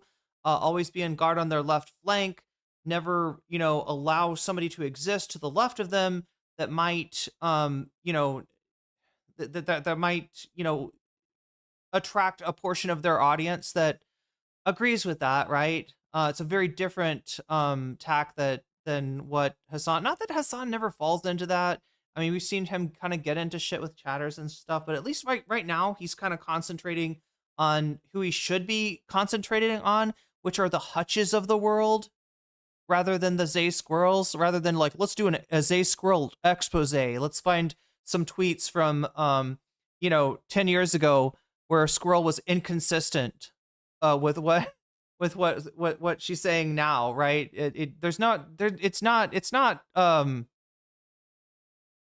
It's something that somebody like Hasan, that's got the power, if he wants to drag somebody across the coals, right? Kind of shut a lot of doors for him. If he wants to like establish that kind of precedent where like criticizing Hasan from the left gets you ended, he obviously could, but he's purposely not doing that. I think that's a really good policy, and I wish more large creators would do the same, because again, somebody to your left, smaller content creator, does not really pose that much of a threat to you, and punching left just kind of puts you in the place of pick me politics, honestly. Real quick, and then we're going to talk about the Epstein pedophilia defense that's taking place. But yeah, this is these guys are unimaginably repulsive. They are incredibly annoying, and ultimately their opinion is utterly irrelevant. Even though their opinion is utterly irrelevant in like the masses, they don't actually engage with mass politics at all. But the problem is they do engage with like the Democratic Party consultants. You got to accept that there's nothing to understand here. Some people are addicted to losing and they believe they deserve nothing. It's how a woman with low self-esteem and an abusive relationship struggles to leave the abuser. I mean, maybe, but this is here. Well, let me blast off real quick and then we'll talk about it briefly and then I'll get into it. Okay.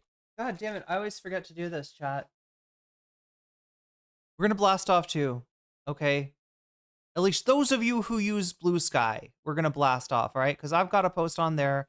I have totally forgotten to promote it here on the stream. But if you want to help get the word out about the stream, right, there's a Blue Sky link for you. Any way you want to interact with that would be appreciated.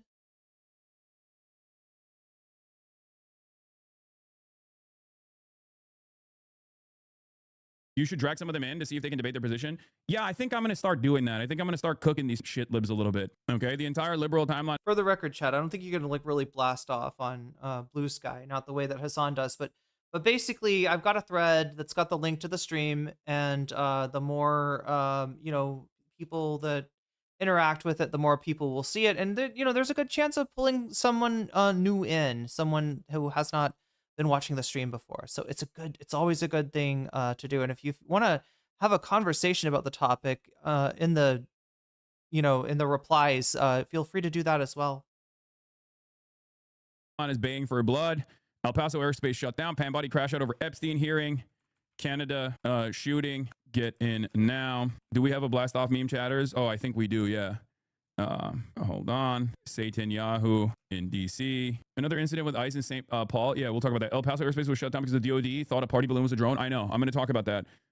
I know for a fact that it freaked out the Mexicans too, though. Like it freaked out the Mexican government and shit too. Because it should freak people out because the American government is going crazy. The community note that on this post defending you it comes from it's r/destiny, bro. It's r/fucking destiny. When I watched the interview, I was genuinely impressed with how much tact and grace you used in your response. These libs literally just can't accept that they have no party truly on the side of the face of evil. There's so much going on in the world. Speaking of primaries, are you keeping up with the LA mayor race? Yes, I am. Hold on. Some of these content creators defended Chuck Schumer not endorsing Mamdani. Show me all of that. If you see one of those in the timeline, let me know. I would love to bring that up. I'm an American trans woman, and you are absolutely right about this. We need to fight this, because shitlib diet fascists like Newsom are going to try to put the lid back on open fascism that guarantees the GOP time to recover, and the media playing along. Yes. It's not even just that though, because I do think that a lot of these guys they hate that like the pod johns are aligned with me. They fucking despise whenever like CNN offers me like a profile or something. I do think it's a curious thing, right, that Hasan has made, has created relationship with the pod johns. I mean, it is. I don't think people realize how long he's known them, though. Right? It's not like a new thing. I think he's been friends with Lovett for a really long time. And look, I am not the biggest fan of the pod johns. Okay. And I could see how, to the actual left, to people who have like any sort of designs on anti-capitalism, right? The pod johns are an interesting choice, right? In a lot of ways, I have the pod johns to blame for just the kind of shitty, ineffectual politics of like, my life. Like, right, this goes back to the Obama administration. These are people that were, in the administration that, while it had some important successes, materially benefiting, people that need medical care, for instance, right? The Medicaid expansion, I think, is huge, and I fear is about to be taken away from us. Right? There was just a lot that the country was ready for actual change, for that not to just be a slogan. And of course, the choices that Obama made during the financial crisis, as well as the way that he chose to ultimately pursue healthcare, were, very much in keeping with just, it's just a slogan, Yeah, it's different than George W. Bush. It's change. Okay. Everybody clap. Right. But not, when you hear they're like, I don't know if people realize like 2008 was the year where the call for actual change got really loud. And when that was kind of diverted by the Obama administration, it put into motion really everything that has allowed, the emergence of Trump and MAGA. So there is a lot to blame the pod johns for. However, I will say it does feel like their viewpoints are a little bit more in flux, right? There's a lot I don't like about them. I kind of see how, leftist, I don't know, PR can kind of be ineffectual just through their personality interactions. But I do think that, forging those relationships, which it sounds like are just like friendships, right? He talked to Lovett Lovett's his friend, and it wasn't Lovett agreeing with Hasan on everything, right? There was probably a little bit more that John could have said there if they wanted to just, have a debate, but, it was kind of, Hasan was the person of the moment because the entire left was focused on this idea of a leftist Joe Rogan. And yeah, a lot of the Pod Save America audience saw Hasan as that. So you can see the positive effect that relationship is having, despite the fact that, yeah, like I said, I can't stop myself, chat, sometimes from like shitting on the Pod Johns. Like, I feel like maybe I, invest too much effort. There's too much about the Pod Johns that just like kind of, it tweaks my pet peeves or something. And yet, yeah, him being able to go on there, have a little bit of a debate with John Lovett. Like I said, I feel like Lovett was holding back from, what maybe he wanted to say. But I think if you looked at the comments on that video, you could see that their audience is ready for Hasan's, takes, is ready for Hasan's ideas, is ready for Hasan's policies, right? And at the very least, they'll function as sort of a challenge to the more, abundance-minded versions of the Pod Johns. I really do think they're in flux, right? So I think there's a point. They are losers. Dottledorf, I kind of know what you mean. But I still think he's kind of accomplished something just through that, through that relationship, from not just like slamming the door and laughing at them, which, you'd be justified in doing. You'd be absolutely justified, considering what I said was like a fucking, a generational lost chance in the Obama administration. America was truly ready for a much more profound change than Obama was ready to deliver. And yeah, it's the same kind of story. Democrats acting as a windsock for political energy on the left that captures that energy and then just safely directs it towards some very mild policy reforms. And ultimately, that prevents progress. They lose their fucking minds. They're like, why not my favorite pedophile sex pet streamer? Why this guy? He hates the Democrats. What are you doing? No, demonstrate party loyalty above all else. It's like, I want the party to fucking win. I want there to be, I don't give a shit. I don't care about like the Democrat brand. I don't care about the Democratic Party as a party. I care about policies. I care about them being an actual opposition party to the fascism that's coming from the Republicans. Okay? That's what I care about. I care about advancing an agenda that will help the American working class. I care about advancing an agenda that will roll back American militarism around the globe. I don't care. I will work with anyone to get that across. But obviously, I can't get that across with the Republicans at all because I fucking despise them. They're reactionary and they're not even remotely interested in that. Okay? They're not. They're not interested in that at all. But it's very, very frustrating that these fucking dumbasses, some of them are dumb, some of them are cynical, some of them are getting paid, cannot comprehend that reality. There's just like no difference in opinion here. It's my way or the fucking highway. And they're just yelling to their own echo chamber.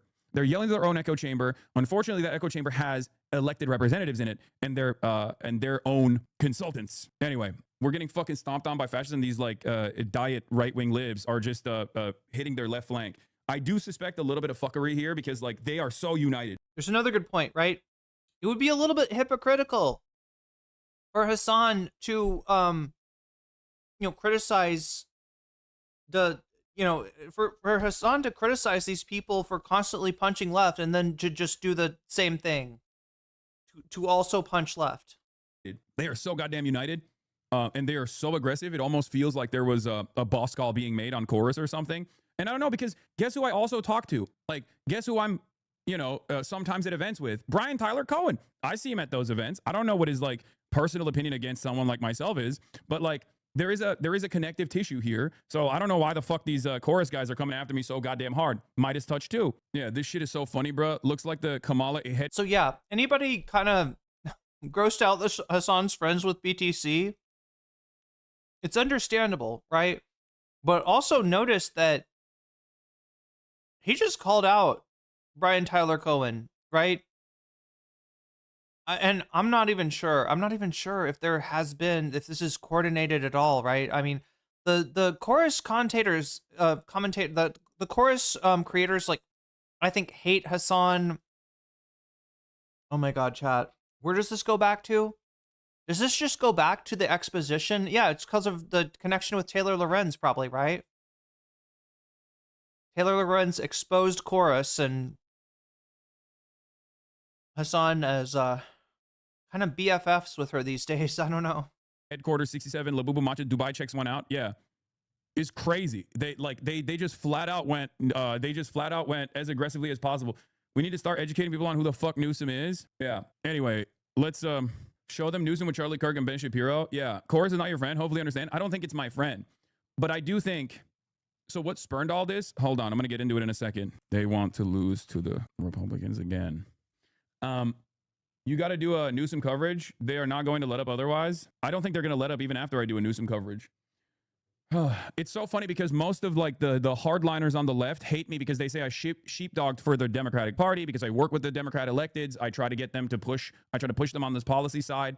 You know what I mean? Yes, Hasan, you should have corrected your friends in the Newsom question. Newsom is a dead end. We have Newsom on for a combative interview. Gavin Newsom is not coming on the broadcast. Let's be fucking real. Okay. We already know that. I hope you understand that.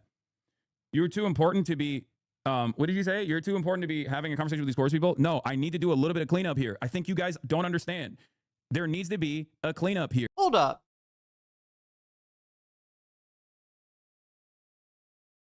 What about the DNC American Girl dolls? We got to check what Olivia Juliana has to say about this. Ro Khanna over Newsom. I think so too, M85619. Although I'm a little bit cautious about Ro as well, right? I like a lot of what he stands for, and he has been braver than like 99% of the electeds out there.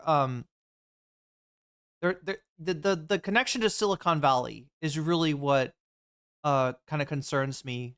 But yeah, I think he'd be better than Newsom for sure.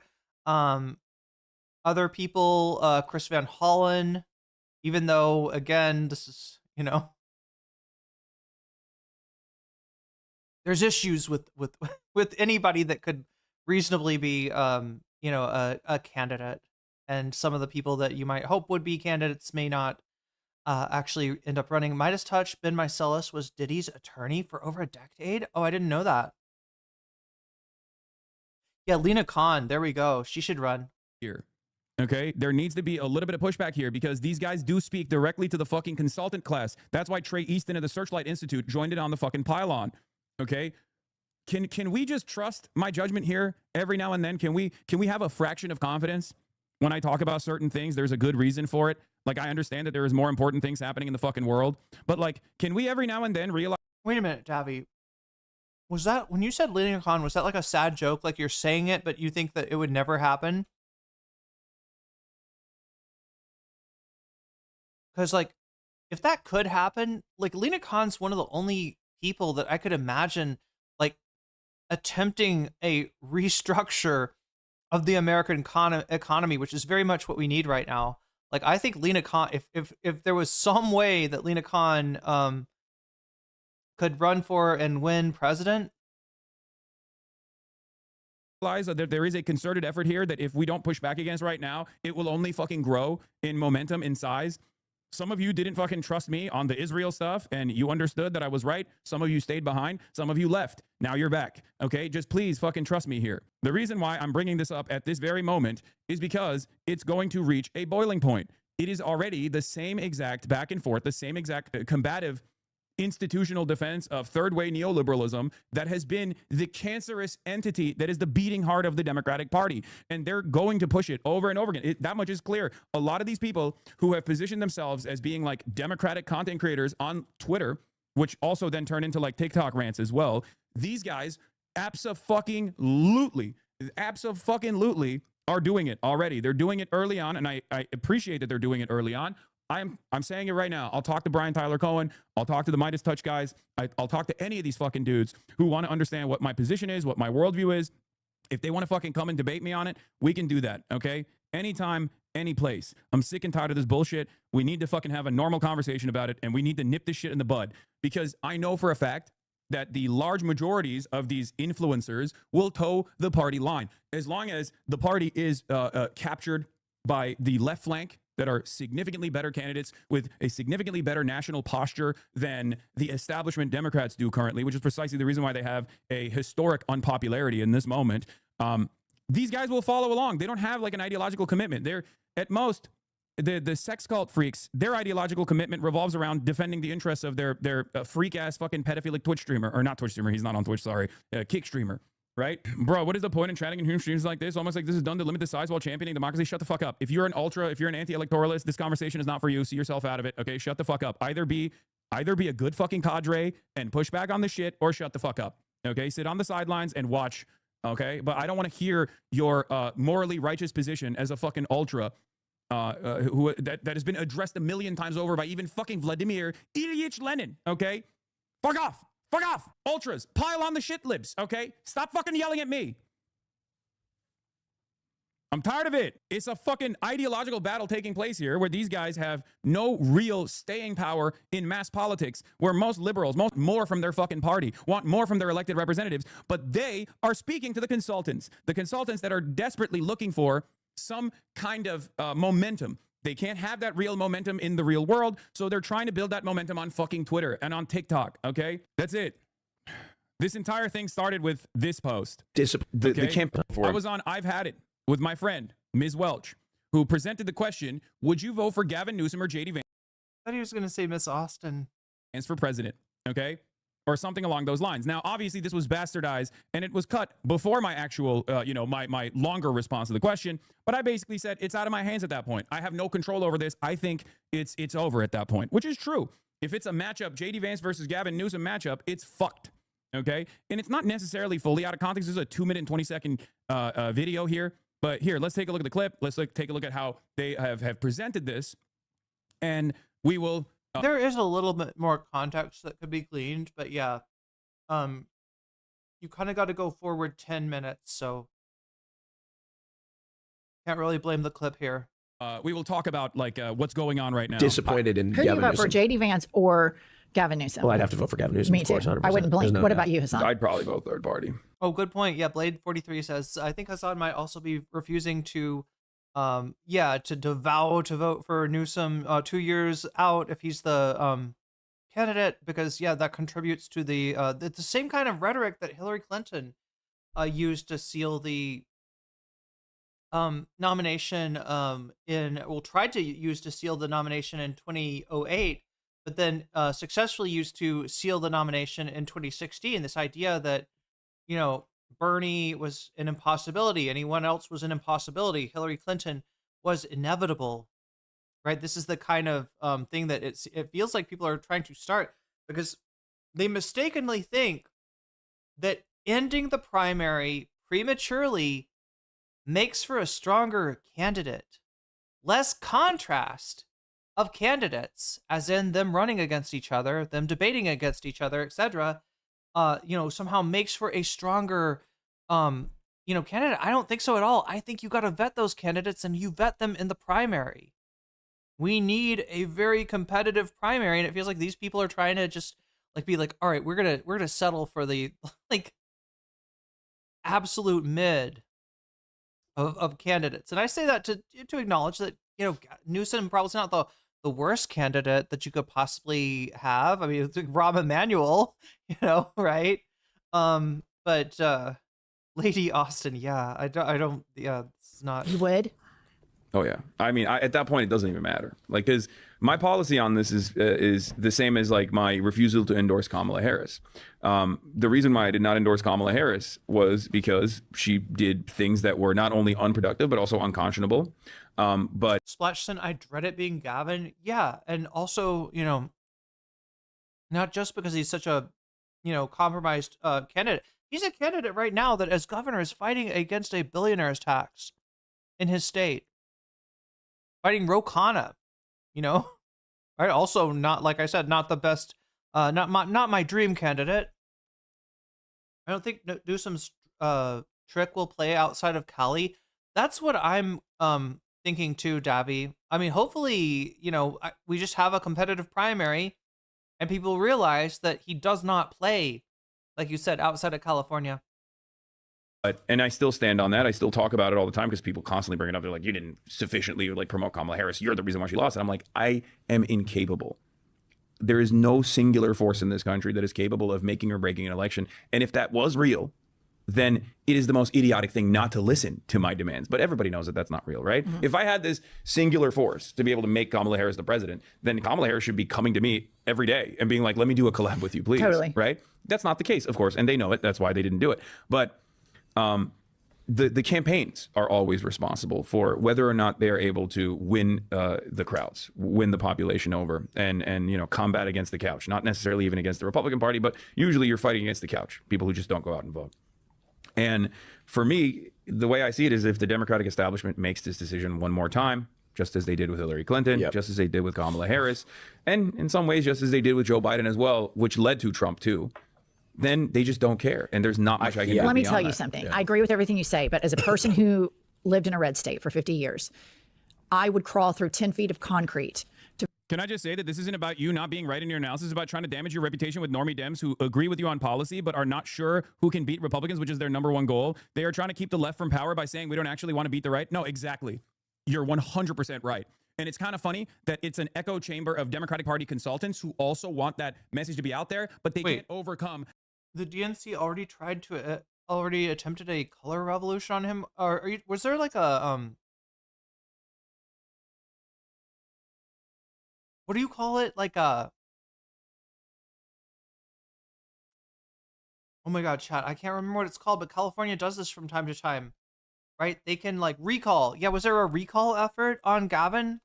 The needs of the masses. Because as someone who goes out there, as someone who's at those fucking protests, I see the Barbaras and I see the Debras and I see the people that have had their minds changed. I see the people that look at Bernie I thought there was a recall from the right. Sanders and go, that's our guy. We want someone like him. We know that Bernie-crat, the Bernie-crat wing of the Democratic Party is the real electability argument. Those are the real guys that will not only push for the change that is necessary, but that argumentation, that policy technique is what is viable, what is actually viable. So these people are just in a fucking echo chamber talking to one another, and they're trying to create friction, okay? I don't fucking care overall. They think like they got me. They think they got me. That's another one of these, that's another thing that really frustrates me when they're like, ha, we got you. You outed yourself. You're not a real Democrat. It's like, yeah, bitch, I'm not. I'm not a fucking real Democrat. I'm not a party loyalist. I care about policy and I care about beating the Republicans. Okay. If there was a viable third party right now. Wait, is Lena Khan old enough, Davy? Could Lena Khan actually run? If there was a viable third party, I don't give a fuck what it's called, and they were more in line with my worldview, viable being the key word, I would be voting for them. If we had a parliamentary structure and there was a viable third party, you think I'd be fucking voting for the Democrats? Fuck no. Suck my dick. I don't give a shit about the Democratic Party beyond their capability of beating the Republicans, because I do not want the reactionary forces to win in this country. I fight back against it every single fucking day of the goddamn week. I'm willing to work with liberals in line with that agenda. But if liberals are trying to actively fight against me rather than the pedophile protection squad that is the current Republican Party, they're not with fucking cause. That's it. These people don't understand that, though. They think like, no, it's team sports. It's Okay, you just made me imagine, Davy, you just made me imagine Generalissimo Newsom. Generalissimo Gavin Newsom, right? He's in a cape. God, I could see it. Versus R. This is it. Look at Jen and Austin. Why are they bringing up the idea? She's 36, so she can. So she's just barely. She is old enough to technically run. Damn. I mean, people should be recruiting her. Voting for Gavin is because the priority is being right. The best way to beat the left is go left. Drafting her. No, but Jen and Austin love Zoran. They love the left. They would never fucking turn around and demonstrate any sort of like ideological zealotry towards against the left position. I know them. I know them personally. I love them. They're fantastic. And this conversation, like, a lot of people are, though, Hasan, and they vote in the primaries, but they agree with us, so we don't even need to talk about this dumb shit. All I'm saying is that most people are like Jen, okay? Most people are like Jen, where they're like, I will vote for whoever, but I also recognize that the left position, especially in the primary structure, is the popular position, right? That's it. But you still advocate to play for that party. You're going to get Gavin Big Dog. There ain't nothing you can do about it. Exactly. So you don't care about beating the Dems. You are coping. Oh, shut up, shut up, shut up. I despise some of you fucking leftists so much. Like, you are so stupid. Please. I know I try to maintain a big tent here to the best of my fucking ability, but some of you literally cannot stop yourselves from being like, I'm morally righteous. It's a bourgeois electoral system. Okay? Both of the parties are liberal capitalist parties. Yes, I know. You're not smart. You're not smart for revealing something that I've been saying for the past fucking 10 years. Okay? The idea that we've already accepted Gavin Newsom as our fucking as our candidate is also so stupid, so silly. Vote for Gavin Newsom, even though I think he's duplicitous, a hypocrite, a thirst trap, hungry for power, all of the things that you say, and harms the Democratic Party and sets the psychological soil to be more prey to fascism. All of that I agree with. But there are so many young, queer, Black. No, do you live in California? Is that context not relevant to this conversation? No, that's cop-out. That's a cop-out, okay? Me living in California is a cop-out. I have a massive audience. They don't just live in California. Many of them are going to vote blue no matter who, regardless. I'm not going to, like, urge them not to vote blue. I imagine Gavin Newsom as president of a country like Dagestan. Is this Does this Gavin Newsom practice jujitsu? Blue no matter who, regardless, but I will never tell them to do that in the fucking primary, okay? And I will, depending on the candidate and depending on their platform, I will either choose to endorse or choose to not endorse. Having said that, I will never endorse a Republican. I will never tell people to go and vote for a Republican. I will always push back against the Republican agenda, okay? You're all adults. You can make up your own fucking mind. But I think it's a cop-out to just be like, oh, you're living in California, so it doesn't matter. No, it's bullshit. It's bullshit. Because my commentary is not just staying in the state of California. My commentary expands beyond the state of California. So there is truth to what the shit lips say when they fucking turn around and go, oh, Hasan, you command a massive audience. Like, why the fuck won't you get in the tank for Kamala Harris in the same way that I did for Hillary Rodham Clinton, in the same way that I did for fucking Joe Biden? And yet, even back then, they would yell and say, we weren't sufficiently pro Hillary Rodham Clinton, that the Bernie bros somehow cooked the books, even though many of those people have now realized Bernie was right. Bernie would have been the fucking candidate to beat Donald Trump in 2016. We wouldn't have had all this fucking heartache. And yet, they still can't expand on that concept. They still can't comprehend. In any case, yeah, it's almost reflexive for Democrats on here to blame professional lefties for every time the party fails, but where the party has been atrophying votes is among workers who don't follow politics closely and have vaguely moderate politics. Go back to Blue Sky if you think moderates where I live will vote for Gavin Newsom. You can't handle reality. There's wait, what is this?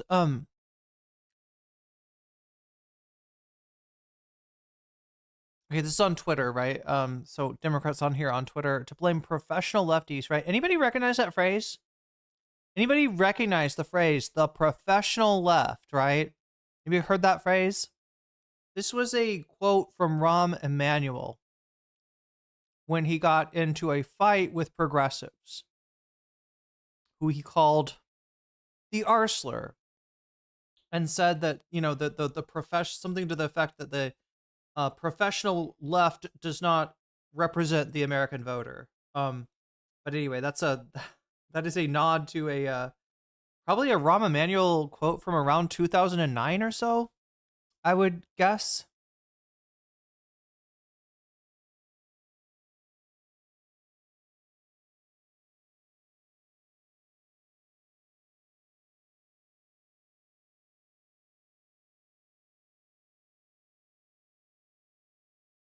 Go back to Blue. Oh, they're quote retweeting somebody. Are you defending Hasan Piker?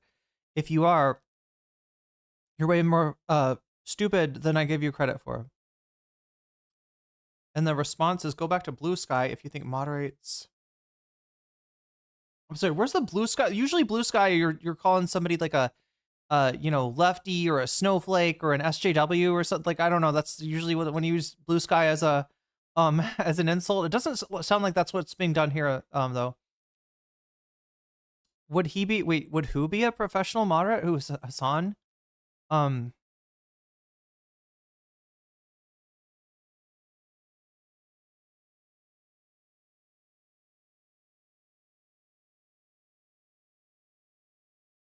Literally nobody represents the American voter. Yeah, least of all Rahm Emanuel.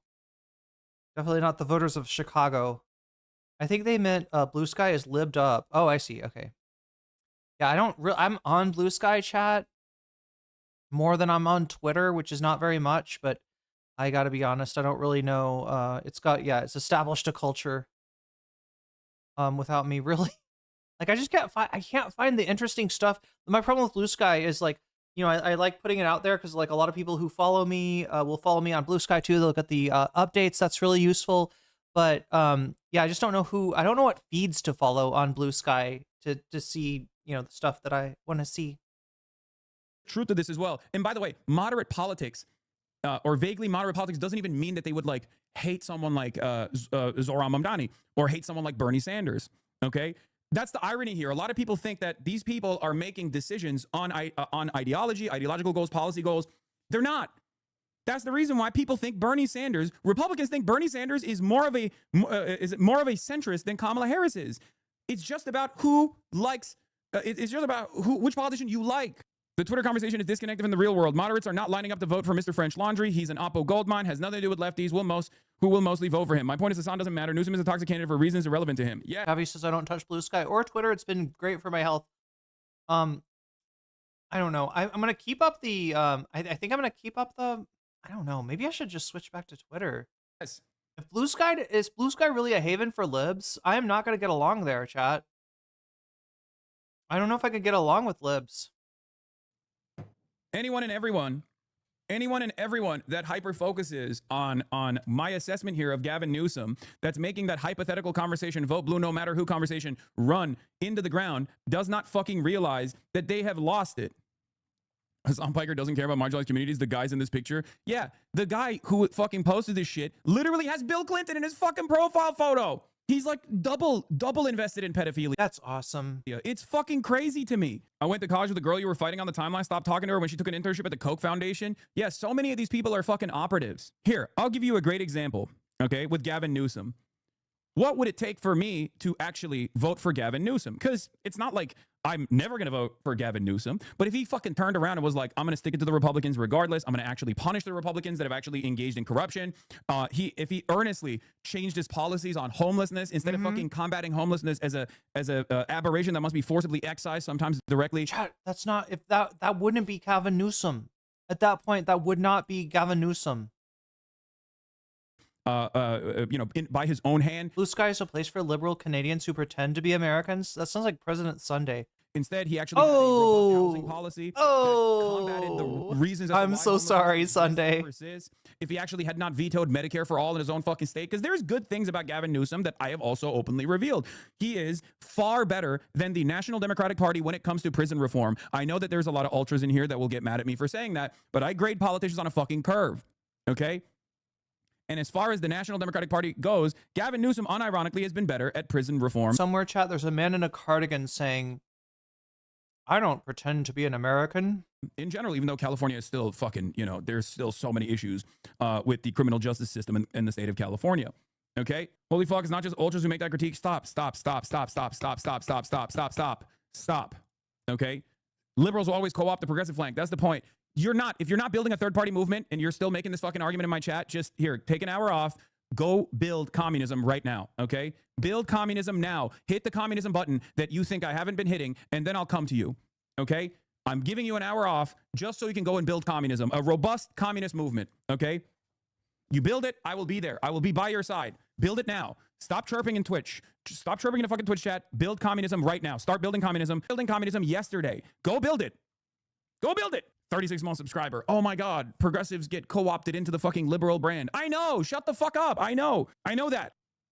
Honest question. Why does the Dem consultant sphere think you're a party loyalist circa 2023? They don't. They know I'm not a party loyalist. They're just mad that the Democrats actually talk to me rather than them. Shit, chat. If this is true, wait, could somebody check the Blue Sky thread then? And somebody's check and make sure I'm not getting roasted? Like, if it's a real lib platform, right? Then people are going to see me like, you're saying bad things about Chorus, but don't you understand that the Democrats have to weaponize dark money as well if they're ever to hope to beat their... Do you want Trump to win? Do you want Trump to have a fourth term? Would you like the ghost of Hitler to come back and become Chancellor of America? Are you supporting a J.D. Vance presidency? Are you supporting a Tucker Carlson presidency? Like, right? I'm going to get roasted, chat. Somebody check and make sure I'm not getting killed on... Blue Sky. I don't think I've gotten shit from libs there yet, but It's only a matter of time, chat. It's only a matter of time.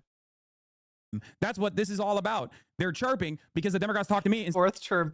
Trump used that phrase the other day, right? He said fourth term, chat. Motherfucker said fourth term. Instead of their favorite pedophile. And I don't think that's him Bidening. I don't think that's his dementia. I think he really thinks he won in 2020. That's literally half of the reason why this became a point of contention. Because this fucking, this dipshit and many of the other people that are chirping right now are all fucking major Sex Pestini fans. They're like, why won't the Democrats actually align with my favorite N-word saying, incredibly edgy, white supremacist fucking adjacent content creator who was procuring child sexual abuse material? Why won't they talk to him instead? That's what I was just thinking, chat. I mean, who else can you see debating John Lovett? Who else can you imagine debating Pod Save America, right? Bosch? Destiny? They just don't fit there somehow, right? They don't fit anywhere that is like, you know, not some dark little hole of the internet. Chorus folks are just like ice. They get a 50K sign-up bonus. They do get so some of them do get a little quite a bit of money. That's literally all this is. That's all this is. That's all this is. I watched a video of a small communist YouTuber who critiqued you so hard for doing this stuff, but I don't blame you for yelling at these losers. Yes, I let the fucking left flank criticism wash over me because I think it's bad posture and bad politics and a betrayal of what I believe in. If I were to constantly position myself as the reasonable lefty, look at these fucking dumbass lefties. Come on, libs, love me, please. Liberals, love me. I'm your guy. I'm the actual, you know, moderate leftist. The leftist with a smile. Trust me. Look at how much I hate these other fucking leftists to my left flank. I don't do that. You want to know why I don't do that? Because it's bitch shit, okay? Because the left in this country have no real fucking power. So all those guys, whether it be Bad Empanada, whether it be fucking Squirrel, or whether it be like random fucking small communist content creators are like, oh, well, Hasan is problematic for this reason or that reason. He's a sheepdog for the Democratic Party. I don't care. Yeah, go ahead. Whatever. I'm always going to punch up. I'm not going to fucking punch down, okay? Joke's on you, man. I've legit been building a communist newspaper group in Turkmenistan. We have passed out so many newspapers that we have surpassed your influence among the Turkmen. You mad, bro? I'm so mad. The Coors motherfuckers calling you a 1%er while they make 8K a month for posting one fuck us on TikTok a week that gets 150 likes. Dark money donors wasting cash on a less effective Sex Pestini Orbiter daily quest for free. I know. K-Hive influencer going after you too. I know. We're going to talk about that too. Hold on. I got smoke for every single one of these motherfuckers today because it all comes back to this. The Democratic Party favorability, okay? They don't want to answer this question. Why is the Democratic Party unfavorability? We need so much better than Hasan, someone who doesn't season their food. As I'm eating a spicy stir-fried hoa curry, chat, this is like glass noodles with curry powder. We got some lemongrass in here. We got I think various types of lime leaf, of course, bird's eye chilies. I'm gonna actually eat one. Uh-oh. Uh-oh. Oh no.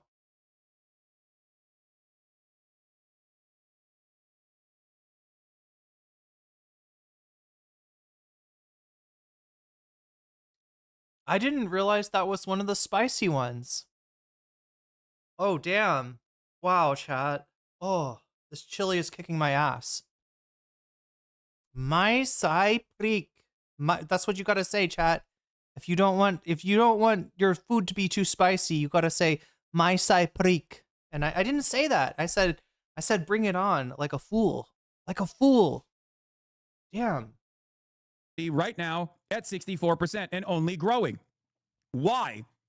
Donald Trump is the president. Donald Trump is a pedophile, allegedly. Donald Trump is defending pedophiles, not allegedly. We know he's defending pedophiles. Donald Trump has a neo... If you say my pet, technically you're saying my pet, you're saying not spicy.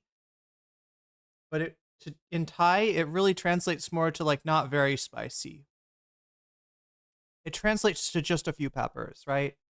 And if Thai food is giving you troubles, you gotta just say no peppers, and that is my sai prik as opposed to my pat.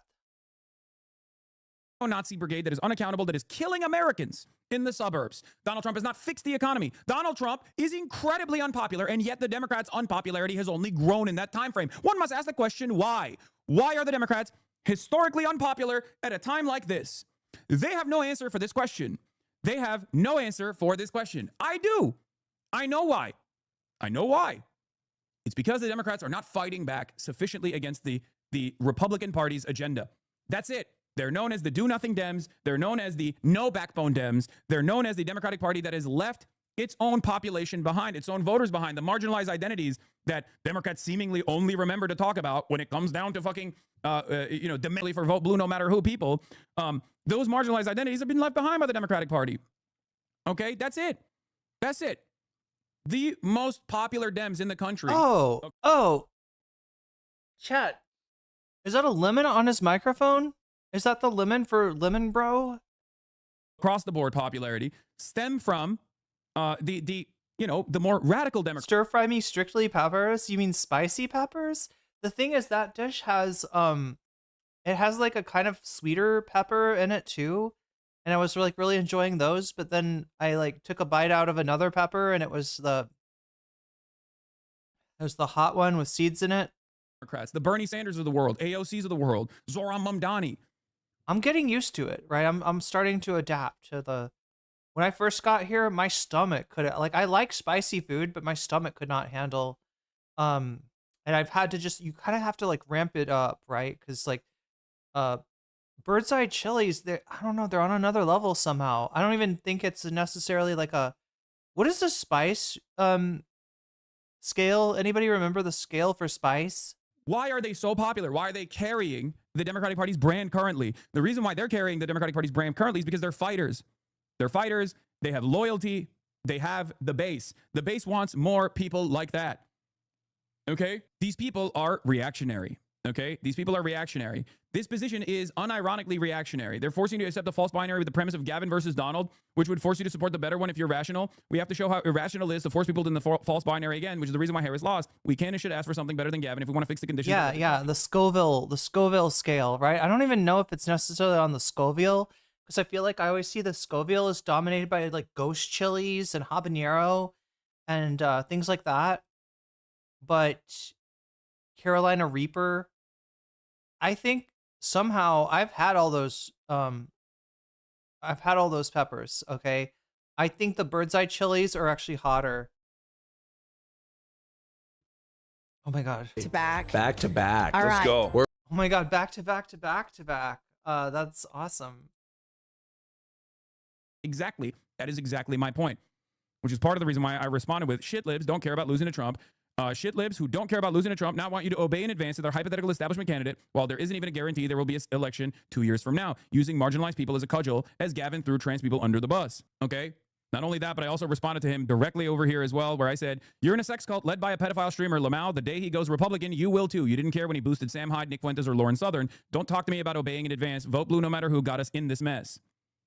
To which he had the silliest fucking response. How many Groiper accounts have you retweeted and signal boosted? Brother, what are you talking about? Your favorite content creator's mouth is on top of a fucking neo-Nazi's penis. What do you mean? You retweeted Groipers. Yeah, this guy is a D-writer for Sex Destiny. Okay? I don't think I've retweeted any Groiper accounts, but it's so fucking... Are you not boys with Michael from PA anymore? Where did you get this? Where would that come from, chat? I mean, like, look, there's a chance, like, the place that you'd see a leftist retweet a Groiper is, like, a Groiper's posting something about Israel that that doesn't sound like it. It sounds like it may, you know what I'm saying? Like that's the overlap that you'll see. Right, is maybe somebody that is like far right will post something about Palestine occasionally, right? That would be the only thing I can imagine Hasan retweeting from somebody on the right. An idea from. Why can't the Republicans in Congress think for themselves? Why are they just going along with Trump's propaganda? Yeah. The ball has spoken. What did it say? Sex Destiny is basically a fucking Groiper that votes Democrat, but these guys literally think that's the most viable alternative. You know what I mean? They are so internet brained. They think like white guy that is consistently trying to be edgy and consistently saying slurs is the best, most viable Democrat of all time. No, man, that politics of that sort is repulsive to the average person. You might actually think in your hug box that Hasan Piker represents Maoist China. Okay, he represents communism. He represents the USSR. God. This is like an utterly repulsive version of politics. True to the average American that is uninitiated, utterly oblivious to what like socialism, communism looks like. Okay, yes, that is fucking repulsive. But in action, when we're talking about the electoralist agenda, I'm not fucking running Maoists, okay? I want people like Zohran Mamdani to fucking run. He doesn't give a fuck about people of color. He doesn't give a fuck about trans. Oh, shut up, white boy. Suck my dick, white boy. You fucking didn't give a shit about Gaza, okay? And Kamala Harris lost. And when Kamala Harris lost to Donald Trump again, Donald Trump actually fucking did unlimited violence to these marginalized identities. I hate these motherfuckers, man. They wear black and brown people like a fucking shield. It's so dumb. The only time these motherfuckers go, we shouldn't do identity politics. We shouldn't do identity politics. And then they immediately deploy it to their left flank. We know what's up at this point. That's it. We know what's up. Reducing care for marginalized communities to a single hypothetical vote misunderstands how political engagement works. The premise here is that political morality is measured exclusively at the voting booth, while also claiming it proves he exploits marginalized people for profit. We all know that Hasan has spent years directing money, attention, and platform power towards those communities. If the standard for caring about marginalized people is unconditional support for whichever major party candidate is on the ballot, then you're redefining care in a way that conveniently excludes any form of political action outside of party loyalty. These guys want to turn the base of support and the base of loyalty in the Democratic Party to the MAGA cult, okay? And they're doing it at a time when there is a tremendous amount of energy directed towards demanding more from the Democrats. There is a lot of enmity for the Democrats right now. And the reason for why there's a lot of enmity for Yeah. So in other words, chat, if you want to get a presidential candidate, right? And you want them not to be hamstrung by the unpopularity of the Democratic Party, you need a candidate that is standing in, a critical position towards the Democratic Party. You cannot, if you try to run a Democratic Party insider, you're gonna get killed. Right? Then you're completely relying on, I'm not with stupid. I'm not with MAGA, right? Which will win, a number of Americans over, but just, it's not enough. That kind of, harm reduction voting just does not appeal the way a positive, proactive, progressive platform has. And honestly, chat, that has been what the Democrats have been missing for a while. That is what Bernie had in both elections that he ran in. That's what Elizabeth Warren could have had if she had, taken Bernie's advice and actually been the standard bearer to run against Hillary. That's what Obama had. Honestly, Obama was signaling a message of hope and change. Now, I know that generally, whatever a candidate's slogans are, you shouldn't take it too seriously, right? They're gonna signal a departure from the norm, but it's gonna be a very minor departure. It's gonna be a very minor adjustment. But I feel like we got to start expecting more. No birds? What are we in Maoist China? What's going on? For the Democrats right now, as I keep repeating over and over again, 64% disapproval, 33.9% approval. The reason why this exists is because the Democrats are not doing it. Okay, they're not doing it. They're not leaning in to the demands of the base. They're not even doing like the shitty hashtag resistance liberalism of 2016. People, he doesn't give a fuck in elections. All he cares about at the end of the day is clout and money. If Republicans created a left-wing plan to constantly spread voter apathy and discourage people from voting against them, it would look just like Hasan Piker. If you're curious what I'm referencing, here's a clip from the most recent podcast that Hasan Piker just went on. Gavin Newsom. Well, I'd have to vote for Gavin Newsom. Me too. I wouldn't blink. What about you, Hasan? I'd probably vote third party. You would? Oh yeah. I mean, at that point, it doesn't even matter. Like, if you can't see the difference between shady... Yes, if Gavin Newsom wins the primaries, at that point, it doesn't fucking matter. We're cooked. 90 likes, please skip this. Man, shut your bitch ass up. If I'm fucking looking at something, there's a reason for it, okay? If I'm looking at something, there's a fucking reason for it. Man, shut up. I gotta go after the 17-year-olds on TikTok. Shut up. Shut the fuck up.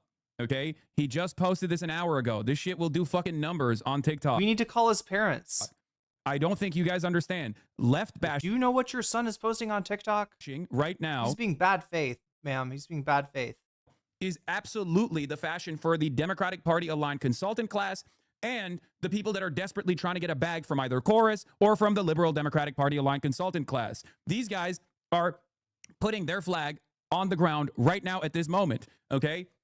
Stop backseat producing my fucking stream. Some of them. You see how he treats us, Irene? He's like fighting against everybody today. I don't know if this is just like, is that why he's like this? Because he's got He's got Hutch and Destiny. He's got the Slop Tubers. He's got the Chorus Libs, and he's got Zay Squirrel all on his ass today, right? Is that he just takes it out on the chat? Is that how it works? Them are doing it for an $8,000 check. Some of them are doing it because they want to get the $8,000 check down the line. It's ironic because Jen, after this clip ended, agreed with me because Jen understands that that vote blue no matter who, that vote blue no matter who mentality is what got us here. Okay? Your brain breaking yourself on sub 100 viewer Andes for your mental health. Skip these losers. Once again, take an hour off and really reconsider why I'm actually talking about this. This person is utterly irrelevant in the grand scheme of things. Their opinions are utterly irrelevant. They are trying to actively stake the they're trying to actively change the Democrat. Wait, there's a good that's a good explanation. Davi is pointing out that he's been on a lot of flights lately. Yeah. I don't know how. Look, yeah, as somebody who travels, a decent amount, I wouldn't want to travel the way that he does. It feels like he's always getting on a plane. Like party's attitude, okay? Because they think the Democrats are going to Optimal Game State says there's always someone in chat that deserves a good yelling. Listen to someone like myself a little too hard, and they don't want that to happen. Yeah. Gavin Newsom is not even in the running right now. My theory, the faces of woke 1 were all liberals. You're the faces of woke 2, and the liberals are desperate to have someone actually left-wing to have mainstream relevance. Is it a coincidence that this is exactly what the right is saying about Fuentes? To a certain degree.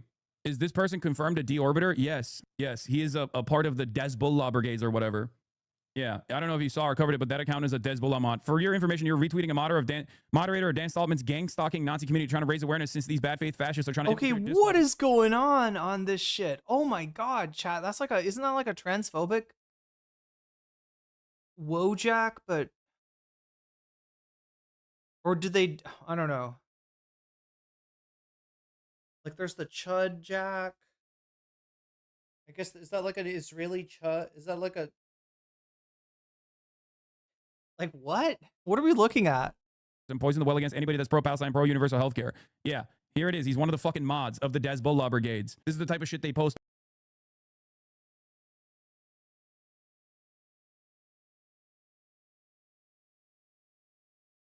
Over there. They're literally fucking 4chan groypers, but liberal and pro-Israel. That's the problem. These people don't understand. It's basically a fucking neo-Nazi community, you know? Yeah, they've like removed the transphobia from, I believe, a transphobic Wojak and are now like representing it as a to symbolize, I guess, pro-Palestinian people. Get them out. Kick Islam out of America. This is the type of shit that they're posting on there. Deport the brotherfucker. Average octopi IQ is 73. What is octopi? I don't even know what that is. I don't know what the octopi thing is, but like the brother thing is a conspiracy theory that Donald Trump has been sharing about Ilhan Omar, right? It's not true, but they try to say that she married her brother in order to get citizenship. Like it's a way to try to say that she's not a real American, right?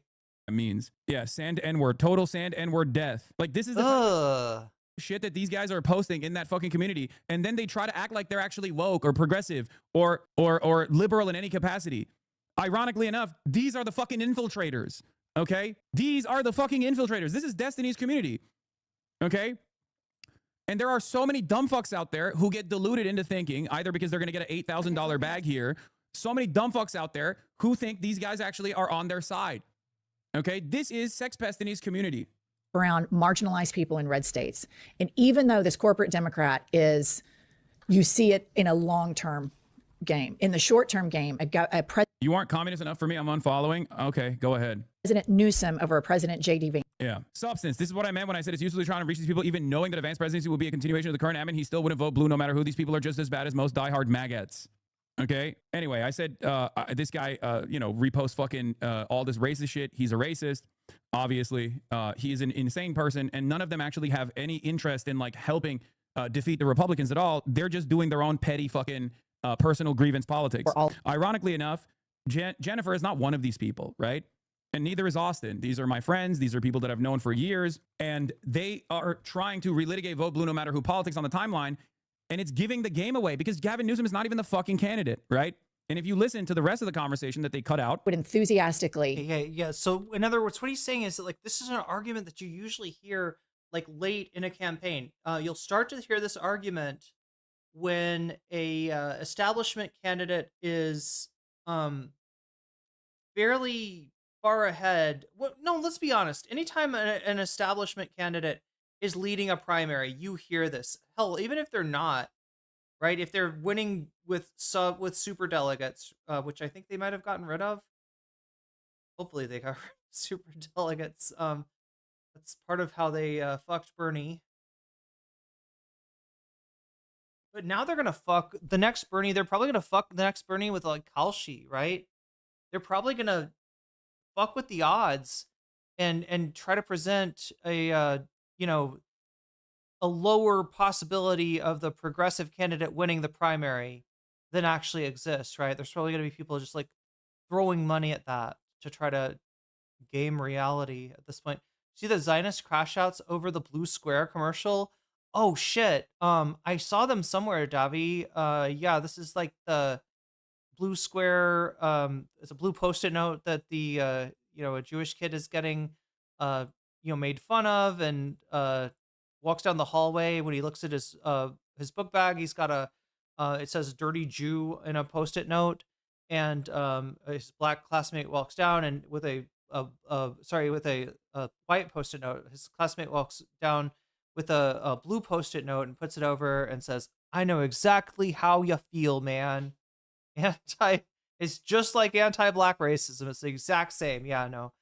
Super delegates are gone. Okay, so they don't have those. But yeah, I mean, there's a million different ways that they'll screw over the progressive candidate. I will guess this time that it's going to be with Polymarket and or Kalshi, right? In order to try to disincentivize people coming out and voting for the progressive candidate because they just think it's such a long shot.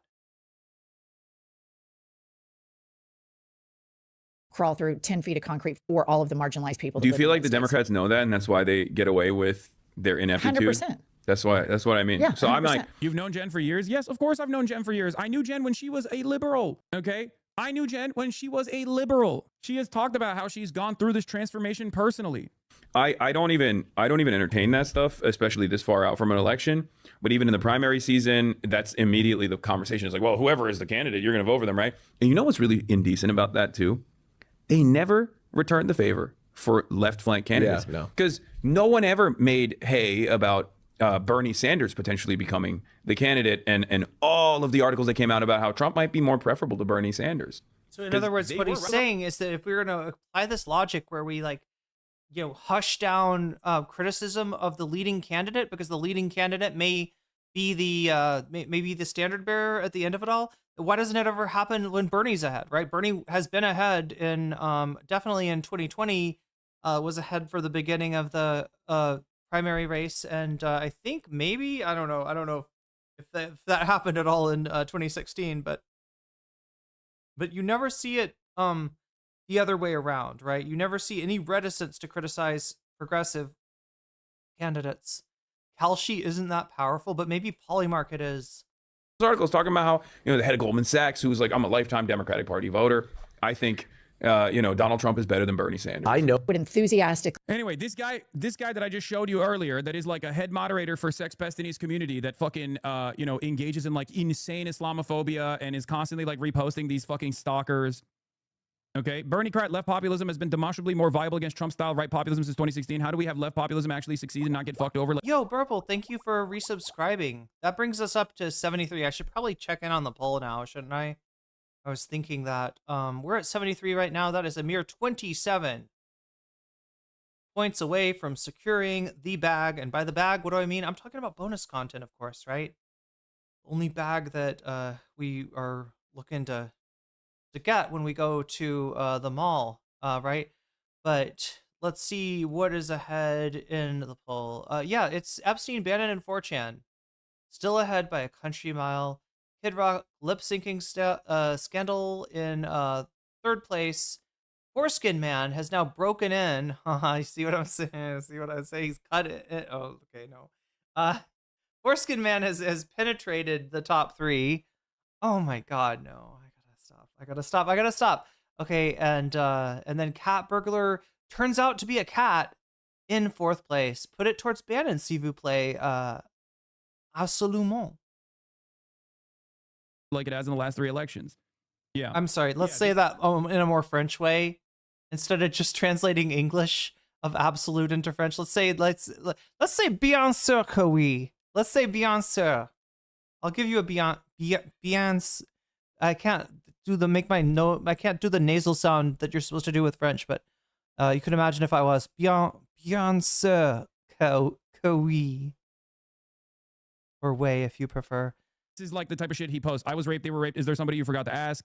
Wear shirt that says kill all landlords. His own mother was a landlord. Calls Hila a terrorist for completing mandatory conscription. Dodge mandatory military service in Turkey. Like, their only politics is literally fuck Hasan. Okay? Their only politics is like fuck Hasan. They have no real interest in changing this country. They have no real interest in combating the fucking Republicans. Anyway, so he followed up on this and said, for those of you wondering why some of us on the left are so opposed to allowing political arsonists. Oh, but yeah, like I said, okay, so yeah, I told you where everything was. We were at 73 out of 100. We're 27 away from getting a bonus item. If we get to 200, we'll get 2 bonus items. The top 2 right now are Epstein, Bannon on 4chan, or Epstein, Bannon and 4chan, and Kid Rock lip syncing scandal, which the Majority Report covered part of recently. So yeah, that would include some Majority Report video, I believe. But yeah, get your votes in if you haven't already. 107 of you have. So make sure to make your voice heard. Even if you're watching on Twitch, feel free to come over and vote on YouTube. The vote is on nocommentchick, youtube.com/nocommentchick. That's where you'll have to go to place your vote, even if you want to just like go back over to Twitch to finish watching, because I'm not trying to change your viewing habits. I'm just trying to tell you where the vote is and where you can place your votes. Again, you can also, just like Burpel did, you can put your money where your mouth is when you donate by letting me know which of these topics you want to see, and I will add it as a percentage to the topic of your choice. What is up, Vamps? I had a cat burglar named Leela. She's taking off with something that doesn't belong to her. My cat always used to steal popcorn. Like if I was eating popcorn, she would come over like fucking Solid Snake stuff, you know, right? And try to just like not steal the popcorn without me noticing. Look into the tent. The replies on this thread agreeing with Hasan is a perfect explanation as to why we think that. They'd rather hand this. Oh yeah. Also, while you're voting, I might as well say, let's get those let's get those thumbs up. Let's get the what am I trying to say? Let's get the likes. The likes. We need to get the likes up, I think. The likes are huge, chat, and I haven't been emphasizing those at all. But if I could just train you to always like the stream, then I wouldn't even have to mention it that much. But yeah, I am mentioning it now. I'm mentioning that you should like the stream. It helps me out a lot. We used to get a lot more likes than we do now. And likes go up, views go up, everything goes up, fun goes up, all right? Time on stream goes up because bonus content will get hit more regularly and we'll be more likely to get like double bonus content or triple bonus content. So please hit those thumbs up. It's the only way, chat. It's the only way. This country over to people like J.D. Vance and Peter Thiel, whose only goal is to take our democratic system out back behind the barn and put down rather than vote for a Democrat who isn't 100% aligned with their beliefs. This person is not on the left. I thought they were going to take it out back behind the barn and do something else to it, given that it's J.D. Vance and Peter Thiel we're talking about. I thought they were going to take our democratic system out back and, turn it into their blood bag, maybe, or I don't know, fuck it like a couch. I don't know. He's lying to people. The reason people like Hasan and his fans think that way is because the majority of them are rich and white, thus unaffected by the disastrous policies enacted by the GOP. Boom! Hit the identity politics line. Once again, guy who has been calling me a fucking Islamist, terrorist, radical fucking fundamentalist for maintaining the majority position on Israel is turning around and being like, he's a white guy. He's a white guy. He doesn't care. He's an out-of-touch white guy. Gavin Newsom hasn't won the fucking primary yet, okay? And I don't think he will. And even if he was, he would be one of the few individuals who could lose the fucking J.D. Vance. A lot of liberals don't understand this. Okay, they are still agitating for third-way neoliberalism when it's died already. I said these people are not on the left, and anyone who agrees with them is either being paid by the Dems or being duped. They work for a pedo Twitch streamer who has collabed with and platformed Nazis. They are pro-Israel and anti-Medicare for all. Like, hyperlink is visible in Chatterino. Wait, hyperlink to what? Can't believe I called Destiny a Twitch streamer. Did that hyperlink anyone? Oh, I see. You're saying, okay, I got it. He's not a Twitch streamer. And anti-Medicare for all. They don't care if the Dems lose to the fascists. Okay, he's a kick streamer. Yeah. if you want to understand, like, the most exhaustive version of this vote, blue no matter who, is this. Hutch would vote for Jeffrey fucking Epstein. Jeffrey Epstein, yes or no, Hutch? I do. Yeah. But if he had a D next to his name and he was running for a Texas Senate seat, Oh my God.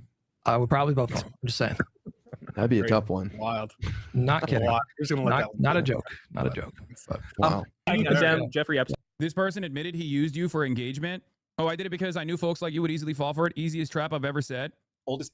That's not what he said, you grifter fuck. He didn't say he'd vote third party of Newsom versus Vance. Didn't know Newsom and Vance were the Democratic and Republican nominees already in 2026, the year of our Lord. Yeah, he's pretty stupid for answering that idiotic hypothetical, and you're pretty stupid for making a TikTok from him answering a hypothetical just so you could farm other stupids into thinking you're not the biggest grifter out here. Oh, I did it because I knew folks like you would fall for it. Wait, what is this? The trend of moving to Dubai to pretend it's like super lit over there? Videos about people claiming how cool living in Dubai is. Yeah, I don't know. I feel like you're gonna start to see more China videos. Angry teenager. I don't think a lot of these people realize that a JD Vance, Gavin Newsom matchup would cause so much fucking enmity, would cause so much fucking animosity that JD Vance could potentially lose.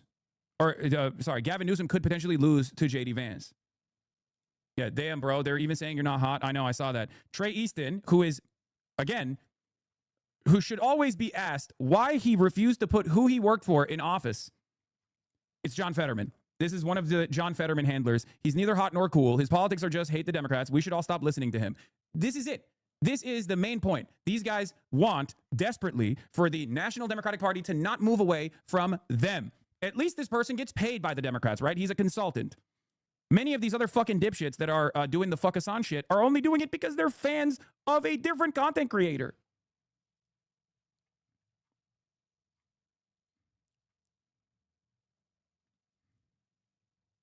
The liberal side of the party is attacking you because we have the power now. They need to kneecap you for Gavin. Yes. Is it fair to say the ideological divide between you and them, capitalism versus socialism, or is that an oversimplification? No, it's even dumber than that, because there are plenty of people who aren't socialists that I work with within the ranks of the Democratic Party to accomplish some of the goals that I have. So the irony there is, look at Kaya. It's not even this ideological divide broadly, even though that ideological divide obviously exists. In this circumstance, it's literally them saying, no, we don't want more Zoran Mamdanis. Oh, God forbid we get more Zoran Mamdanis. That's what it is.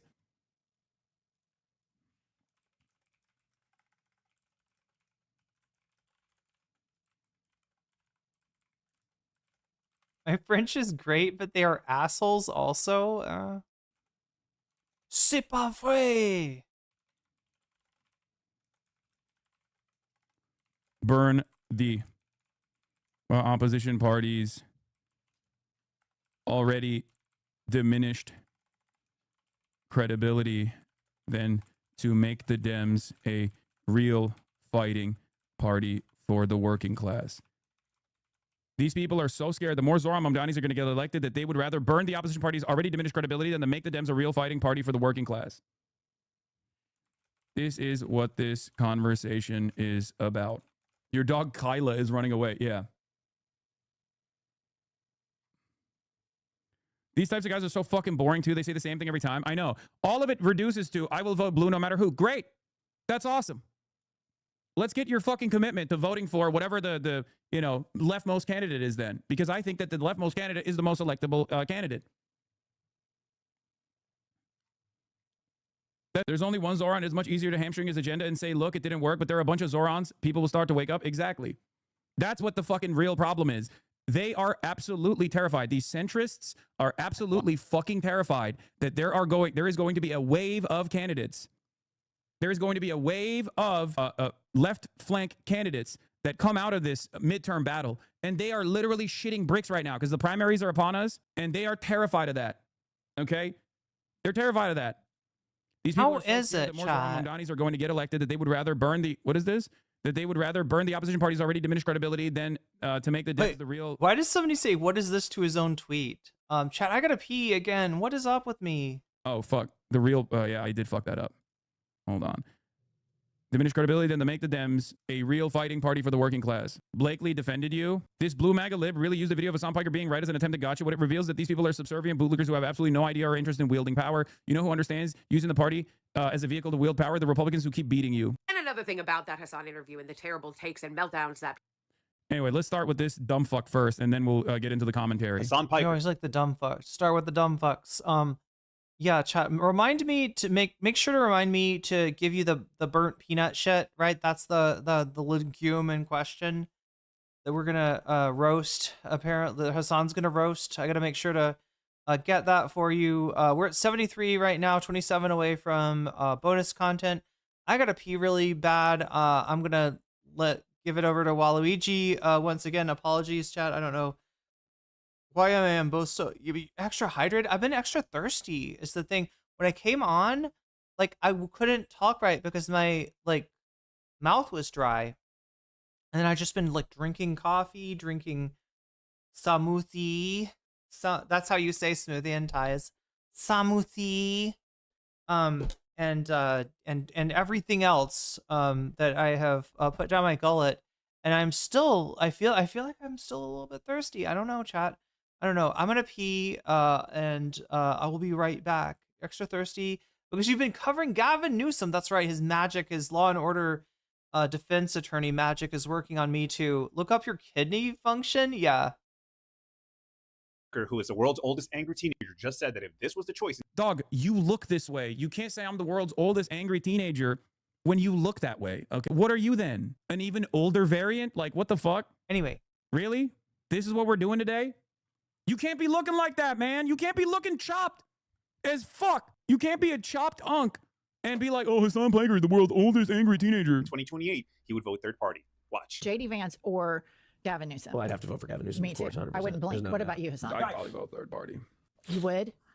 Oh yeah. I mean, at that point, it doesn't even matter. So you're telling me 1 year after the second Trump term, where we've seen Americans profiled, detained, and killed by ICE, the freeze on foreign aid, declass to health programs, and SNAP, the withdrawal from climate agreements, the gutted environmental protections, American farmers being forced to compete with foreign producers, the January 6th party, the regime change in Venezuela, the Doge failure, the tariff circus, the rising cost of groceries, the mid-decade state gerrymandering push, and there's a lot more. But you're telling me that after all that, you're willing to risk more of the same. So why is Hasan so willing to let this continue? It's really simple. He profits off Republican chaos because he understands better than most of his comrades the difference between when Republicans are in power and when Democrats are in power.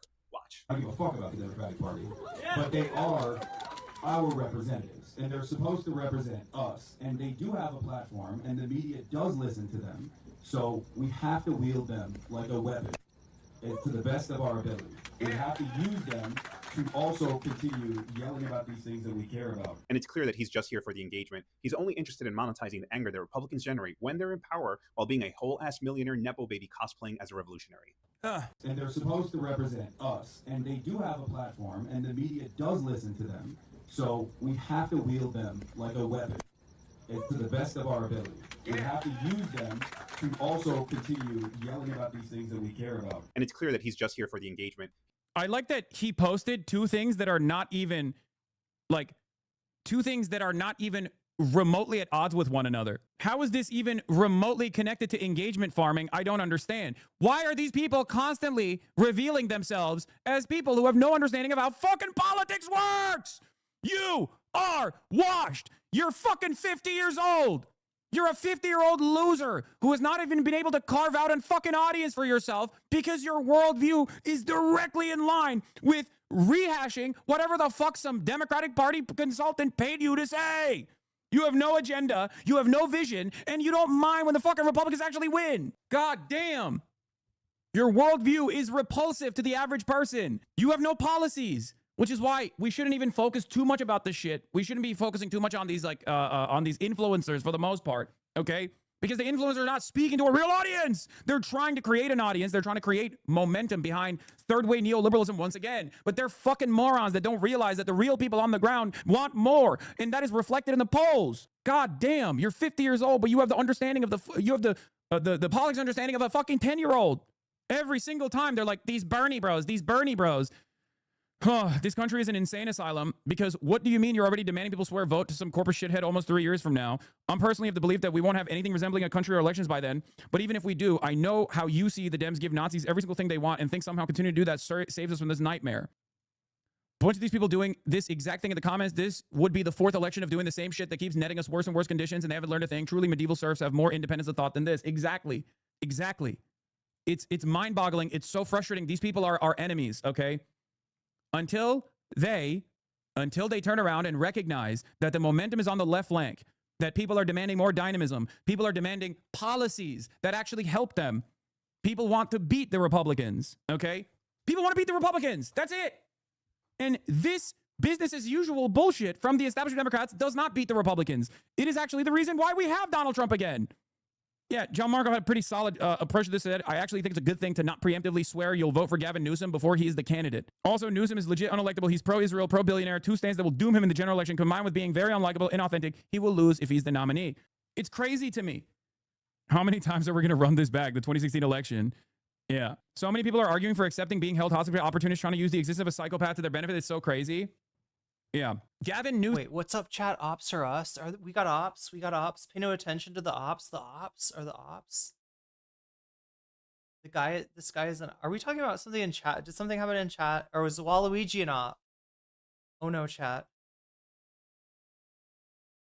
Newsom is building prominence in the Democratic Party right now because he's actually, you know, doing fun, quirky stuff on the timeline, right? He's like posting like Donald Trump. People like that, okay? And that's fine. Why are they on your ass now about this, even though you've been preaching you hate the Dems for the longest time? The reason why they're on my ass is because regardless of how much they fucking yell about this shit, the Democratic Party still turns around and goes, Hasan, what do you have to say about this? What do you think about this? And that fucking kills their brain. They're like, that's the whole point. The whole point here is to try to get this message that Hasan hates the Democrats. Hasan doesn't give a fuck about the Democratic Party. Hasan is an opposition figure. OP means original poster, originally.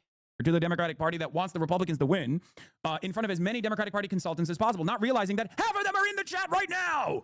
They don't understand it. They don't realize that, like, when I go to the fucking DNC or when I'm actually working with the fucking Democrats, half of the Democratic teams are staffed by these motherfuckers that are in my chat right now. They don't comprehend it. They don't understand. Like, why are the journalists talking to a Hamas supporter? That's what their worldview is so fucking sheltered that they can't comprehend that people can have different perspectives on this stuff. And then they constantly find themselves tugging along after the fact. They constantly find themselves going, oh, wow, I guess people do really hate Israel. Oh, well, I guess I hate Israel too now. Oh, I guess people really love Zohran Mamdani. Oh, well, I love Zohran Mamdani too now. They don't want to be in the fucking ground floor because they have no vision. They have no vision whatsoever for the future. That's why they're consistently wrong when it comes to domestic politics. Why do you think so many fucking people turn around and go, oh, I guess Bernie was right. Bernie was the right candidate. No one cares about what you shit fake libs have to say anymore. Real leftists are taking the party back. You're either on board or you're a Trump supporter in the way. No matter who the primary victor is, everyone better be on board. Everyone's fucked. We're fucked either way. If Gavin is on the ticket, the left needs to wake up fast to who he really is. No, we really aren't, Lamau. He's the perfect type of president to run right now. Ruthlessly hates Republicans and looks the part. Being a pure leftist is not something the electorate is going to care about, better or for worse. He's tricked you into thinking that he hates He's more opposed to Trumpism because he's more personally nasty to Trump. And let's be real, being nasty is a little bit of a privilege in this society. Think about it, right? Who's allowed to be nasty? Who's allowed to be rude, right? Is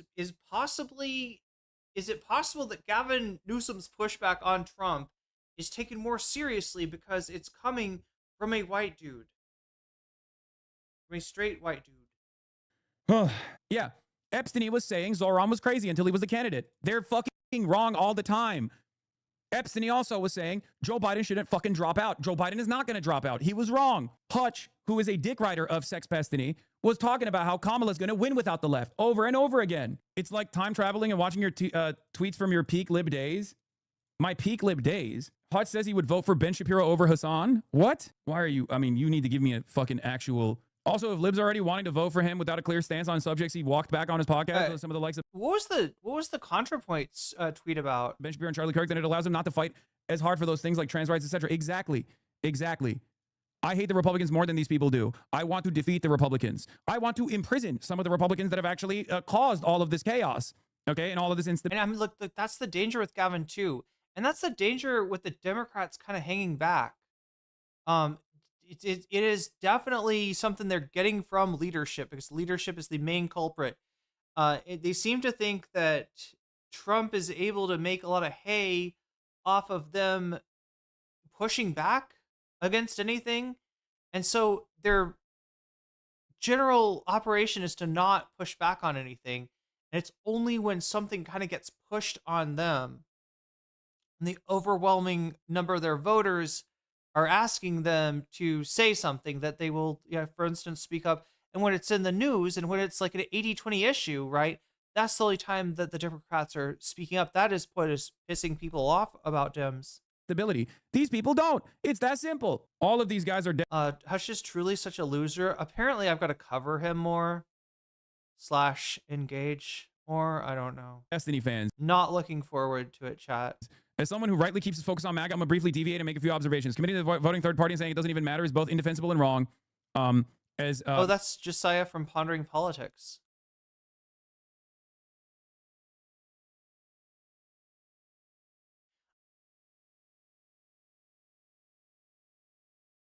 I'm not sure he was committing to voting third party. I think he was just expressing his disgust over that particular outcome. May as well be seen by Dems as him slamming the door on them, thus motivating them to go rightward. He could have said something like, I can't say because Newsom needs to earn my vote if he wanted to apply leverage. The very worst Democrat is objectively... I mean, it's more nuanced than what you're hearing from these chorus members, assuming that Josiah is not a chorus member. Better than any MAGA candidate. The schism is sadly yet another disadvantage we face in the anti-MAGA movement, even as the stakes get higher and the terrain gets more uneven.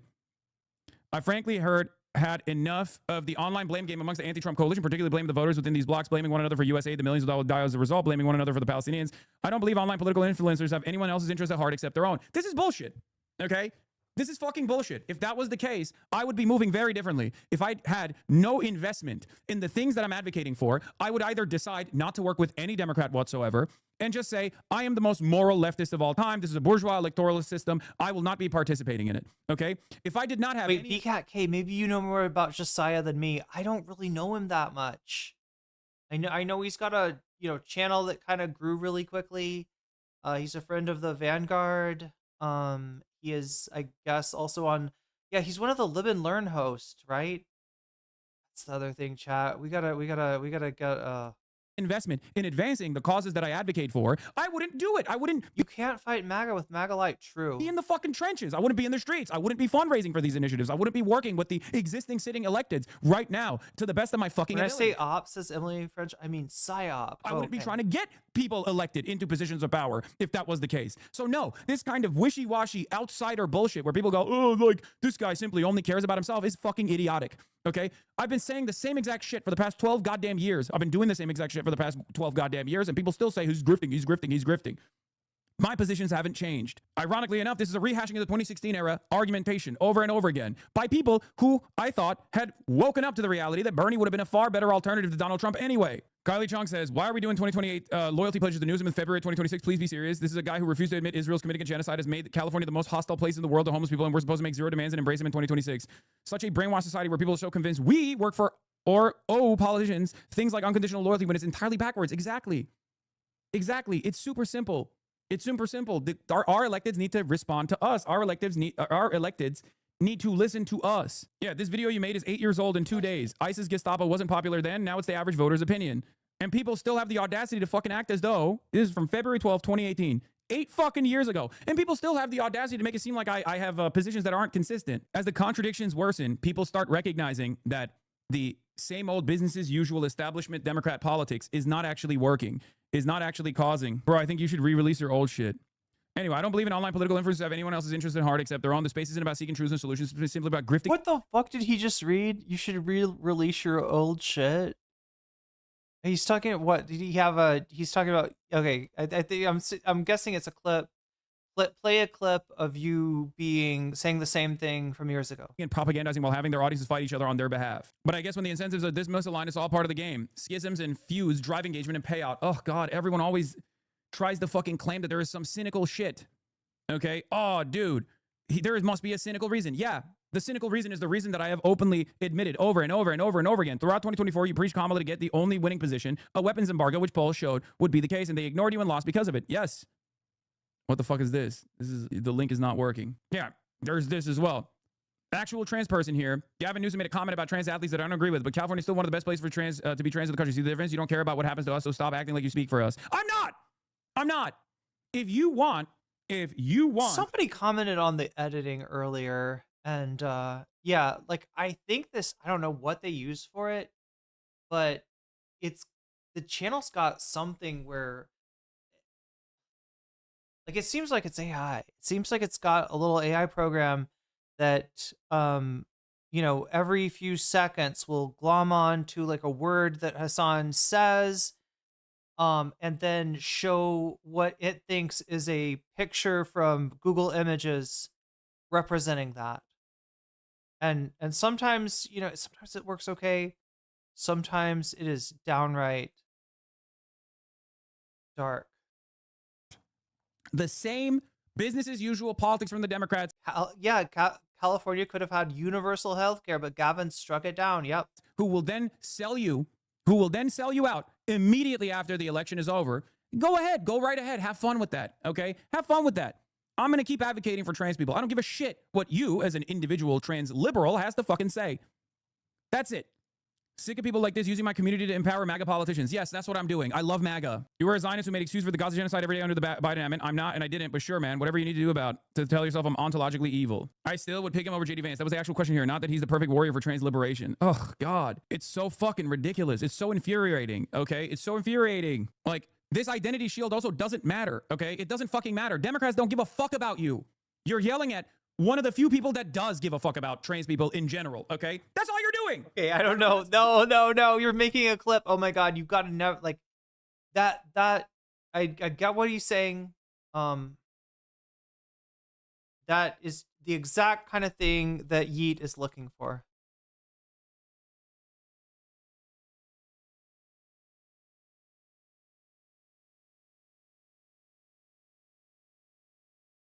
Give a fuck about you. They would literally shoot you in the fucking head if it meant that they would be able to secure additional electoral wins. Shut the fuck up. It's ridiculous. What's the first thing that the Democrats did in the aftermath before the autopsy was conducted, in the aftermath of the loss to Donald Trump? What's the first thing that they did? They went to fucking television and were like, you know why we lost? Because of these fucking trans people. That's why we lost. That's literally the first thing that they did.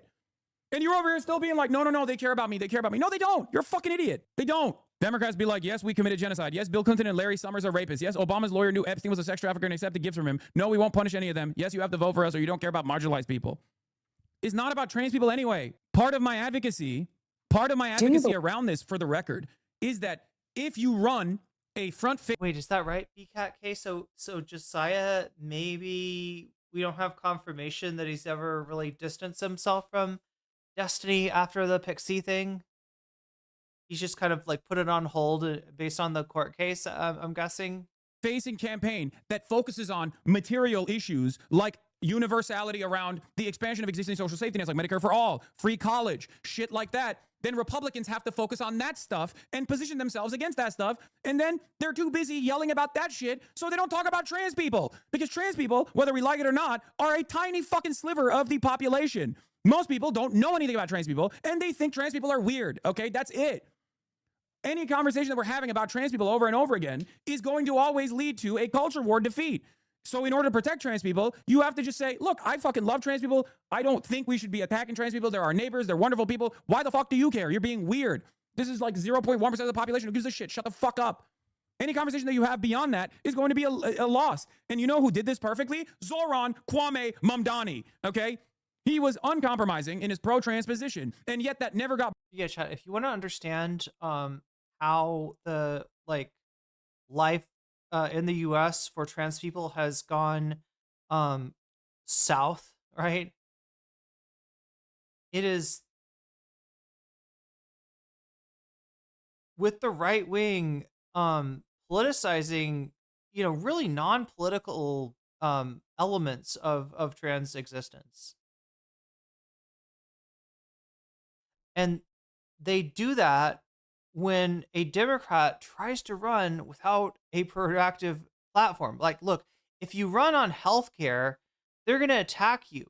They're going to say that you're going to get between them and their doctor. They're going to say that you're going to blow a hole in the deficit. They're going to say all the things that they usually say, right? Your healthcare's going to get worse, not better. Just like all this shit, right? They'll attack your program, okay? They won't attack trans people, right? If there's something to attack. And look, if you give them something to attack that they're going to look bad attacking, which is what Democrats should be trying to do, then it really is a win-win. It's a win for, marginalized groups that aren't very well understood and who the public is largely ignorant about. And it's good for, the larger public because you're going to do something materially that's going to make all of their lives better.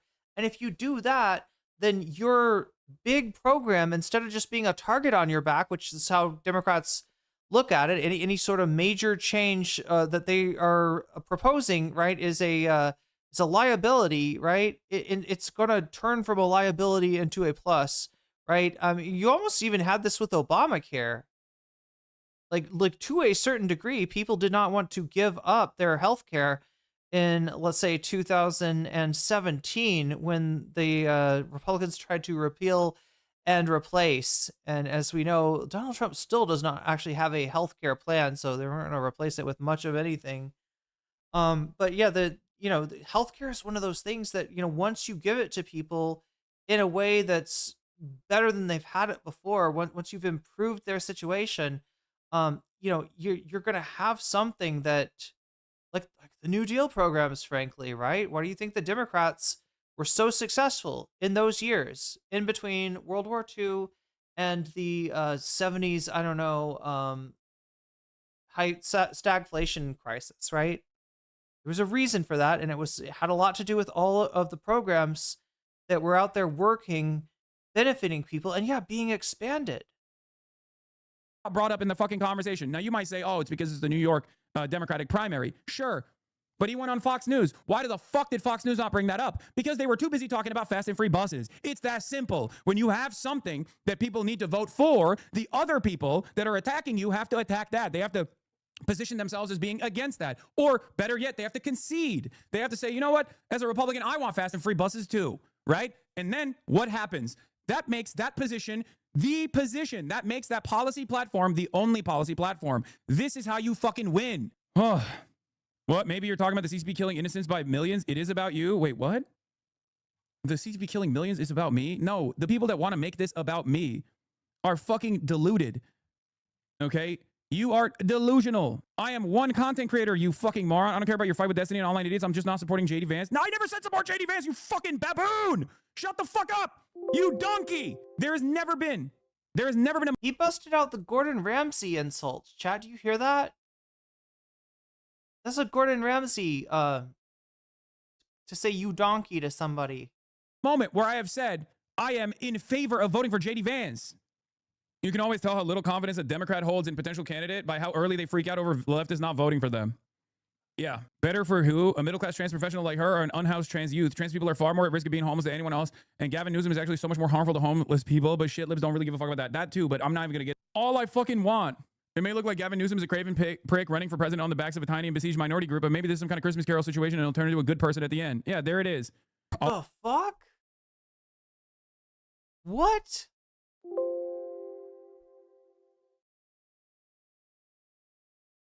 Too, but I'm not even gonna get all I fucking want. It may look like Gavin Newsom is a craven prick running for president on the backs of a tiny and besieged minority group, but maybe this is some kind of Christmas Carol situation and it'll turn into a good Is that a joke?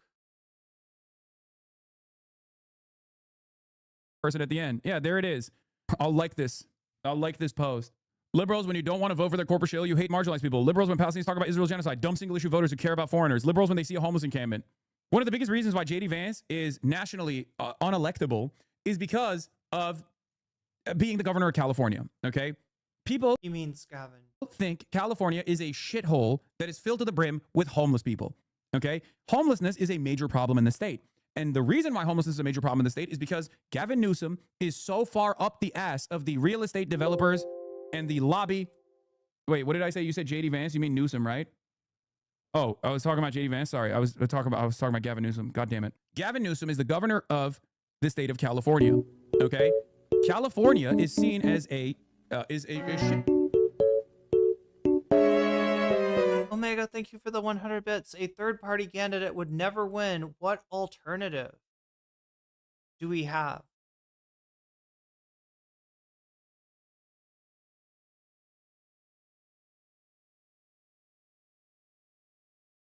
We're at a place where we need to make an assessment of whether the Democratic Party can be taken over, can be turned away from the failed strategies of the last, I don't know, what, 40 years? 40 years of the same kind of failure, right? And no, if a third party is a insanely heavy lift, right? It could happen. Hell, if the Democratic Party insists on continuing like this, it will happen. But it's not an easy thing, and you know, it wouldn't be an easy transition, and yeah, they're gonna be like a few elections that are gonna be massively negatively impacted by something like that. But what he's saying is that if you're at the point where it's JD Vance running against Gavin Newsom,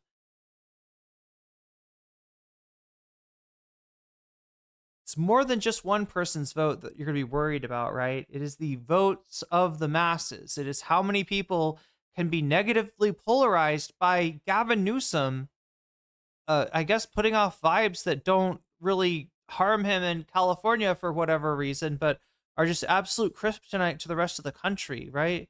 You can't get yourself into the mindset already of like, I mean, you know, talk about Trump. What do you avoid doing with Trump? You avoid surrendering in advance. You got to kind of do the same thing with this, you know, Gavin Newsom candidacy that they are now trying to sell to us as inevitable. Say fuck no. Shithole filled to the brim with homeless people. The reason why there's a lot of homelessness that is a massive fucking problem in the state of California is because Gavin Newsom does not want to change the real estate market here. Okay? That's it. It's ironic that Ari Drennan has also said many people are saying that Gavin Newsom is the JD Vance of the Democrats. I'm going to fucking quote retweet her latest tweet with this. Ari Drennan has been real vocal about Gaza. Yeah, I mean, I know these people are fucking monsters on that point too, but like, I'm not like, you know, I'm not going to fucking get into that side of things as well. I really don't understand what libs want outside of total fealty because Gavin will lead to the same dissatisfaction we saw under Biden and the re-upping of resentment. Yes. Newsom is pro-billionaire, anti-big tech regulation, anti-activist rights. That's all we need to know. Different side of the Trump coin. Yeah. Anyway, here's the problem. Okay?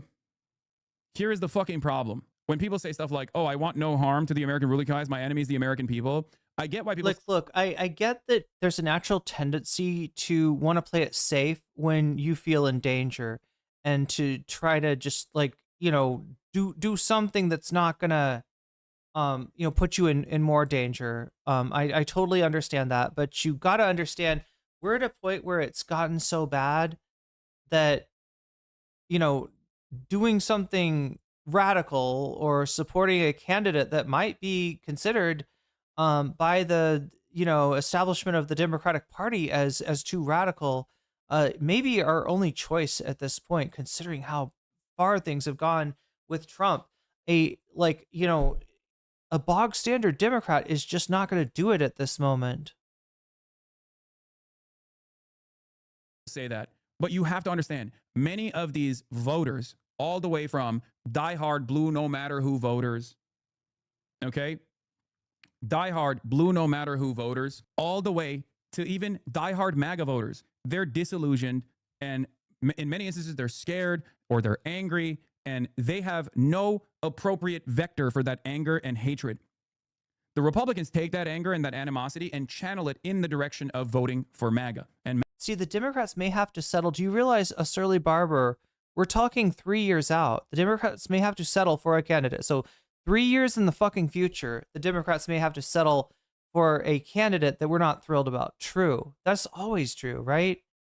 Can't stand MAGA, but that hive mind has unity. It's not a hive mind, and it doesn't have the unity it used to.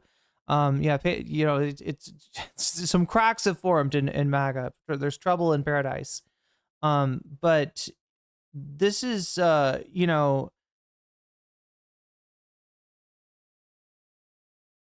I think Hasan said that harm reduction is true, right? As in, you're better with a shitty Democratic candidate than with probably the best candidate the Republican Party could possibly offer. That's true, obviously. But it's not a good slogan. You can't campaign on it, right? You try to campaign on, look, we're going to do the harm reduction thing. All right. Some really bad shit could happen. So we're going to say up front, we're going to take this really bad medicine. None of us like this candidate. This candidate is way far to the right of anybody that we would like to choose. But we're going to somehow believe that that farness to the right will translate into a better chance of winning the election. There's no proof of that. That is absolute brain rot. And people have, it's brainworms, right? If you've got that idea in your in your mind, please reach your, reach into your brain and pull out those worms, because right, that it's just not proven. It's just something that people think. It's just, when they're scared. It's something that people think when they're scared. And look, thinking, like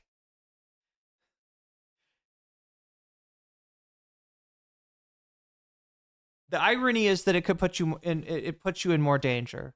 Like to have that kind of brain rot, right? To think of that way of like, oh God, America, they really are a center right country, and if we, we got to go with the most center right candidate we could possibly find, that's going to be our best bet. Like thinking that Gavin Newsom is somehow like a safer bet than any number of people is fucking brain rot.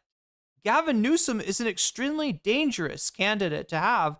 That is, I think I'm understanding a big portion of Hasan's, problem with his candidacy. MAGA policies that end up actually worsening the material harm that they're experiencing. And the Democrats say, no, just vote for our guy and shut the fuck up, because otherwise things will get worse. And while there is truth to that, while there is fucking truth to that, because harm reduction in theory is correct. It is the correct position. Yeah, I'm just saying it's way too early to give up like that, right? To think about like, to have this mindset where like, well, it's going to be, even if it's a shitty candidate, it's going to be better than Donald Trump. So let's just get ready to take that medicine. Let's just prepare for the inevitable, right? This is like shit that people said before Hillary Clinton's election. And how the fuck did that turn out? Harm reduction was not a good slogan for Hillary Clinton. It was not a good slogan for Kamala Harris.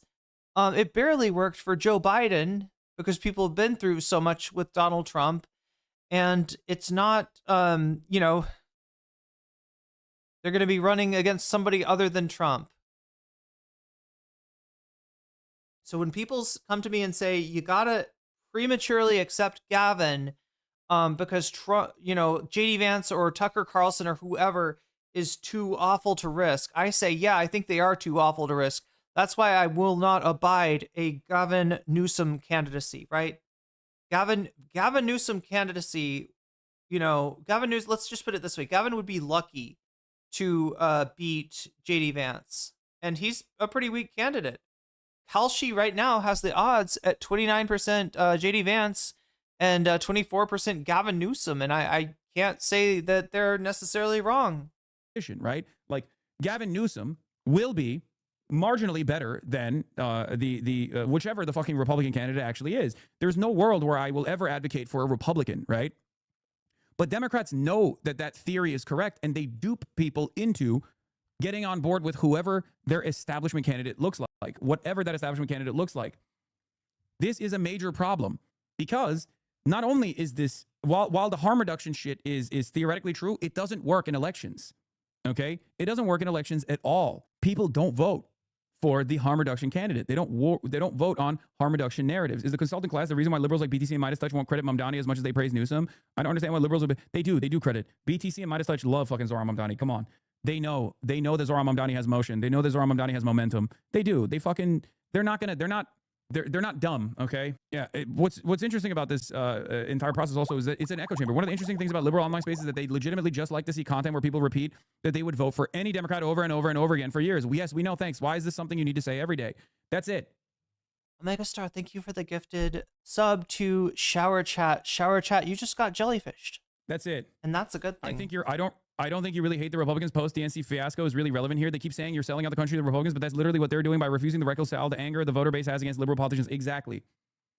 I mean, is it because they're reading the room, or is it because they actually like his policies? Big difference. No, fucking promoting this position is because they want to literally excise any sort of... Look, I just want to make it really clear my stance here. Like, I do not want to at all disincentivize anybody from, at the end of the day, at the end of the campaign, when a candidate is selected and there's no time to start a third party, and it's either like, Tucker Carlson or some shitty candidate, I do not want to disincentivize or question like anybody's desire to go and vote for harm reduction. Absolutely do that. Absolutely do that.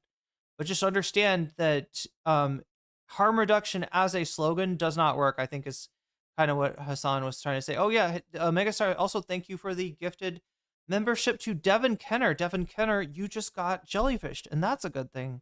We're up to 86. We're 14 points away from, oh my gosh, you started a hype train. Look at what you've done. Look at what you've done, Twitch. You got a hype train. That's a limited time to try to earn exclusive emotes. If you're interested in earning those, then jump on board the hype train, which I think you can do by resubbing, by if you have a Prime sub, burning a hole in your pocket, or what is it, like 100 bits, I think will get you a conductor's badge. Anyway, you can earn exclusive emotes for a limited time. I think that's what Twitch is telling me that I am supposed to say here. Will the hype train take me out of Texas? Oh my god, they should. That's a real hype train. That's a hope train. Wait, wasn't there a song called, oh no, the Peace Train? There's like a 60s song, 70s song called the Peace Train. Outsider. I am an outsider. I am not bought. I'm not paid for. I will never fucking do a loyalty pledge to the Democratic Party, and I will not get paid by the likes of Chorus or anyone really to do any sort of propaganda for establishment Democrats. And because I am unbought, and because I can't be bought, and that's partially because of you, by the way, the viewers, the Piker Broadcasting Service is sponsored by you, the viewers, for you, the viewers. Now, Chad, I've got him at 1.25 speed, but you're right. People saying that he looks stressed. Yeah, he does. He does look stressed. Okay. But because of that reason, they see people like myself as a real threat. Because at the end of the day, the consultant class gets paid by telling the Democratic electeds what they want to hear. You're doing great. Keep getting lobbyist money. Keep offering no real alternatives, no real solutions. People will not be mad. Put Gavin Newsom in charge. He's going to fix the problem. Like, this is what they're rehashing over and over again to an audience that is experiencing tremendous discontent, not only with the MAGA movement, obviously, understandably, but also with the motherfucking Democrats as well. They don't want to address why people are frustrated with the Democrats. Here, let's see what Ben Shapiro and Gavin Newsom had to say. Repel, shaking my head, all that cortisol clavicular would be a mogging right now if he was in the room. Yeah. When they were having their fucking podcast. By the way, Gavin Newsom will talk to Ben Shapiro, we'll talk to Charlie Kirk, we'll talk to anyone and everyone before he will talk to one of his fucking constituents who has voted for him, by the way. You know? Have now been dragged into this conversation, some dragged, some run with, flags waving, into the conversation. This notion of genocide. Yes. Yeah. I mean, look, Israel did not. Oh God, I forgot about this, chat. I forgot about, I think I'd only seen the clip where he kind of agrees that it's not a genocide. There's so much more to this. He is absolutely dog-walked here. And I don't really know if there's a point where, you see Gavin, something, you know what I mean? Gavin even making like a strong showing. Ash Bradford, he is stressed. My whole feed is all these crazy. Oh yeah, especially right now, especially given what he's dealing with. Like I was saying earlier, he is getting shit from the chorus libs. Obviously, he's always getting shit from the Stalkman Network and the Slop Tubers. He's getting shit from Say Squirrel and people that see as Hasan held up here as this big thought criminal of anti-electoralism, right? That's what the libs are throwing at him, and then the people that are actual anti-electoralists are like, wait a minute, he's not anti-electoralist, he's not based like that. So he's getting shit from them, and then wait, what's the third group?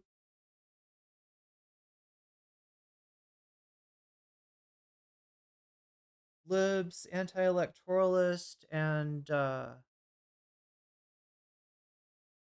don't know, chat. I need a vacation. No, I need to like sleep for 48 hours. I don't know. I'm so tired. Commit a genocide in Gaza. There's no standard by which Israel committed a genocide in Gaza, just on a factual level. Just as a legal and factual level. Yes. Yeah. What is your opinion of this? My opinion is, I understand the tendency for people to make that. There's something that feels wrong about Gavin Newsom being bullied by Ben Shapiro. Surly Barber, I bet Ben Shapiro got bullied a lot at his private school. Yeah, it feels like, I don't know. It feels like he is like throwing the game somehow. Does it not? I don't think that Ben Shapiro is his intellectual or rhetorical superior. I do not believe that. Assert that. Why? On the basis of the images and the proportionality. as it Ugly shit relates doesn't to mean genocide. No. And by the way, I agree with you. And international I'm and not proportionality excusing doesn't it. mean that if you kill my child and I then kill 7 criminals, that I've been disproportionate. I'm not disagreeing with you, but I think I'm but I sorry. understand that. If you kill my child and then I kill 70,000 people that I am claiming to be criminals, but you're just gonna have to take my word for it. This is what our AI software says that they are criminals, but I can't be held responsible. Oh, did the AI get something wrong? I'm sorry. That wasn't my fault. That wasn't us intentionally killing civilians. That was just the AI messing up. Newsom seems like a performative opposition designed to fail. Yeah. That he's like top heavy in terms of his of how much he feeds into the kind of catharsis that a lot of Democrats seek. Like people that watch The West Wing and they love that scene where the I don't know who it is, but somebody's like, giving a Republican a piece of their mind, right? And they're like, yeah, you get to nail them down on all their inconsistencies, right? They need that catharsis, right? Gavin Newsom offers the illusion of something just like that. But unfortunately, an illusion is all it is, because there's so many issues in which he seems to legitimately agree with the Republicans on, at least in a small way. Tendency on the basis of trying to reconcile the proportionate nature of how the war was ultimately conducted. And the I have a question. Why do you? I don't. Wait, he's going to Canada? What? I thought he was going to Cuba next. Disagree with you on Israel committing a genocide. The fucking Ben Shapiro. This is your boy. This is the guy you want. This is your candidate. Get the fuck out of here. Why do you feel the need to create a permission structure for that sort of stuff? To certain demographics, to a certain demographic of people, Ben Shapiro sounds more intelligent than he actually is. It's like a collective Dunning-Kruger effect. Yeah. That's what he presents, right? He is the dumb person, smart person. I guess you could look at it that way, right? Ben Shapiro mimics what, like, a person who's not intelligent expects of a person who is intelligent, but mostly in the veneer, in his way of speaking, his enunciation, his cadence, right? It's all aesthetics, right? It's not actual understanding. And all he has to do, chat, is, and Jordan Peterson does this to Destiny, I think, Vosh to a certain extent does this, right? They'll use vocabulary, they'll throw in vocabulary that's just like barely over their audience's head, so that the audience gets the impression of like, wow, I mean, I don't understand that word. This is some pretty intelligent stuff, right? I'm having an intellectual experience. And because they can't handle an intellectual experience, they dropped out of college because the TA teaching, English Comp 101 was a blue hair with a nose piercing, and they couldn't possibly lure themselves, like allow that person to be their superior, right? So they quit college after that, right? It's that kind of person that really loves to have a thought leader to point to, like Ben Shapiro or Jordan Peterson, that they can claim, oh no, this person's actually more intelligent than any of your thought leaders on the left, right? This person's actually very smart, because they sound like what a non-discerning person would assume that a smart person would actually sound like. Meaning, it's not true. Yeah. Why not just say it's not true? Yeah, look, I don't know the definition. I don't know the legal. What is this? Law, thanks. Is it possible to merge this coalition? What is this? And Kyle's naive enough to think the liberals will form coalitions with the left. Is it possible to merge this sober understanding of the Democratic Party with the leftist strategy to participate in elections anyway, so long as we maintain maximum pressure on these candidates we begrudgingly vote for? Basically a proto-coalition politics until we have a viable third party. That's my goal. That's literally what I'm doing. Like, yes. Here's Hut saying he would vote for Ben Shapiro over you. Shapiro versus Hasan. That's a little bit more difficult, but oh man. I mean, like, see, the thing that you have to remember is that with Hasan, I listen. Yeah, says, I'm going to ontologically bedazzle you with a long word. I do not. A 4-syllable word that you're not entirely clear on the definition of. Like, it's not so much that it loses them and they got no idea what he's talking about. It's just enough where it kind of dazzles them. It bedazzles them, as Vamp said. I think Ben's foreign policy would be, and at the same time, I think Hasan's foreign policy would be like beyond bad. It would be if you gave Hasan control of the most powerful military the world has ever known. I don't. What does he think that Hasan would do? Like, I think like the implication. Why do we care about what this guy has to say? He has no emotion. He doesn't. The reason why we're talking about this is because this is the type of shit that these guys are talking about on that side of the bargain. Okay, this is the vote blue no matter who. This is the fuck Hasan contingency of the vote blue no matter who that says, actually, I'll vote red over Hasan. You know, brother, the sex pest, and he literally said he'd vote for Adolf Hitler before he would vote for me. Okay, in a hypothetical matchup between me and Adolf Hitler, he said, I mean, just that's basic anti-communism, though. That's what Hutch is doing, right? It's a anti-communist liberal that chooses the, you know, yeah, somebody that whose, you know, viewpoint at the very least lends itself to fascism, if not holds. Well, no, honestly, with Ben Shapiro, yeah, he's definitely upholding a fascist state or two. he would rather vote for Adolf Hitler. Hutch would rather accept segregationists of the party than parley with leftists. Who were like pro-segregationists. You'd say like, well, I welcome them within the party, right? They have a D in front of their name, not an R. And so thank you, like, please, let's fill up with pro-segregationists. You're welcome here. I mean, we'd be going back to the Democratic Party of, 5 or 6 decades ago, right? Sorry, that didn't answer my question. Would you welcome the answer is probably yes. Yeah, In that context, wouldn't you rather have the New Deal and Great Society stuff than not, Prime? Sorry, stop trying to dodge the question. Wait, isn't the answer yes? I'm not. No, it's not. We're not time traveling because now he's like, oh, now we're going back in time. No, we're not doing that. I'm saying, hey, like for 2025, right, or into 2026, we have brand new pro-segregationists coming into the Democratic Party. Would you welcome them because they have a D in front of the name instead of R? He says no. Disco says no. Hutch, what about you? Maybe. Yeah. There you go. All right. Yeah. So that's a difference of opinion here. Right. Like I'm against segregationists no matter what decade it is. Well, do you, I mean, I don't want to get hung up too much. We can move on to the next topic, but like, do you think that Donald Trump is a fascist? Yes.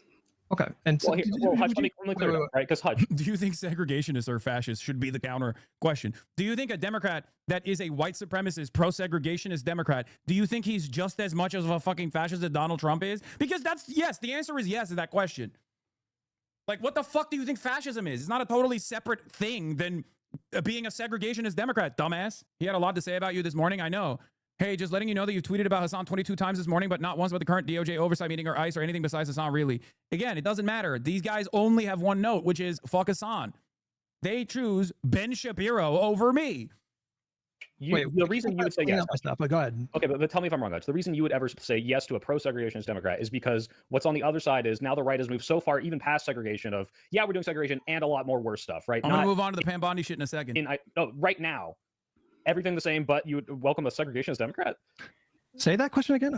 Right now, every policy on the right remains the same. I do think this is like we're fascist, treading into fascism, but they haven't said they're going to bring back segregation yet. They're teasing the idea of miscegenation, revisiting that. But we're talking about fascism, right? Like when we talk about fascism, we should get into the specifics, right? What does that actually look like? Right. But if the Democrats are pro-segregationists, that's worse than the current right-wing party. You're saying that if we had, like, for example, like thankfully there are no emerging segregationist Democrats. I'm happy to entertain your hypothetical, but even if we were to do this hypothetical, ridiculous. Like you're saying that, like, let's say like 1 or 2 like segregationist Democrats emerge and all of a sudden they were competitive in like fucking Nebraska or Missouri. You're saying that us adding that to like get a Senate majority would be worse than the MAGA movement right now? In terms of like, I think it would be. I think it would make so if I believed empirically it would help stop Trump, I would encourage you to vote for them. But we just have a different thought process on the empirics. So the empirics are that I think Soy is convinced that allowing segregationists into the Democratic Party would like hurt mid to long term results in the brand of the Democrats, such that it would worsen our chances. I mean, Johnson County lives like this. He replies right now. I'm sorry, but we're never going to agree that ICE would have been this rampant in the U.S. streets under Harris. What you shared is far more aides at the border to stop fentanyl. Out of curiosity, what's important to ICE in the streets against civilians or Israel funding? Oh my God, these guys, man. These fucking guys, man, understand how any of this shit works. They literally, I think for liberals, there's this like brain poison where their starting position is... I'm trying to remember now where Pisco can be annoying. True, I've actually had him on. But he's not the worst of the DGG orbiters. I remember hearing Hasan talk about the so what happened is the burnt peanut, I guess, got some, like he went on some rant against a chatter. The chatter was just like the USA sucks, and he was like, "Let me tell you how good the USA, how it stands up for its allies and it keeps the streets safe," and like just like a Chud fucking rant, and it kind of popped off, and Hasan responded to it. I am trying. Does anybody know where that video is? Does anybody? I'm looking at my history and I'm not seeing what video that was, but I know that he, he definitely quote retweeted the burnt peanut, and I think that I think he's talked about it as well.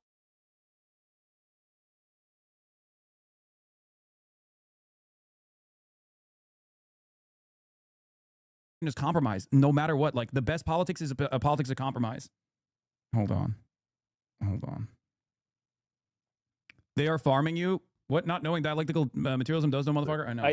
Do you guys understand that like black civil rights leaders, when they were deciding who they wanted to endorse when FDR was running, they endorsed him even though he opposed an anti-lynching legislation, and even though a third of the Democratic caucus were segregationists and Dixiecrats, because they're concerned. Dude, the politics of the New Deal Democrats. First of all, that's my argument. Okay, my argument is there's two things that I have to say here. One, this motherfucker said, well, race relations in the country is resembling 1930s America. Fucking psychotic. Okay, but secondly, New Deal Democrats literally did what I'm talking about, which is put material advancements at the forefront of their fucking campaign strategy. Yes. They were leading a coalition of people, regardless of their social policies, that wanted to move America in the direction of social democracy. It's not an accident that New Deal Democrats not only won for decades after, but also consistently dominated American political discourse, where Republicans had to concede to them, okay? Lest they ever want to... It was an era, chat, where they did have Republicans, but the Republicans that existed were acting a lot more like Democrats, right? Eisenhower famously had a top marginal tax rate at 90%. That means that above the at the top tax rate, the government is recapturing like 90% of a wealthy person's income, and that was under Republican. Nixon, in addition to a bunch of bullshit, also started the EPA, right? You had more pressure from the public towards politicians, whether they were Democrats or Republicans, and as a result, both Democrats and Republicans were more, obviously, bigger, more active union movement. A lot of things were different, but a lot of that started in terms of the sort of power and the cachet that the New Deal consensus and the Keynesian economics that were being practiced were sort of the consensus of both parties. Be elected ever again. Ronald Reagan did the exact opposite, where he turned all of this, where he turned class warfare into an issue of culture war from Nixon onward. But Ronald Reagan was a death blow to New Deal Democrat style politicking. Okay, he turned around and he was able to market billionaire-backed class warfare as a culture war issue. And the Reaganite style of politicking has been domineering in American politics, has destroyed the Democratic Party. Fascism was rising. and yet, hold on. And yet we have a conversation these days about like Donald Trump is a fascist threat. And yet, like you propose to take his dog shit off rip, they say black civil leaders did this. Like there was an entire wing of black movements vehemently against people like the Black Panthers and Malcolm X. No, this was even before that. It's a war, a nasty, deadly war, but it is a war. The death toll is harrowing and awful, but I highly, highly, highly doubt that Israel's trying to kill every Palestinian in Gaza. Yeah, he's a fucking idiot. Liberals are centrists who think they are the best of both worlds. Their starting position is compromise, but also with the assumption that since they are centrists, they are inherently correct, not realizing that no one agrees with them, right? Or the left. They hold no position. Exactly. That's why they're always demonstrating the politics of following rather than leading. Yeah, Hutch thinks black people could vote, let alone vote for FDR. Why are liberals freaking out about Hasan not committed to vote for Gavin Newsom? Isn't the point of a centrist campaign to win over Republican voters? If you're confident in the moderation strategy, Hasan's comments shouldn't concern you. If they do, ask yourself why. Yeah, by the way, I never told people not to vote for Kamala Harris, ironically enough. Hutch did. Don't vote for her. You are not necessarily this coalition, and we will do it. We will get it done without you again. Fuck you expecting us to do. Beg, lol. So does that mean you'll be quiet if she loses? You're not going to come out of the woodwork to blame us for her loss, right? I never told people not to vote for Kamala Harris. Okay? I never told people not to vote for Kamala Harris. I told people not to vote for Donald Trump. I just said I'm not going to fucking endorse Kamala Harris unless she takes a strong position on the genocide that was unfolding, which would have been good politics and good policy and the moral thing to do.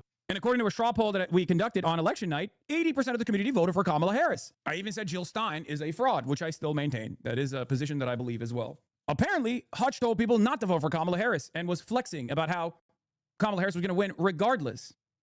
Interesting. The counterpoints that people say you discourage people not to be saying she wouldn't be better than Donald Trump, but that hurt their feelings. Except I did say that Kamala Harris's positions on Gaza would be identical to Donald Trump's, but on other issues, especially issues that pertain to domestic politics, I do think that Kamala Harris would be marginally better than the Trump administration. The problem is she wasn't communicating that. That was my criticism. My criticism was if Kamala Harris is antagonistic to Donald Trump's positions on immigration, she should say so. She shouldn't try to lean into the fucking right-wing reactionary perspective. That was my argument. Anyway, another self-owned Hutch tweet. If a fucking Twitch streamer is seriously influencing your 2024 decision, there's a 0% chance that you take politics seriously in the slightest holy shit law. He knows this. He knowingly lies. No, I think he's just stupid. I genuinely think. Don't say marginally better. You've seen what the Trump admin has done. No, marginal differences between candidates actually have disastrous consequences. Marginal differences between candidacies have disastrous outcomes for the average person. Okay? This is true. For example, Barack Obama is marginally better than the Republicans on healthcare. That is a disastrous difference between the Republican healthcare engineering and the Democratic Party's position. Why is it marginal? Because the true opposition to the right-wing healthcare structure is socialized medicine. Okay? It's Medicare for all. Both Barack Obama's plan and the Republican plan is still maintaining a private healthcare system. There is a consolidation. There is a concession there. You have to recognize that, which is precisely the reason why this is a marginal difference. That doesn't mean that that marginal difference is not majorly consequential. Okay? This is the part of the problem with nuance. Both parties at the national level believe that healthcare should be private. Okay?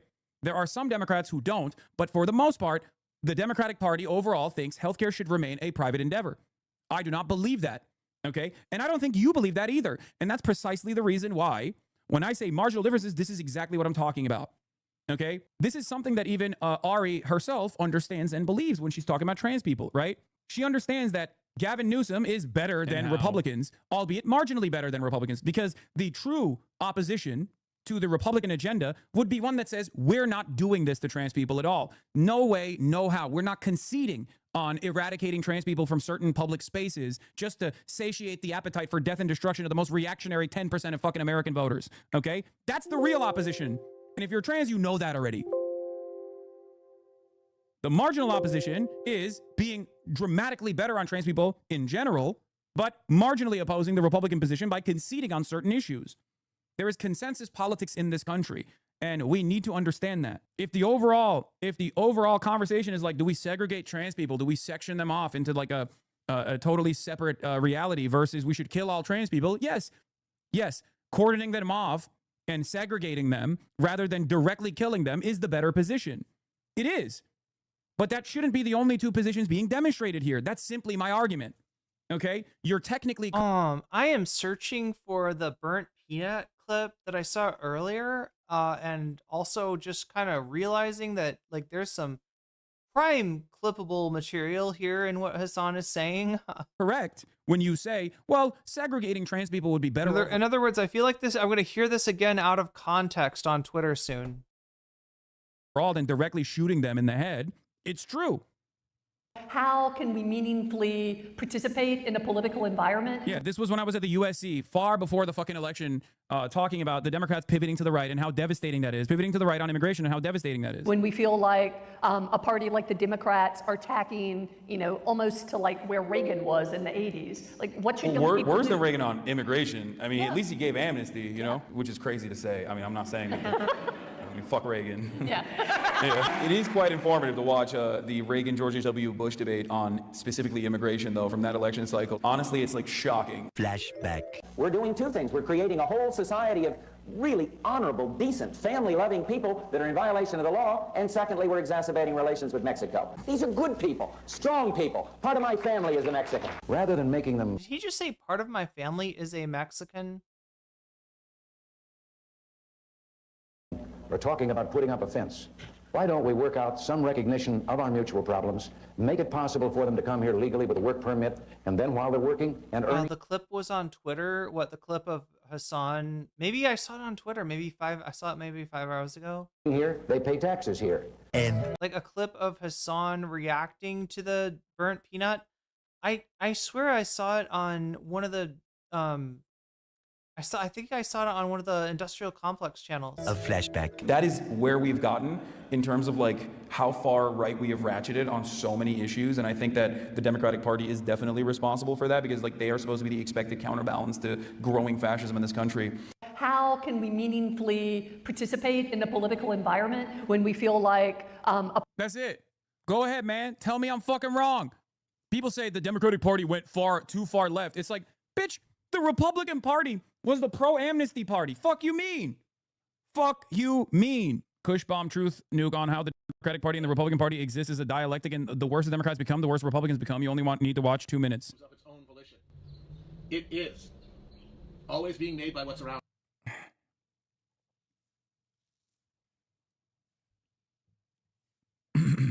How are Democrats already shaming progressives for not supporting centrists before primaries even happened, despite centrism losing every single swing state in the last election? Yeah. Yeah. I'm not saying I won't vote for any Democrat. I'm not even saying I won't vote for Gavin Newsom at all. But as it stands currently, the way he's presented himself, he's done nothing to fucking earn not only my vote, but the votes of millions of Americans. That's it. That's fucking it. Party wants me to believe that Gavin Newsom is the Democratic frontrunner for the 2028 election. Gavin Newsom, who destroyed homeless encampments, who dated a 19-year-old when he was 40, who went on Charlie Kirk's podcast and talked about how much his sons loved Charlie Kirk, and now is on Ben Shapiro's podcast guzzling ICE agent dick. The Democratic Party wants me to believe that this is our frontrunner. They're going to have to knock me out and drug me to put me in a polling booth. They're going to have to roofie me. Centrists would be like, we should do that, by the way. That's the bet. The Hasan anti-pedo aura claimed another op. Nookstaka was making not safe for work channels for minors in his Discord, where people were talking sexually in them, sending them bestiality porn, crazy video from Nicandros. Okay, someone hit me with a fucking copy of Nookstaku thumbnails, please. Someone please send that to me, because there's another judge me by my enemies tweet coming out. Another pedo Nazi that Epstein loves. I mean, birds of a feather flock together, am I right? How shocking. Oh my God, how shocking. Look, I don't want this to be the only fucking type of op that I have, but god damn it, that is usually the way it works, okay? I don't know what it is. No, stop. This link is not what I'm looking for, okay? Give me a thumbo. Give me a photo of all the fucking... Oh, here it is. This is what I mean. Yeah.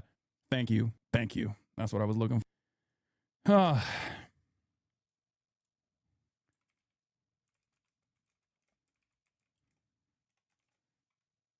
Do you feel like a turd in the pedophile punch bowl? I don't want to be around any of these people, okay? I don't want to be around any of these people. I don't want to fucking be mentioned by these people. I don't want to know that these people exist.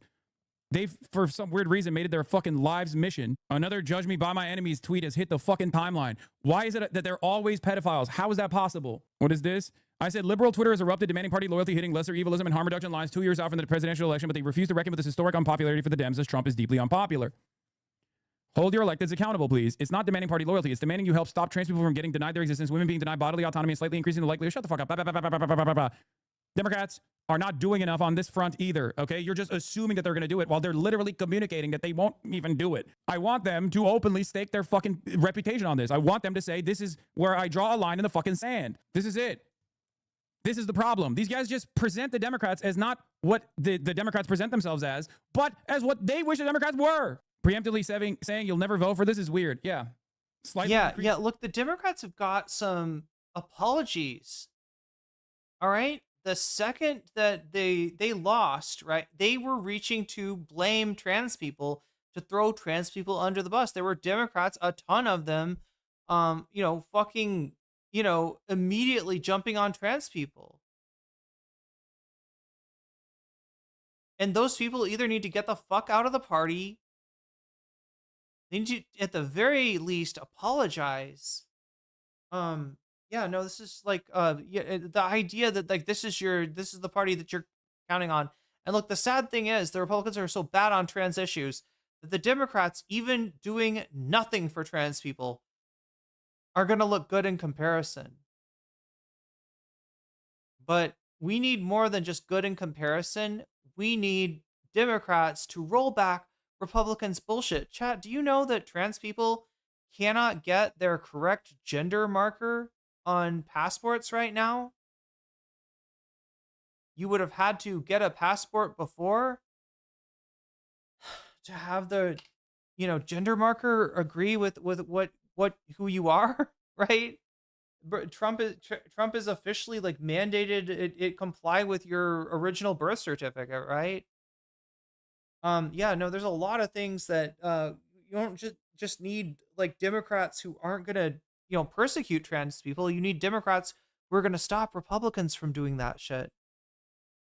Likelihood of the genocide ending is such a funny fucking take. Clearly, the people did not assume that that was the case for a good reason, because Kamala Harris openly postured as though she would not change anything, and she lost. I like how you openly admitted then president would only slightly increase an end to the genocide. Yes, because I'd rather vote for something to be done rather than vote third party, which guarantees a loss as nothing else. Okay. The guy on Twitter thinks that your decision making because they lack object permanence. Yeah. 2 years ago, but still hits. We're Democrats. Of course, we believe you should vote blue, no matter who. We're Democrats. We don't care about approval ratings. What other choice do you have? We're Democrats. We could pass legislation that would change your life for the better. We're just not going to. We're Democrats. Of course, we're going to promise something and not really deliver. We're Democrats. We made everyone celebrate Pride Month, including the military-industrial complex. We're Democrats. The economy may not be great for you, but it's going great for our donors. We're Democrats. Donald Trump is the best thing that's ever happened to us. We're Democrats. History ended with Obama. We're Democrats. It does feel like some of the Democrats like posturing on being pro-trans back when they were, doing that a lot more strongly. It does have an effect. Like all they're doing kind of, I guess, is virtue signaling, right? It's just a simple, we are with the trans community. We are with the gay community. We're with the LGBT community.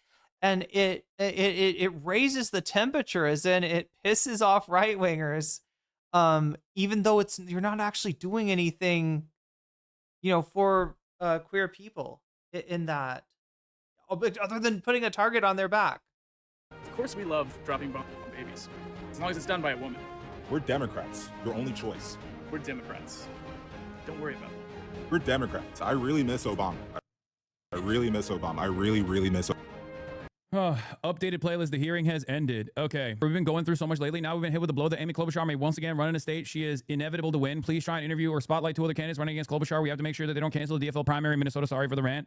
Your liberal ops are the most dangerous group of people in our planet or known universe. That's not true. That's not true. No. The most dangerous people on the planet are always going to be the Republicans. Okay? That's not true. Republicans are still far worse than my liberal opposition. My liberal opposition is like talking to an increasingly smaller audience of disaffected liberals who still think like, real third-way neoliberalism hasn't been tried. And if we try real third-way neoliberalism, if we try it the right way this time around, it's going to fucking work. It's a really weird throwback when you think about it, right? You almost got to call them something else, right? They're not exactly neoliberals, although they are neoliberal in terms of their ideology. They're almost like neoliberals, right? They're like this new thing of people that are trying some really worn out, disproven, multiple times debunked ideas as if they are brand new. That's what we're dealing with the Democrats. That's the reason why I'm actually pushing back against these dipshits right now, because I know what the people actually think. I know that the people on the ground have had enough of this bullshit. Damn, they would never get— Megastar with the gifted subs to Girly Sound. You just got jellyfished. Ricky Bobby, you just got jellyfished. Odegaard, you just got jellyfished. Jolly Jarfly, you just got jellyfished. And Not Lead, you just got jellyfished. And that's a good thing. Give you any charity or any leftist charity. I don't care. I don't care about these people, okay? I don't care about the actual— Yeah, well, I mean, a lot like the whole Kente Claw scene, right? Where all it does is, hurts your optics, makes you look, you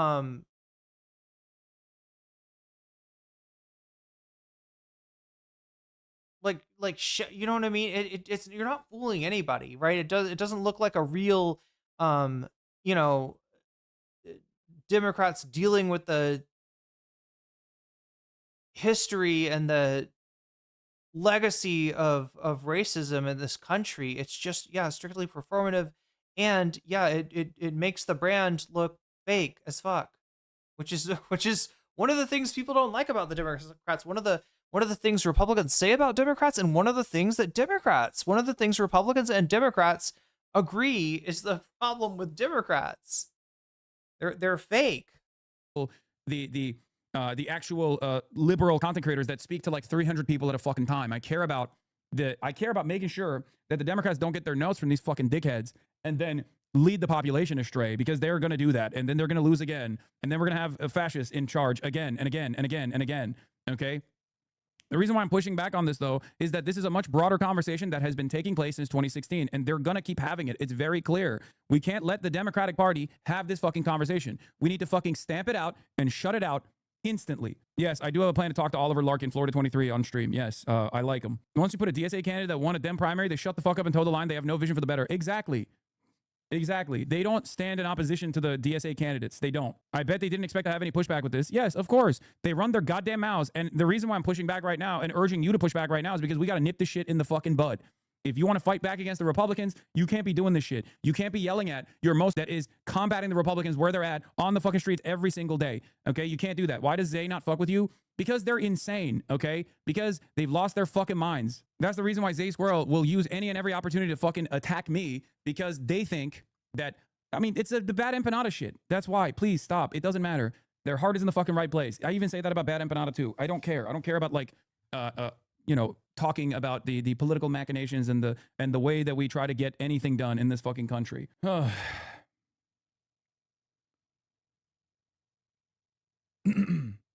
Me good, you bad. Topic related TikTok. There is no hope for y'all. We are 3 years out of the election, and already you have liberals making excuses for the Democrats sucking shit and blowing another election. Already, bro, like the candidates have not even announced their run for the primary yet, and you're already making these vote blue no matter who arguments and saying that people need to just shut up and vote for a candidate 3 years in the future whom they have serious concerns about right now. How many times do y'all want to learn this lesson? Is 3 times not enough? Okay, let me explain this to you very quickly. You have to run for something in order to win. It is not enough to run against something in order to win. This isn't even a matter of my personal principles, even though they happen to align that way. It's just electoral pragmatism. You cannot spend your time just shitting on Republicans. You cannot brand yourself as the adult in the room. And you absolutely cannot be advocating for a return to normalcy. Again, this is not my personal principles, even though I find all those things reprehensible. This is electoral pragmatism. The #1 motivating force in today's politics is anti-establishmentarianism. This attitude is what is going to entrench a permanent Republican majority in this country, even though the things that the Republicans advocate for are not popular. This attitude, letting the Democrats give you the bare fucking minimum and not speaking up, even when there is so much fucking time, 3 years to get what you want, to get a candidate who actually wants to do something, do anything. This is the problem. It is not leftists, it is not pro-Palestine advocates, it is not third-party voters who are the problem, it is y'all. When Republicans ran moderates, they got their shit handed to them and Obama won Ohio. But luckily for them, they're capable of learning and growing. And now, only a couple years later, they are about to get everything on their wish list. We need Democrats to start acting like Republicans, not in just tweeting snarky things, but in actually advocating for something. This is how people like Zoran Mamdani, I mean, that could definitely be taken out of context, become political upsets, even though they happen to be radicals. Once again, this is not my personal politics speaking, although the reality happens to align with my personal politics. Funny how that works when you're right. No, I'm saying what I'm saying because I have to live in the same country with y'all, and I actually detest fascism in all of its forms, even fascism light coming from the Blue Party. It's so fucking pathetic. We're 3 years out from the primary and you've already sold out all your principles. It's gross, and what's more, it's not even going to work. Okay, chat, I found... Yeah. All right, now let's get to the pedophilia protection part. I found the burnt peanut tweet and Hasan's response to it. I can't find the video of Hasan responding to it on stream. I know he did. I know I saw it. I can't fucking find it. Unless somebody else out there knows that, I'm just going to have to show you the tweet. Party, they're Republican. Now that I've spent a good deal of time shitting on the liberals that have been spending today, you know, getting their licks in. They use every tragedy to attack you. I know. This is the Canadian Center for Israel and Jewish Affairs in Canada, by the way. On Thursday, the controversial U.S.-based streamer Hasan Piker will be speaking at an event at UBC's Chance Center. Piker has a long-standing record of justifying violence, endangering public safety, amplifying extremist actors, and demonizing Jews and Israelis. In the past weeks, thousands of Canadians have contacted their local MPs to send a strong message. Individuals who promote dangerous rhetoric and platform Canadian-listed terror entities should never be allowed to enter the country. Swipe to read our statement. Damn, I couldn't even get tickets to see you. I know, that shit's been sold out for literally a minute. I think I got to tell these colleges to host me in bigger rooms. I'm going to be honest. It was... TLDR, somebody's trying to deplatform Hasan's Canadian speaking engagement by getting the country to ban him, and they weren't successful. Would there be any benefit to more of yous, just like there are so many shit libs and so many right-wing creators? Yes, of course. If you don't bring crude oil, you're a bitch, bro. I know. Did that chatter not see when you interviewed an official for Cuba with the DSA? I have another going to Cuba. Cuban official that I will be interviewing as well. He's not the only Cuban official that I'm going to interview. I have another one coming up soon. I am going to be interviewing Cuba's deputy foreign minister, Carlos de Cosio, soon as well. We got international emotion, baby. The fuck you mean? For as much shit as you give Torontoians, I think you'd love it there. I think so too. Anyway, it's pronounced Coseo. Sorry. Carlos de Coseo. All right, what is happening in the chat? Everyone is literally telling me to go places, okay? Stop spamming. Come to my hometown in a million different versions of it, okay? Toronto, the Tehran of Canada? Okay. You fucking idiots. People, this is our guy. This is going to be our guy, dude. I look back at that conversation. I reflect on rather that conversation. And by the way, caved on his show. In the same podcast, he condemned his own anti-ICE rhetoric. At a time when literally, like, the majority position is fuck ICE. You got Republicans being like, yeah, I don't really fuck with ICE that much anymore. This is not what I thought was going to happen. I wanted the border to be closed, but I don't like that, you know, you got a bunch of dudes who are like second-generation Cubans and shit shooting white guys in the fucking streets. I'm a little bit of a white supremacist, and it's a bridge too far for me, brother. And you got Gavin Newsom being like, actually, what we need is a modest compromise on ICE and reasonable reform. What the fuck are we doing? What are we doing? What is happening? Your instincts are dog shit.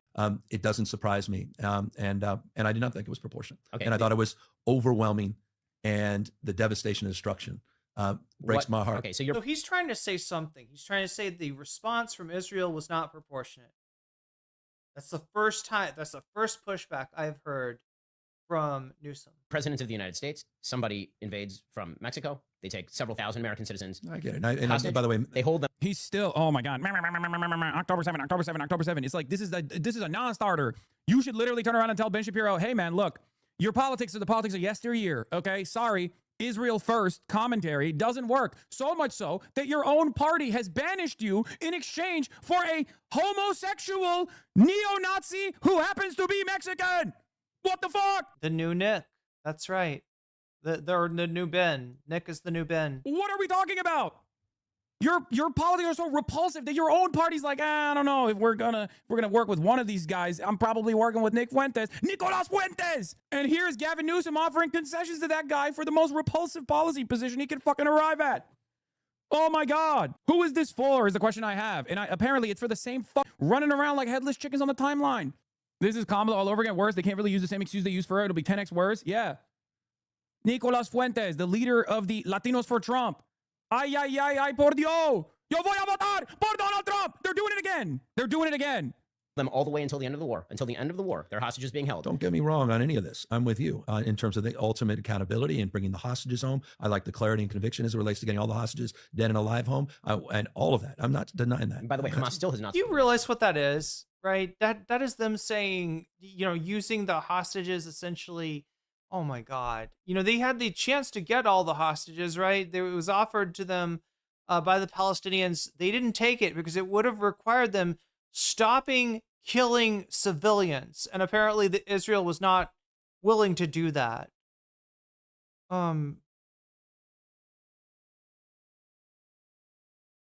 could not stop killing for long enough to receive their hostages returned. They're kind of using the whole, you know, so yeah, it was part of those condition for the ceasefire. The hostages were returned, and then Israel was like, well, what about this person? What about this person? What about this person? And Palestine is like, listen, you just bombed our country. Why don't you look under the rubble that you created? And Israel still is like, oh, nope, they're not, you know, it's not all the hostages. We need all the hostages. They're still holding back on the hostages. It's sickening. Yeah, you get it. It's just an excuse to keep the slaughter going. In the areas where Israel has left them alone. And clearly this truce and détente is still a work in progress. There's been a lot of destruction. Well, because Hamas was supposed to be disarmed, and yeah. they didn't. Look, I'm crystal clear about Hamas. The point so we get to do group punishment. That's what we get to do, Gavin. You don't understand. We get to do group punishment to the Palestinians until until if any fucking single person has a fucking weapon in there, then group punishment is warranted for the whole fucking of Palestine. Fucking. I'm not gonna lose my shit, chat. I'm not gonna yell, and I'm not gonna hurt my voice. Not this time. Not for you, Ben Shapiro. You're not worth it. Still clear about it. Right, but the point is that I think And I'm also crystal clear in my love for Israel and my My love for Israel. What a disgusting man. Fuck this guy. This guy isn't winning dog catcher. Donald Trump, I love my country. These people think this is a gotcha. Something that I've revealed personally is a fucking gotcha. Okay? Like, they're like, stop trying to wiggle out of this position. It's like, I think this guy is going to fucking lose to JD Vance. I think JD Vance is repulsive. I think JD Vance's worldview is obviously heinous. That much is clear. And I think JD Vance is actually uncharismatic. But if there is one style of Democratic Party politics that could lose to JD fucking Vance, it's Gavin Newsom. Not accidentally, he goes on Ben's show and dodges Hasan in his own backyard. I don't know. Gavin Newsom does talk to a lot of people. And if this somehow gets back to him, I mean, it's about him. The tweet is the clip is about him, right? I wouldn't put it past. Like, there might actually be. I don't know. Hasan says there's no chance, right? But just saw the O in chorus on the thumbnail. Isn't that awesome? Yeah, I feel like David Pakman is kind of like the poster boy, right? He's the symbol of like, yeah, we need to get all these. We need to get money to independent content creators, right? David Pakman really needs this money. He's the, like, right, they're like given this idea that they're gonna grow like a progressive content sphere, and it's like, yeah, by adding to David Pakman's bottom line, we're gonna grow it. It's establishment neoliberalism. I can't believe it. It's unbelievable that these guys are still like, no, you have to do this. You have to vote. That's right. Hey, buddy, we see you there. 2 planks. On the one plank of the party, we have the Kamala Harris's, okay? Let's be real. We have the establishment neoliberalism that is perfectly represented by Kamala Harris or Gavin Newsom. And then the other plank of the party is the Zoran Mamdanis, the AOCs, the Bernie Sanders, the Chris Van Hollens of the fucking party, okay? If you're saying you prefer third-way neoliberalism to socialism or socialism-adjacent policymaking, you're a fucking idiot. You just don't want to win. You want to lose, but at least you want to lose in an honorable way where you don't fucking concede on your priors, okay? Because God forbid you admit that you might have been wrong. The cultural momentum is on the side of fuck ICE, is on the side of free Palestine, and these guys who were noticeably quiet and absent from the conversation on both the fuck ICE side and the free Palestine side want you to shut the fuck up and vote for the guy who won't say fuck ICE or say free Palestine. It's that simple. They're stupid. They're going to fucking lose. I can't believe it. It is unfucking believable that we're doing it over and over again. We're just, look, where do you rank Ossoff in the planks? Ossoff is, depending on how he maneuvers around Israel, which is his fucking worst issue for some reason, even though he was literally anti-Israel when it was way more politically costly. And then he turned around and changed his positions. Okay? Ossoff, I think, is my sleeper pick. Ossoff, depending on how he talks about Israel going forward, is actually a sleeper pick that I have in the background. He's my background pick. I like Van Hollen. I really like Van Hollen. Ro Khanna, AOC. Those are, none of these candidates are perfect. I don't think that Van Hollen necessarily has, like, I don't know, his personality. I don't know if he has, like, the winning personality. I do like that he got the courage to fucking go down to CCOT before anybody else did. Right? He pushed that shit when his party was pushing him away from it. And his intervention, like, as ineffectual as it really seemed at first, right? And as much as they tried to throw it in their face and turn it around by forcing him to meet the prisoner in a cafe where it seemed like, oh, look, looks like he's having a nice tropical drink there. It looks like he's been treated pretty well. Yeah, that's not his prison, dipshit. But anyway, yeah, this is... Van Hollen showed some courage. Ro Khanna, let me be real, has shown some courage. I still, have a few, kind of a little bit of trepidation about him. He could be an opportunist, but yeah, Van Hollen's impressive and, well, compared to the rest of the Democrats, impressive in some ways. Really sad when we got into the history of this guy and how he'd been involved in the sanctions against Iraq. That perfect. I'm just saying, if given the option, I have like 3 people that I think are pretty are much more reliable, much more solid than the rest. John Ossoff, on the other hand, has moved in a very different way. It just depends on where he goes. Ilhan Omar, chatter, I love Ilhan Omar. Okay, she is my favorite politician alongside Rashida Tlaib. Ilhan Omar is a naturalized American citizen. Okay, please learn the Constitution. If you got primary options and you think, if you think between the choice of AOC versus like Gavin fucking Newsom, I'm not going to say AOC all the fucking way, you are out of your mind. Okay, go ahead. You can get the word out right now that I'm a fucking sheepdog for the Democrats or some shit. How about Biden's corpse? Yeah. Do you think a woman can win? And would it have to be a white woman if so? I think anyone can win. I think what a thing to say. What if you imagine somebody being like, yeah, I think we better run a woman, but a white woman. Like, right? Like, you can run a woman, but only a white woman. Like, I don't know. That's, you know. AOC's biggest weakness is unironic. What, who said, was it Bernie that got, I don't remember, somebody got kind of caught saying something, you know, about the electorate and the fact that they didn't think the electorate was going to, you know, give the nod to a woman, but it got portrayed. I don't remember, was it Bernie? It got portrayed as if they were saying, yeah, women shouldn't run. A woman can't win. A woman can't be president. It was definitely the, you know, label they were trying to hang around Bernie. Ironically stem from how much she caves to people yelling at her, and usually not yelling at her from the left, ironically enough. She should pay less attention to people yelling at her from the left unless she actually adopts their policy framework, which is not bad. It's good. But she should stop listening to people that are like, wow, you are not listening to the, you know, you're not listening to the voices of people who have been hurt by Palestinians existing in Israel, for example. Like that's the type of stuff that I think, like I wish, and we'll see how it goes. Okay, we have so look, this one definitely doesn't have the burnt peanut stuff on it. Let me show you what I'm talking about really quickly.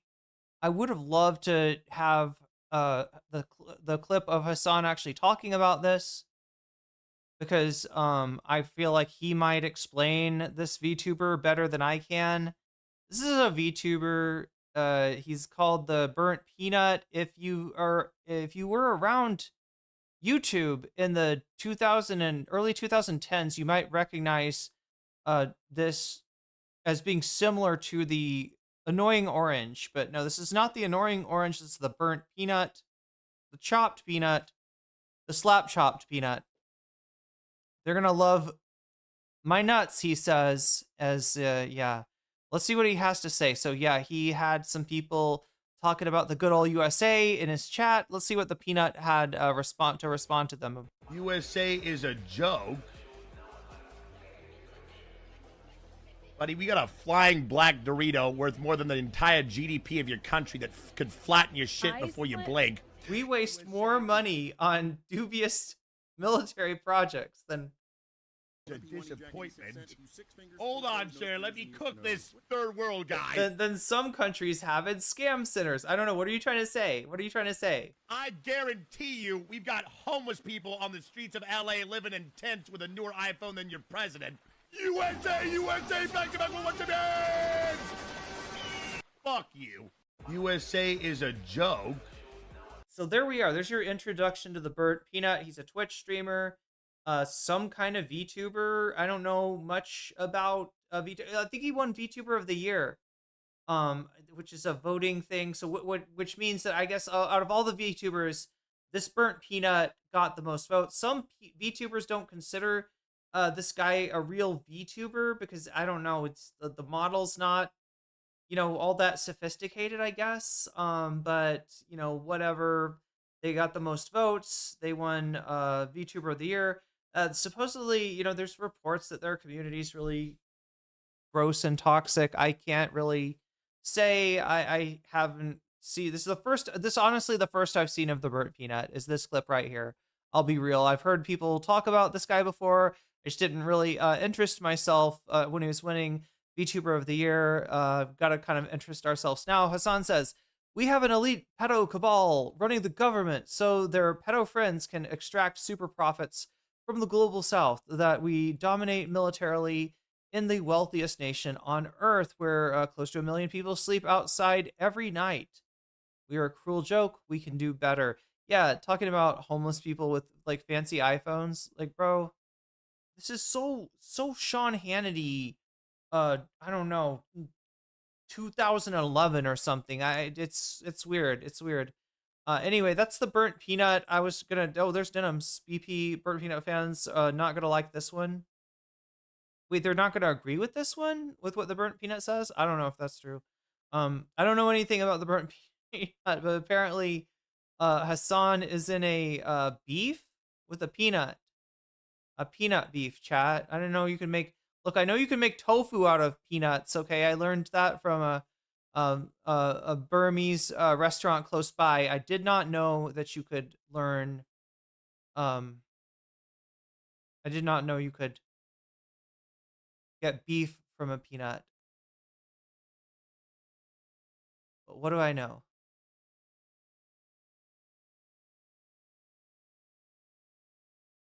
Yeet had some. I thought there was some quote retweet from Yeet here.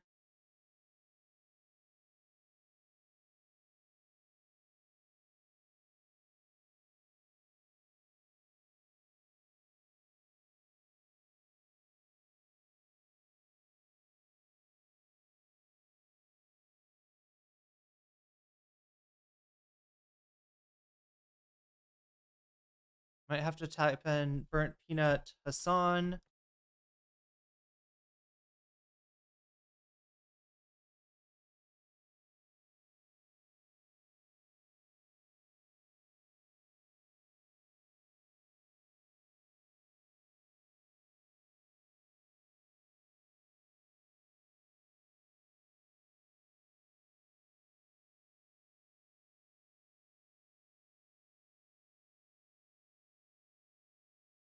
Sneeko apparently also roasting the burnt peanut.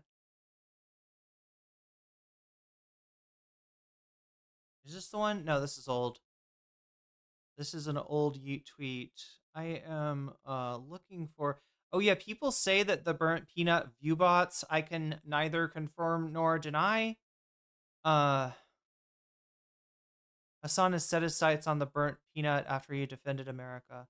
That's all Yeet says. You almost can't tell what side Yeet is taking, but knowing Yeet as I do, I can almost guarantee you it is the fuck Hasan side. Chat. That being done, we are at near the end of time here. We have Epstein, Bannon, and 4chan at 45% on the poll. Kev Drop lip syncing down at 24%. And look at what is highest on the bonus. The what am I trying to say? Like what's getting the most bonus? It's Epstein, Bannon, and 4chan. Chat. Speak now or forever hold your peace. Stop roasting him. He's already burnt. Well, he's gonna get slap chopped too, apparently. That's a thing. VTube is more like is more animated looking. Yeah, usually there's a lot about. I mean, in some ways, Burnt Peanut seems like maybe a parody of VTubers a little bit. Seems like it's designed to maybe rage bait people in the community. I don't know. But peanut beefing is something I would try. Yeah, peanut beef could be good. The peanut tofu is surprisingly good, and you can also make like kind of a soup out of it, which is interesting. Oh yeah, chat. What color do you think peanut tofu is? Anybody want to guess? Anybody got guess? What color would peanut tofu be? So chat. I'm gonna move forward. Let's speak now or forever hold your peace. As far as if anybody wants to donate or anybody has donated and you want to put your money where your mouth is and increase the odds for one of these topics. Omega Star, did you said Epstein and Bannon, right? You'd think it would be red, right? Yeah. For the ones that I've tried, maybe it's because of the type of peanut and the shell is, or the the paper is a little bit kind of purple. It's actually purple. It's actually purple tofu. Yeah, you would never think, purple tofu comes from a peanut, but it does. It does. You said Kid Rock. Okay. Wait, I might have to do some math here.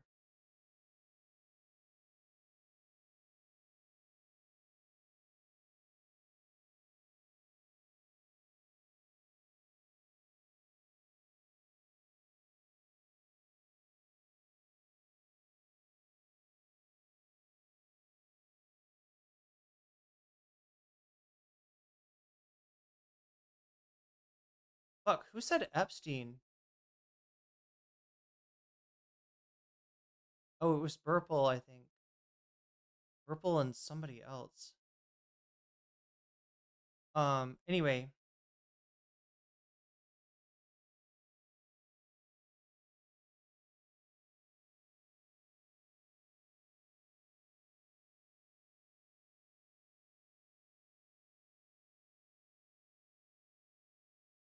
Wait, it absorbs heat well? I think, I don't know, we might have a new winner, chat.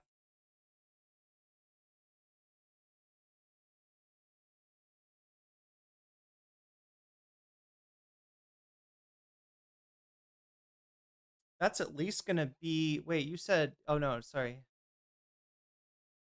That brings that up to like 35? Or,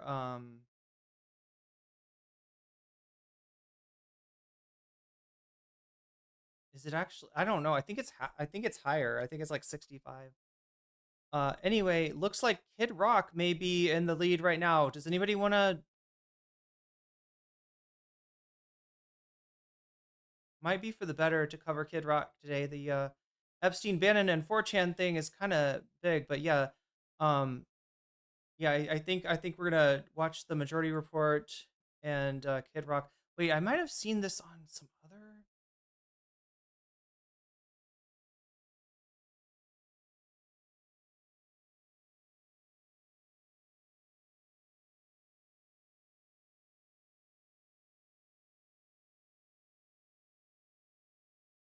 Moving on now to some more of the revelations from the files themselves. Remember, these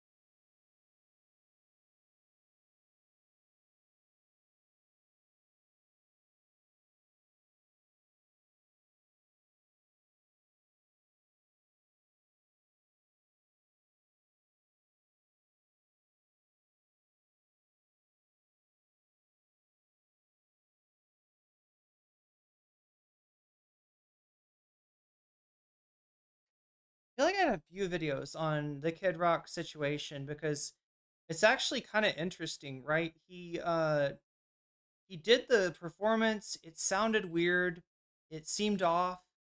He tried to make some excuses, right? He actually did some kind of live stream with his DJ that he kind of threw under the bus for it, saying that his DJ normally rapped with him for Bawata, whatever the fuck the song is called.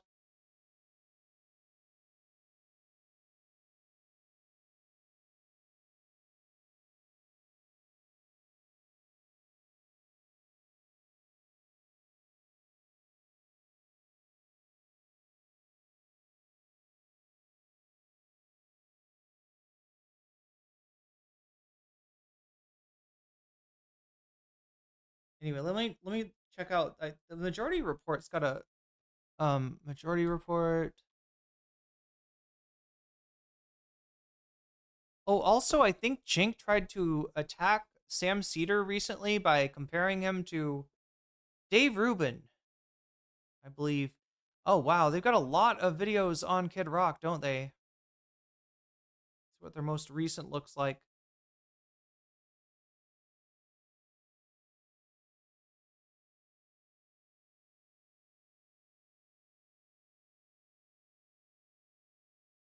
Wait, what absorbs heat well? Oh, you were talking about peanut oil, right? Peanut oil is good. I'm not a big fan of frying, but I do like the taste of peanut oil. Like when you do fry something, peanut oil. I mean, I guess it depends on what it is, right? But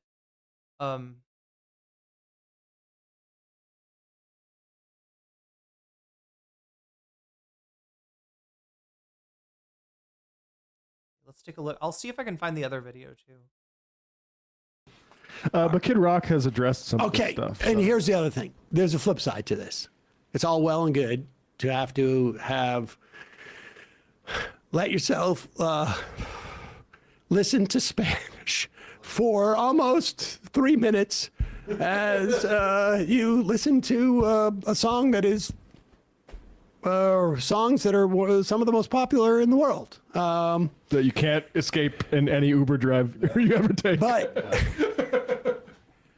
But there's a flip side to this, and that is, of course, the aspersions cast upon Kid Rock. The champion of the white race. That even though he was singing and the microphone was down here and he's still singing and stopped mouthing words, and the song is continuous. Yeah. It's not like his modulation and volume. Modulation and volume, but also it's not like there was stop and starts in the song. I mean, it's more or less like very few downbeats where he's not singing, and yet he took a lot with the microphone. Like he forgot what he was doing.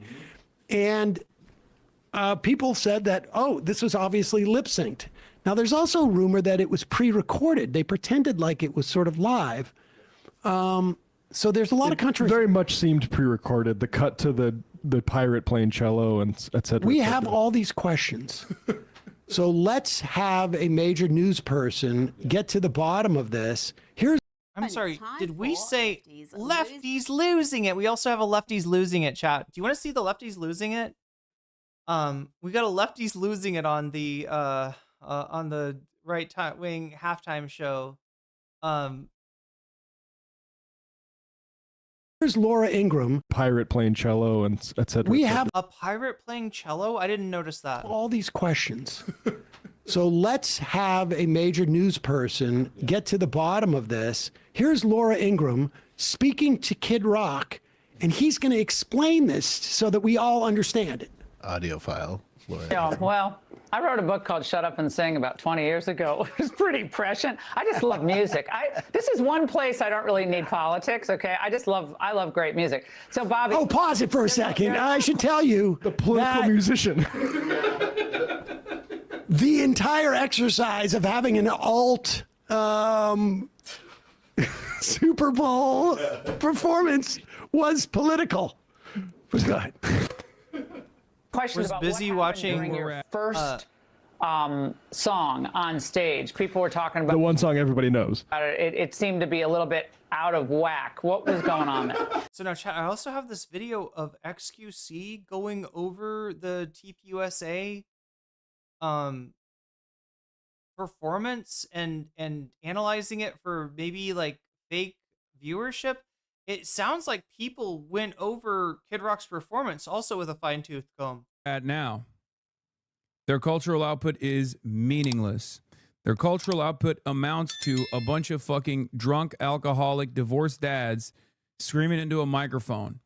Their active resistance has to be in all of the platform's history. I can't even, it boggles the mind to even. Okay, so there's a lot of cope around this. I'm looking for the XQC, I think, actually. Oh, wait, at Trump's Golf Club, they're watching the actual Super Bowl party or halftime. They're not watching the shitty one. And honestly, chat, if you're going to do like a Trump event, you got to have Four Loko. You got to have, wait, what's his name again? Forgiato Blow.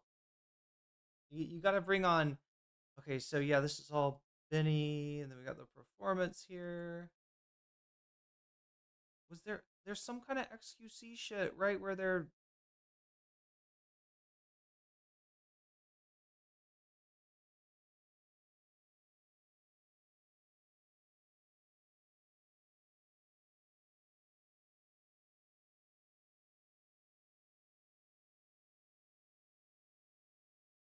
where the fuck is the XQC? Oh my god, chat, this is like the night of like not being able to find shit. XQC.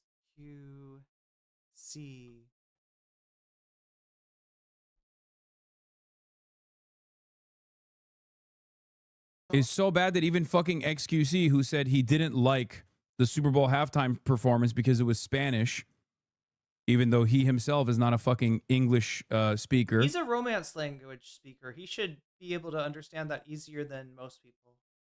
A convincing English speaker, recognized the botting that was taking place. Yo, is the chat frozen? I don't get it. Live chat. It's not loading yet. I just want to catch my fish, drive my truck, drink my beer. Does it? Not wake up to all this Hello? stuff I don't wanna hear. Hello? Oh, the chat's not fucking moving. Just killed another man. So he's saying there's like massive viewership and almost no chat. It's likely a YouTube bug, by the way, but their chat was moving slower than my chat at the time, and my chat had like 29,000 people watching. Okay, so it sounds like we got some botting. That chat supposedly had like millions of people watching, and yet my chat was moving faster than their chat. And chat, look. I mean, you got to understand what happened, right?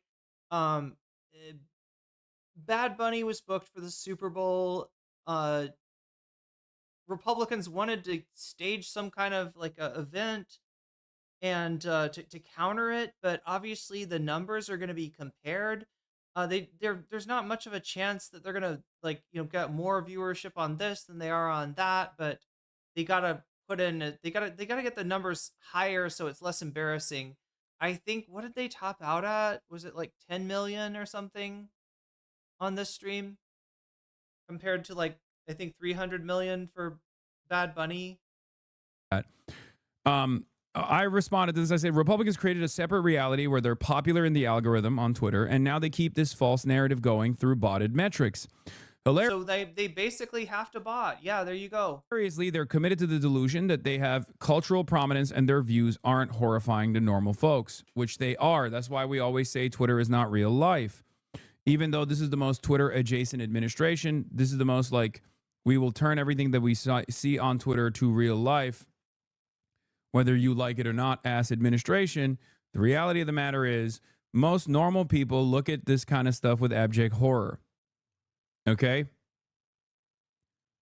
They consider this to be gross, sweaty.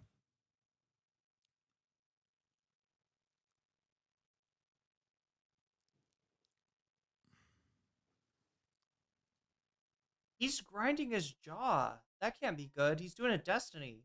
Turning Point USA also believes their own nonsense. Jack Posobiec says, #1 entertainment event in YouTube history, #1 US live stream in YouTube history, #1 American event in US history, #1 English language live stream in US or in YouTube history.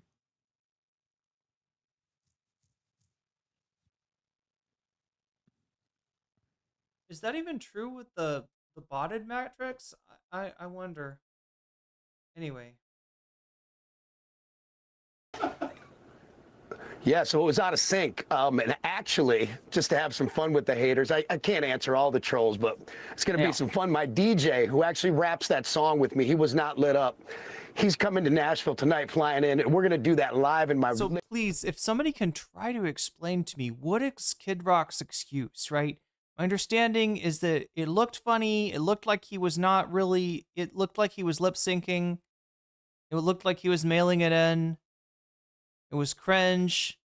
And here's his explanation. Well, you couldn't see my DJ. He wasn't lit up. And like something about what the DJ is like singing on the Bawataba.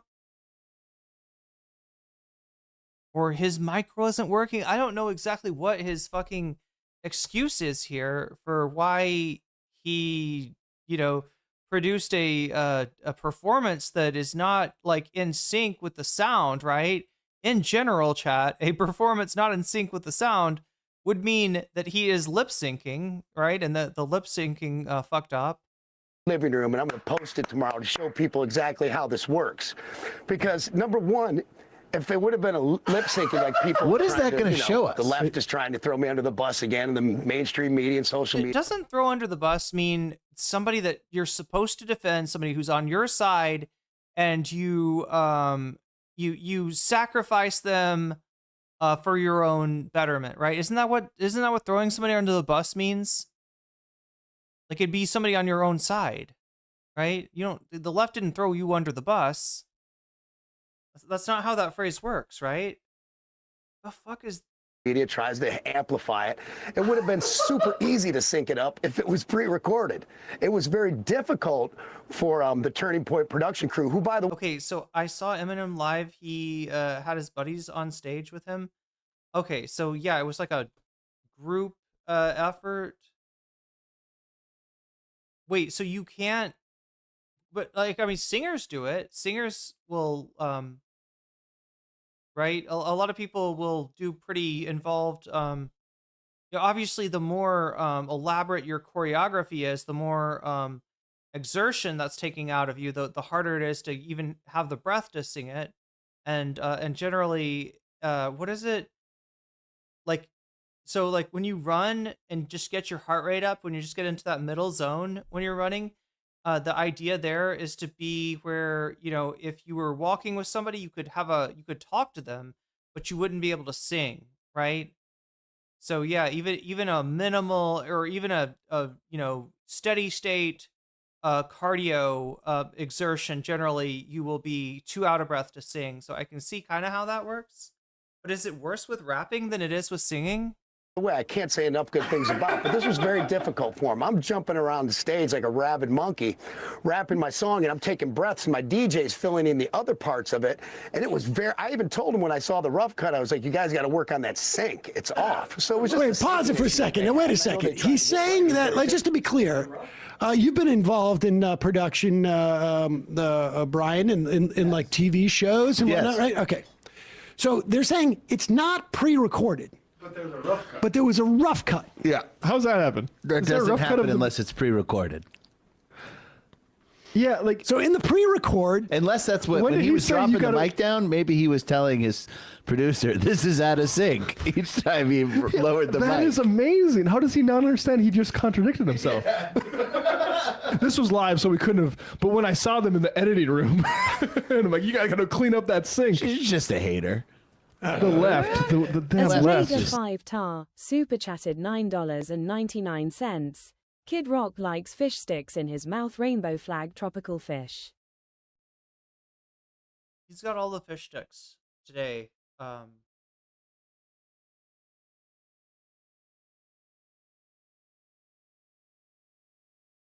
mean, yeah, he could be eating. Like, I didn't know this, chat. I didn't know that, like, rappers don't rap when they're on stage. If I was a rapper, I've got to say, I would probably try to eat on stage, maybe. I don't know. I would have to determine, like, I'd have to determine what it was. But, like, that'd be a pretty cool trick. Like, look at this. I'm eating and I'm still rapping. I'm so good. And thank you for the super chat. The damn left trying to hate on me.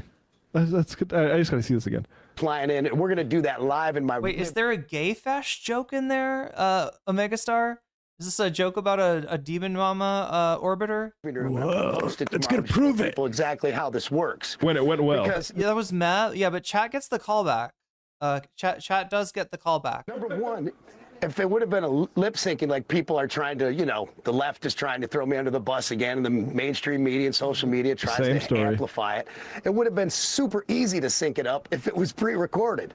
It was very difficult for the Turning Point production crew, who, by the way, I can't say enough good things about, but this was very difficult for them. I'm jumping around the stage like a rabid monkey, rapping my song, and I'm taking breaths, and my DJ's filling in the other parts of it. And it was I even told him when I saw the rough cut, I was like, you guys got to work on that sync. It's off. So it was just a syncing issue that they had, and I know they tried to get it right. It was very difficult, but I'll answer all the haters tomorrow, and we'll put them back in the shut up and go back to trying to report the fake news. Stop doing fake news about me lip syncing just because I'm having somebody. I'm not lip syncing. I am having someone else sing the song for me. It's Milli Vanilli. Isn't this Milli Vanilli? Chad, is this the Milli Vanilli scandal? Wasn't that their thing? Was that they were they were like attractive and they were good dancers, but they maybe didn't have the best voices or something, so they got together with two guys that had really good voices, and they were like, let's do this thing. But it was like the wasn't that the scandal behind Milli Vanilli? Is that there was two other guys that were actually the voices of Milli and Vanilli, and Milli and Vanilli only did the dancing, and they were taking all the credit and getting all the fame. I think that was the scandal. You're gonna get put back into the shut up and try and report Holy the fake crap. news box. That's unbelievable. What? Wait, it's from a guy wanting to kiss a fish. Wait, what is? And you have the footage of him proving us wrong? But why would the sync be off because he's dancing around a lot? I mean, musicians never dance around. The technology hasn't been worked out to let a musical artist dance around on a stage and also perform. I don't understand what he means by sync. Like, is he saying that the audio and the video are out of sync? Yes, but what it sounds like is he was saying that the DJ you know what I bet happened? I bet the DJ said the things at the said the rap at the right time, but somehow his mouth was open at the wrong time. Maybe it was his fault and he's trying to blame the DJ. Backing track. Because it sounds like there's a DJ backing track. Right. Was out of sync. But why would that implicate when he brought the microphone up to his face? Yeah, like, nobody's saying that the DJ backing track was misplaced. People are saying that, like, when you were purporting to sing, you didn't have the microphone up to your mouth. If it was sometimes like a musician will play a backing track not a themselves. sync issue. No, and they'll jump in and out, especially with hip hop. But there was no volume change when the mic was to his mouth. There was no double Kid Rock voice. No, yeah, he's lying. That mic was not on. Yeah, because my understanding is that like part of the vocals are supposed to come from him. If it's what he was saying, part of the stuff is the vocals is supposed to come with it. I couldn't get the robot to say fish sticks correctly. Yeah, the robot's easy to trick like that. No, I think he's only arguing that somehow, like, it doesn't make sense that none of what he just said made sense. Yeah, no, you can't make it because, again, there can't be a rough cut to something that went out live. Right. We're doing a live show right now. There's not going to be a rough cut of the majority of it's going to be rough. Where Sam's going to be like, you're going to have to clean up that. You have to clean up that extra sound. Guys, you've got to take out my stutter and all the ums and ahs. What is going on? What do you mean take it out for when it already went out live? Do it again. Like, for instance, when we were just listening I don't want to Kid Rock, I don't want to throw anybody under the bus with the crew here, but they don't seem to. And I can't say enough good things about them. I can't say enough good things about them, but they keep all the ums and ahs in my presentation is because it's very difficult. As you can see, I'm going around like this all the time, and they broadcasted like a rabid monkey. Yeah, he's washed. Their goat is washed, and they can't accept it. So that's the only reason he's able to even do this, right? Is that fucking Kid Rock fans, especially MAGA Kid Rock fans, they don't want to believe it. It's like Vosh. All he's got to do is give them some context in which he is not did not realize that those lolies were lolies, and that the horses doing inappropriate things to them were doing inappropriate things to them, or were AI, or he just did it like somehow. There's got to be like because the Vosh community needs Vosh. And they need the community, right? All he has to do is say something. Wear a jean jacket, say something, talk about your autism and how you're not good at explaining yourself, and there you go. That's all they need. They're like, okay, yeah, he did nothing wrong. He had no idea that was, what kind of porn was in those folders. Maybe he hadn't sorted through it yet. He thought they were short-stacked goblins. They were actually underage girls. I'll be doing this tonight in my living room to explain to you why all the ums and ahs are misplaced by the crew. You know something's a success when you have to get your DJ back in to do a live performance of it. I mean, let's just... In your living room. Let's just see what they said. This is 5 minutes, so we won't watch the whole thing, but I'm curious. What's up, people? We're here to address the fake news media and all the trolls that are piling. I'm sorry, is that neon sign? Does that say something like? Is that like supposed to look like a trailer park sign or something? That's fucking wild. If a millionaire has a. Wow. Trying to say I mean, it perfectly describes Kid Rock, though. Just lip syncing on the Turning Point USA halftime to Ball with the Ball. First, I got to say thank you to my DJ. Paradigm. For taking the blame. We call him Freddie. Paradigm. Flew down from Detroit. We call him Freddie. No reason. To take the blame. This evening. It's Monday night. Hey, Paradigm. Do you mind if we call you Freddie? Well, my stage name is Paradigm, and I'm really working on it. Thank you. Great, Freddie. Great. We'll down from Detroit this evening. See you next Saturday, Freddie. Just so we can make this video for you. Crazy. I gotta drink a couple beers, so it's all good. So the turning point of it, Ball with the Ball. You know that song's You know, and this shows exactly why Kid Rock is the perfect fit for Trump. He's doing the same. If you don't know, chat, Kid Rock is a rich kid from the suburbs of Detroit, right? He grew up somewhere around there.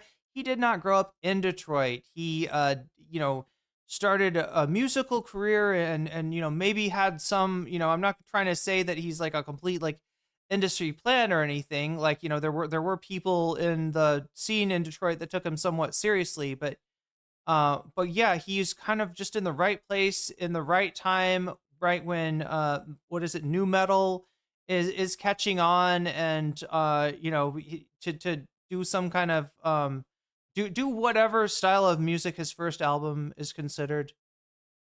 And basically, you know, his whole thing is to try to pretend to be somebody that he's not. He wants to be either, you know, somebody from like a rapper from, you know, Detroit proper, from the inner city, or at various times when he goes more country, he wants to be a guy from the trailer park. And neither of this is fucking true about him, right? It is he is claiming false valor. And it's just a song. You've been doing it for 20 fucking years. I bet Daddy had some connections somehow. I mean, when you're a rich kid, things probably go a little bit easier for you than for other people. I'm just saying.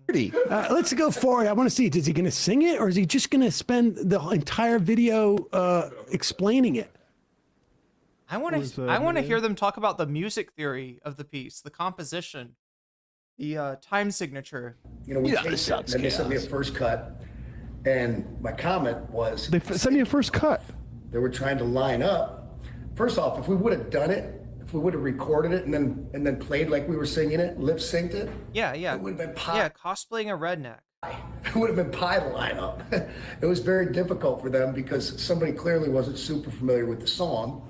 Also, when I asked them, you know, Freddie raps that song. Wait, I feel like he's going after Freddie. I feel like he's really throwing some shade at Freddie when he says somebody didn't know that song. So is that Freddie? Is that Freddie that you're throwing? That's Kid Rock. That's what throwing under the bus, right? Freddie's on your team. When you imply that your failings are Freddie's fault, that's what throwing under the bus is, right? We don't want Kid Rock under the bus because Kid Rock is the name of the brand. We're gonna throw the you know, his functionary, his DJ under. Oh no, it wasn't Kid Rock's fault. It was the DJ. The DJ messed up. The DJ was being crazy. It's okay, folks. He's a good guy. He's got a family. Don't hate him too much, but don't blame Kid Rock at all, because this was definitely the DJ's fault. He just didn't have the chops for the musical stylings of Kid Rock. I don't know if you know this, chat, but Kid Rock is regarded somewhat as the musician's musician. A lot of fucking classical and composers and jazz luminaries, they look at Kid Rock's music and they say, damn, how did he do that? That his musical, you know, capacity goes far beyond anything that we've ever made. So it's very complicated theoretical stuff, and you know, the DJs couldn't quite keep up with it, right? You know, it's like playing for Frank Zappa. A DJ, and they're like, he does what? And I'm like, oh no. Poor Freddie. Like, yeah, do we have any cutaways of Freddie? And they didn't. No, he wasn't reeling it up. So wait, that makes it sound like they wanted to cut away to Freddie so that you didn't see that his you know, that Kid Rock obviously is not singing the track. So we're going to show Freddie singing? Is that the idea? No, he didn't even have a light on. Any TV time? No. Can't say. Oh man, I mean, he's such an integral part of the team. I can't believe we didn't give him any TV time. I can't believe we weren't letting him do any promotion. I can't believe that he's just doing this event with no positive effect on his career. Damn. TPS did a great job though. Besides.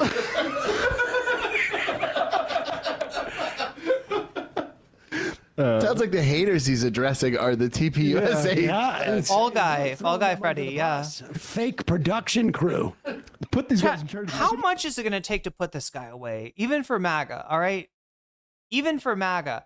Because this is the guy that shot a case, or more than a case, of Bud Light, you know, when they did that little promotion, the mini promotion with Dylan Mulvaney, and then a few weeks later was seen drinking a Bud Light at his club, right? A few weeks after that was actually doing promotion, was saying, oh guys, come on, you know, Bud Light, they've really shown that they understood what they did wrong. They fired the woke, ad agency and everything. Let's give him another chance, right? And, he's getting paid by Bud Light. He took money from Bud Light to rehabilitate the brand that he had shot with a fucking AR.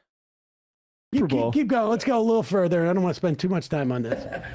So they don't have that footage. Now it's extremely difficult. Yeah, it's time for even MAGA to put childish things away at this point. Come on. The sink could have been done if we had more time. I'm confident they could have got it. But I'm just saying, at some point, is this going to catch up with him even for MAGA? I would say that some of this shit is looking even too cringe for MAGA. See one edit. I didn't think it was the end of the world. I saw what it was doing. The mic's coming down and the sync was off. Because when we're rapping it, that song takes so much energy. You've seen me, people have seen me do. I'm flipping mics. I'm jumping around like a rabid monkey on stage. He likes that phrase. 55 years old.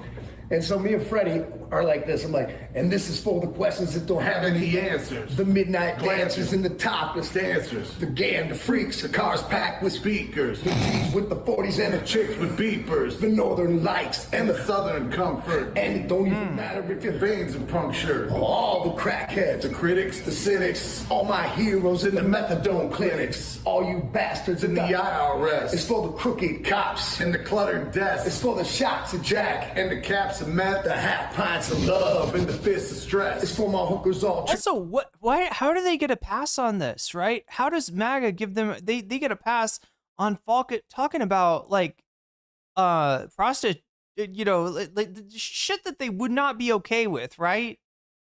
Like, let me just give you a clue, chat. When MAGA MAGA does not call it sex work, right? MAGA does not regard sex work as as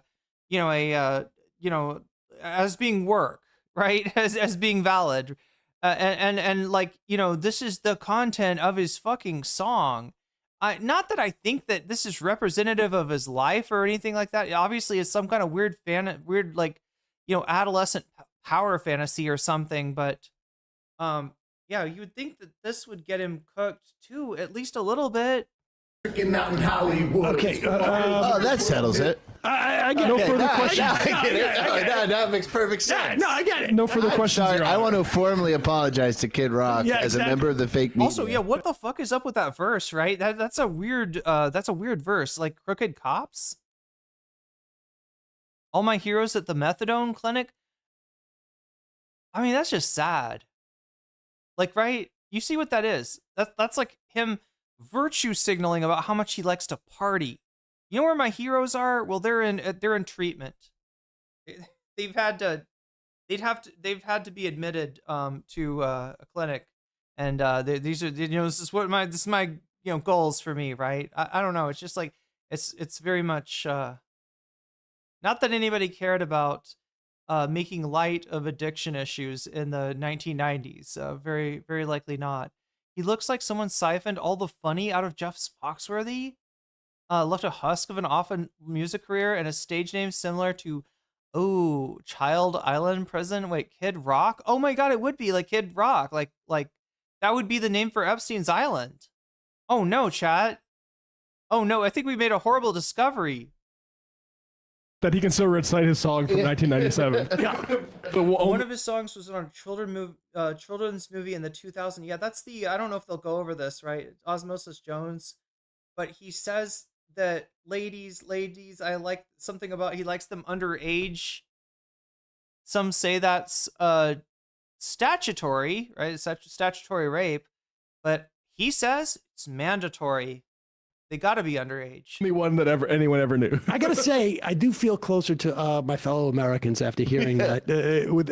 I do think there's a lot of people, like, right, in the movie industry and in a lot of different industries that just are like, this is the popular rap song now, and they just put it on things, and they don't ever look at it. They don't understand. They don't have the capacity, right? They wouldn't be able to, even if you slowed it down for them and said exactly the words that the rapper is saying, they would not understand it.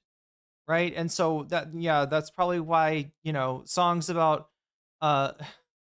liking girls underage go on a children's movie.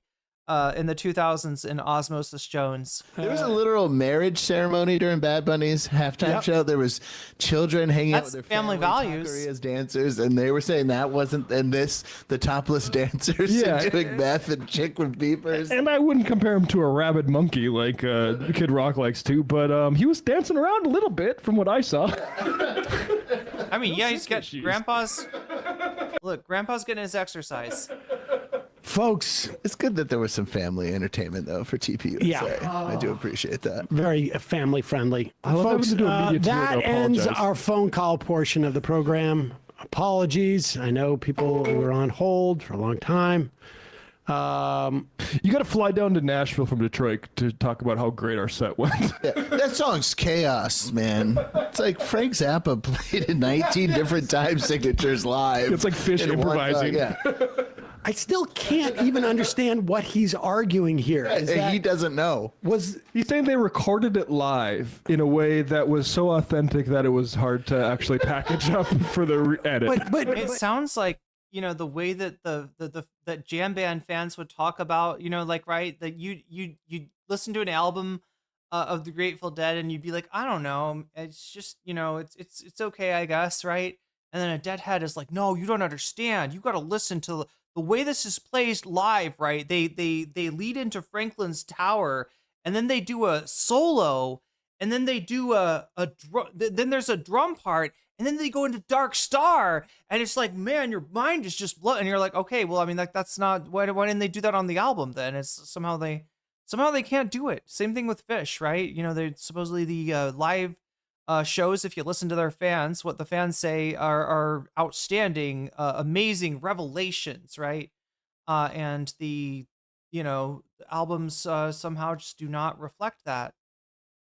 So I don't know. But I even though it occurs to me that maybe they did a trial run, shot it, looked at the edit. I don't know how the audio sync would be off. Like what does it have to do with the fact that the DJ wasn't on camera? I just don't understand. Not even lit up, were you? He's arguing. The guy wasn't even on camera. Okay, so what difference would that make? Yeah, I don't know. Let's get the cutoffs to the DJ finishing Kid Rock sentences. Beautiful stuff. Anyway, next year's Super Bowl, Roger Goodell, if you have any openings. Yeah. Kid Rock and Robert Ritchie. Both those guys. Both. Yeah. Hey, folks, don't forget to hit the subscribe button and check out our daily show. We do it every day at 12. Hasn't every halftime show gotten the right wing upset? Yes. Am I imagining that? Or Every is it time. Every single one. Well, it's like The Who, when they did The Who, I don't think they were mad at that. no, they weren't mad because but that was all a response to some sort. When they did the Who, what year was that in? 1975? Cultural Oh, the backlash. Foreigners. Well, Plus Pete Townsend had They some like the underage Foreigners. scandal, so he was. Oh, that's true. This is true. This is true. Foreigners. Who? The Rolling Stone. They love foreigners. Oh, white foreigners, right? Okay. I thought you meant like Foreigner, the band. Yeah, I was confused too. I was like, I know, Foreigner, the Double Vision band, this band that sings Double Vision. could have been, but it was You're as after. cold as ice, man. It was after the Janet Jackson Nipplegate, another freak out from the right at the time. Then When they did just the had Who white guys for quite a do- while, but they've changed course here. I think Jay-Z did some partnership with I mean, with the NFL, which and is not unproblematic itself. and well, yeah, exactly. But putting that Okay, aside chat. for As much as I'd like to hear more about the Who and everybody that's played the Super Bowl in the past 30 years and everything, I gotta call it for now. Oh my god, I've been almost 8 hours here. I gotta start doing shorter streams so that I can get up early, so that I can do earlier streams, so that more of you beautiful people in the country that I come from can see my beautiful face on a more regular basis. So I'm gonna try to get a good night early sleep tonight, chat. I'm raiding you into Pixels Mixels. Hey, look, one good raid deserves another, and I saw that Pixels was streaming, so let's send the love right back at their community and enjoy that. And I remember I haven't been in a Pixels Mixels stream in forever. I remember it's a really cool late night stream. I think you might get serenaded too. I'm not sure. If I remember correctly, there might be a musical component. So look forward to that. Really cool streamer and up at the same time as I am now because I'm on the same side of the planet as Pixels Mixels. Anyway, much love, everybody. Thank you, mods, for keeping us safe. Thank you, Thumb Gang. I gotta shout out my Patreons really quick before the raid goes off. Shouts out to my Patreons. If you support me at the $5 level or above, you get a fancy shout out at the beginning and ending of each stream. Let's do that now. JMB shouts out. Brian shouts out. Emily French shouts out. Big Owl shouts out. Direful shouts out. Joel Siverud shouts out. Sarah shouts out. Izzy Mandia shouts out. Steven Sayers shouts out. Animus shouts out. Infallible Foul shouts out. Oros Ellipsis shouts out. Nadia Yvette shouts out. Choki shouts out. Moino shouts out. Funky Monkey shouts out. Temporal Insanity shouts out. Good for Gabby shouts out. Jules K shouts out. Crystal Saphira shouts out. Buffy Geek shouts out. And a fancy shout out to Rachel K, to Omega Star, and to Zerazex with that chat. I have been No Comment Chick. Thank you for liking the stream. That helps me out a lot. If you haven't done it already, you can still do it. It'll help more people find the stream as a VOD, and I'd appreciate that as well. Again, thank you, mods, for taking care of us, keeping us safe. Remember, the Corporation for Public Bitching is brought to you by viewers like you, so thank you to everybody who donates and keeps the stream going. For everyone else, it's much appreciated on my end, and I'm sure appreciated on everyone's end, right? So with that, chat, I'm gonna do the right thing and try to get to sleep early tonight. Try to actually, make it happen early tomorrow. See if that can work. Because if I could just get past that threshold, right, of waking up right when the Western Hemisphere is going to sleep. I think we'd be good.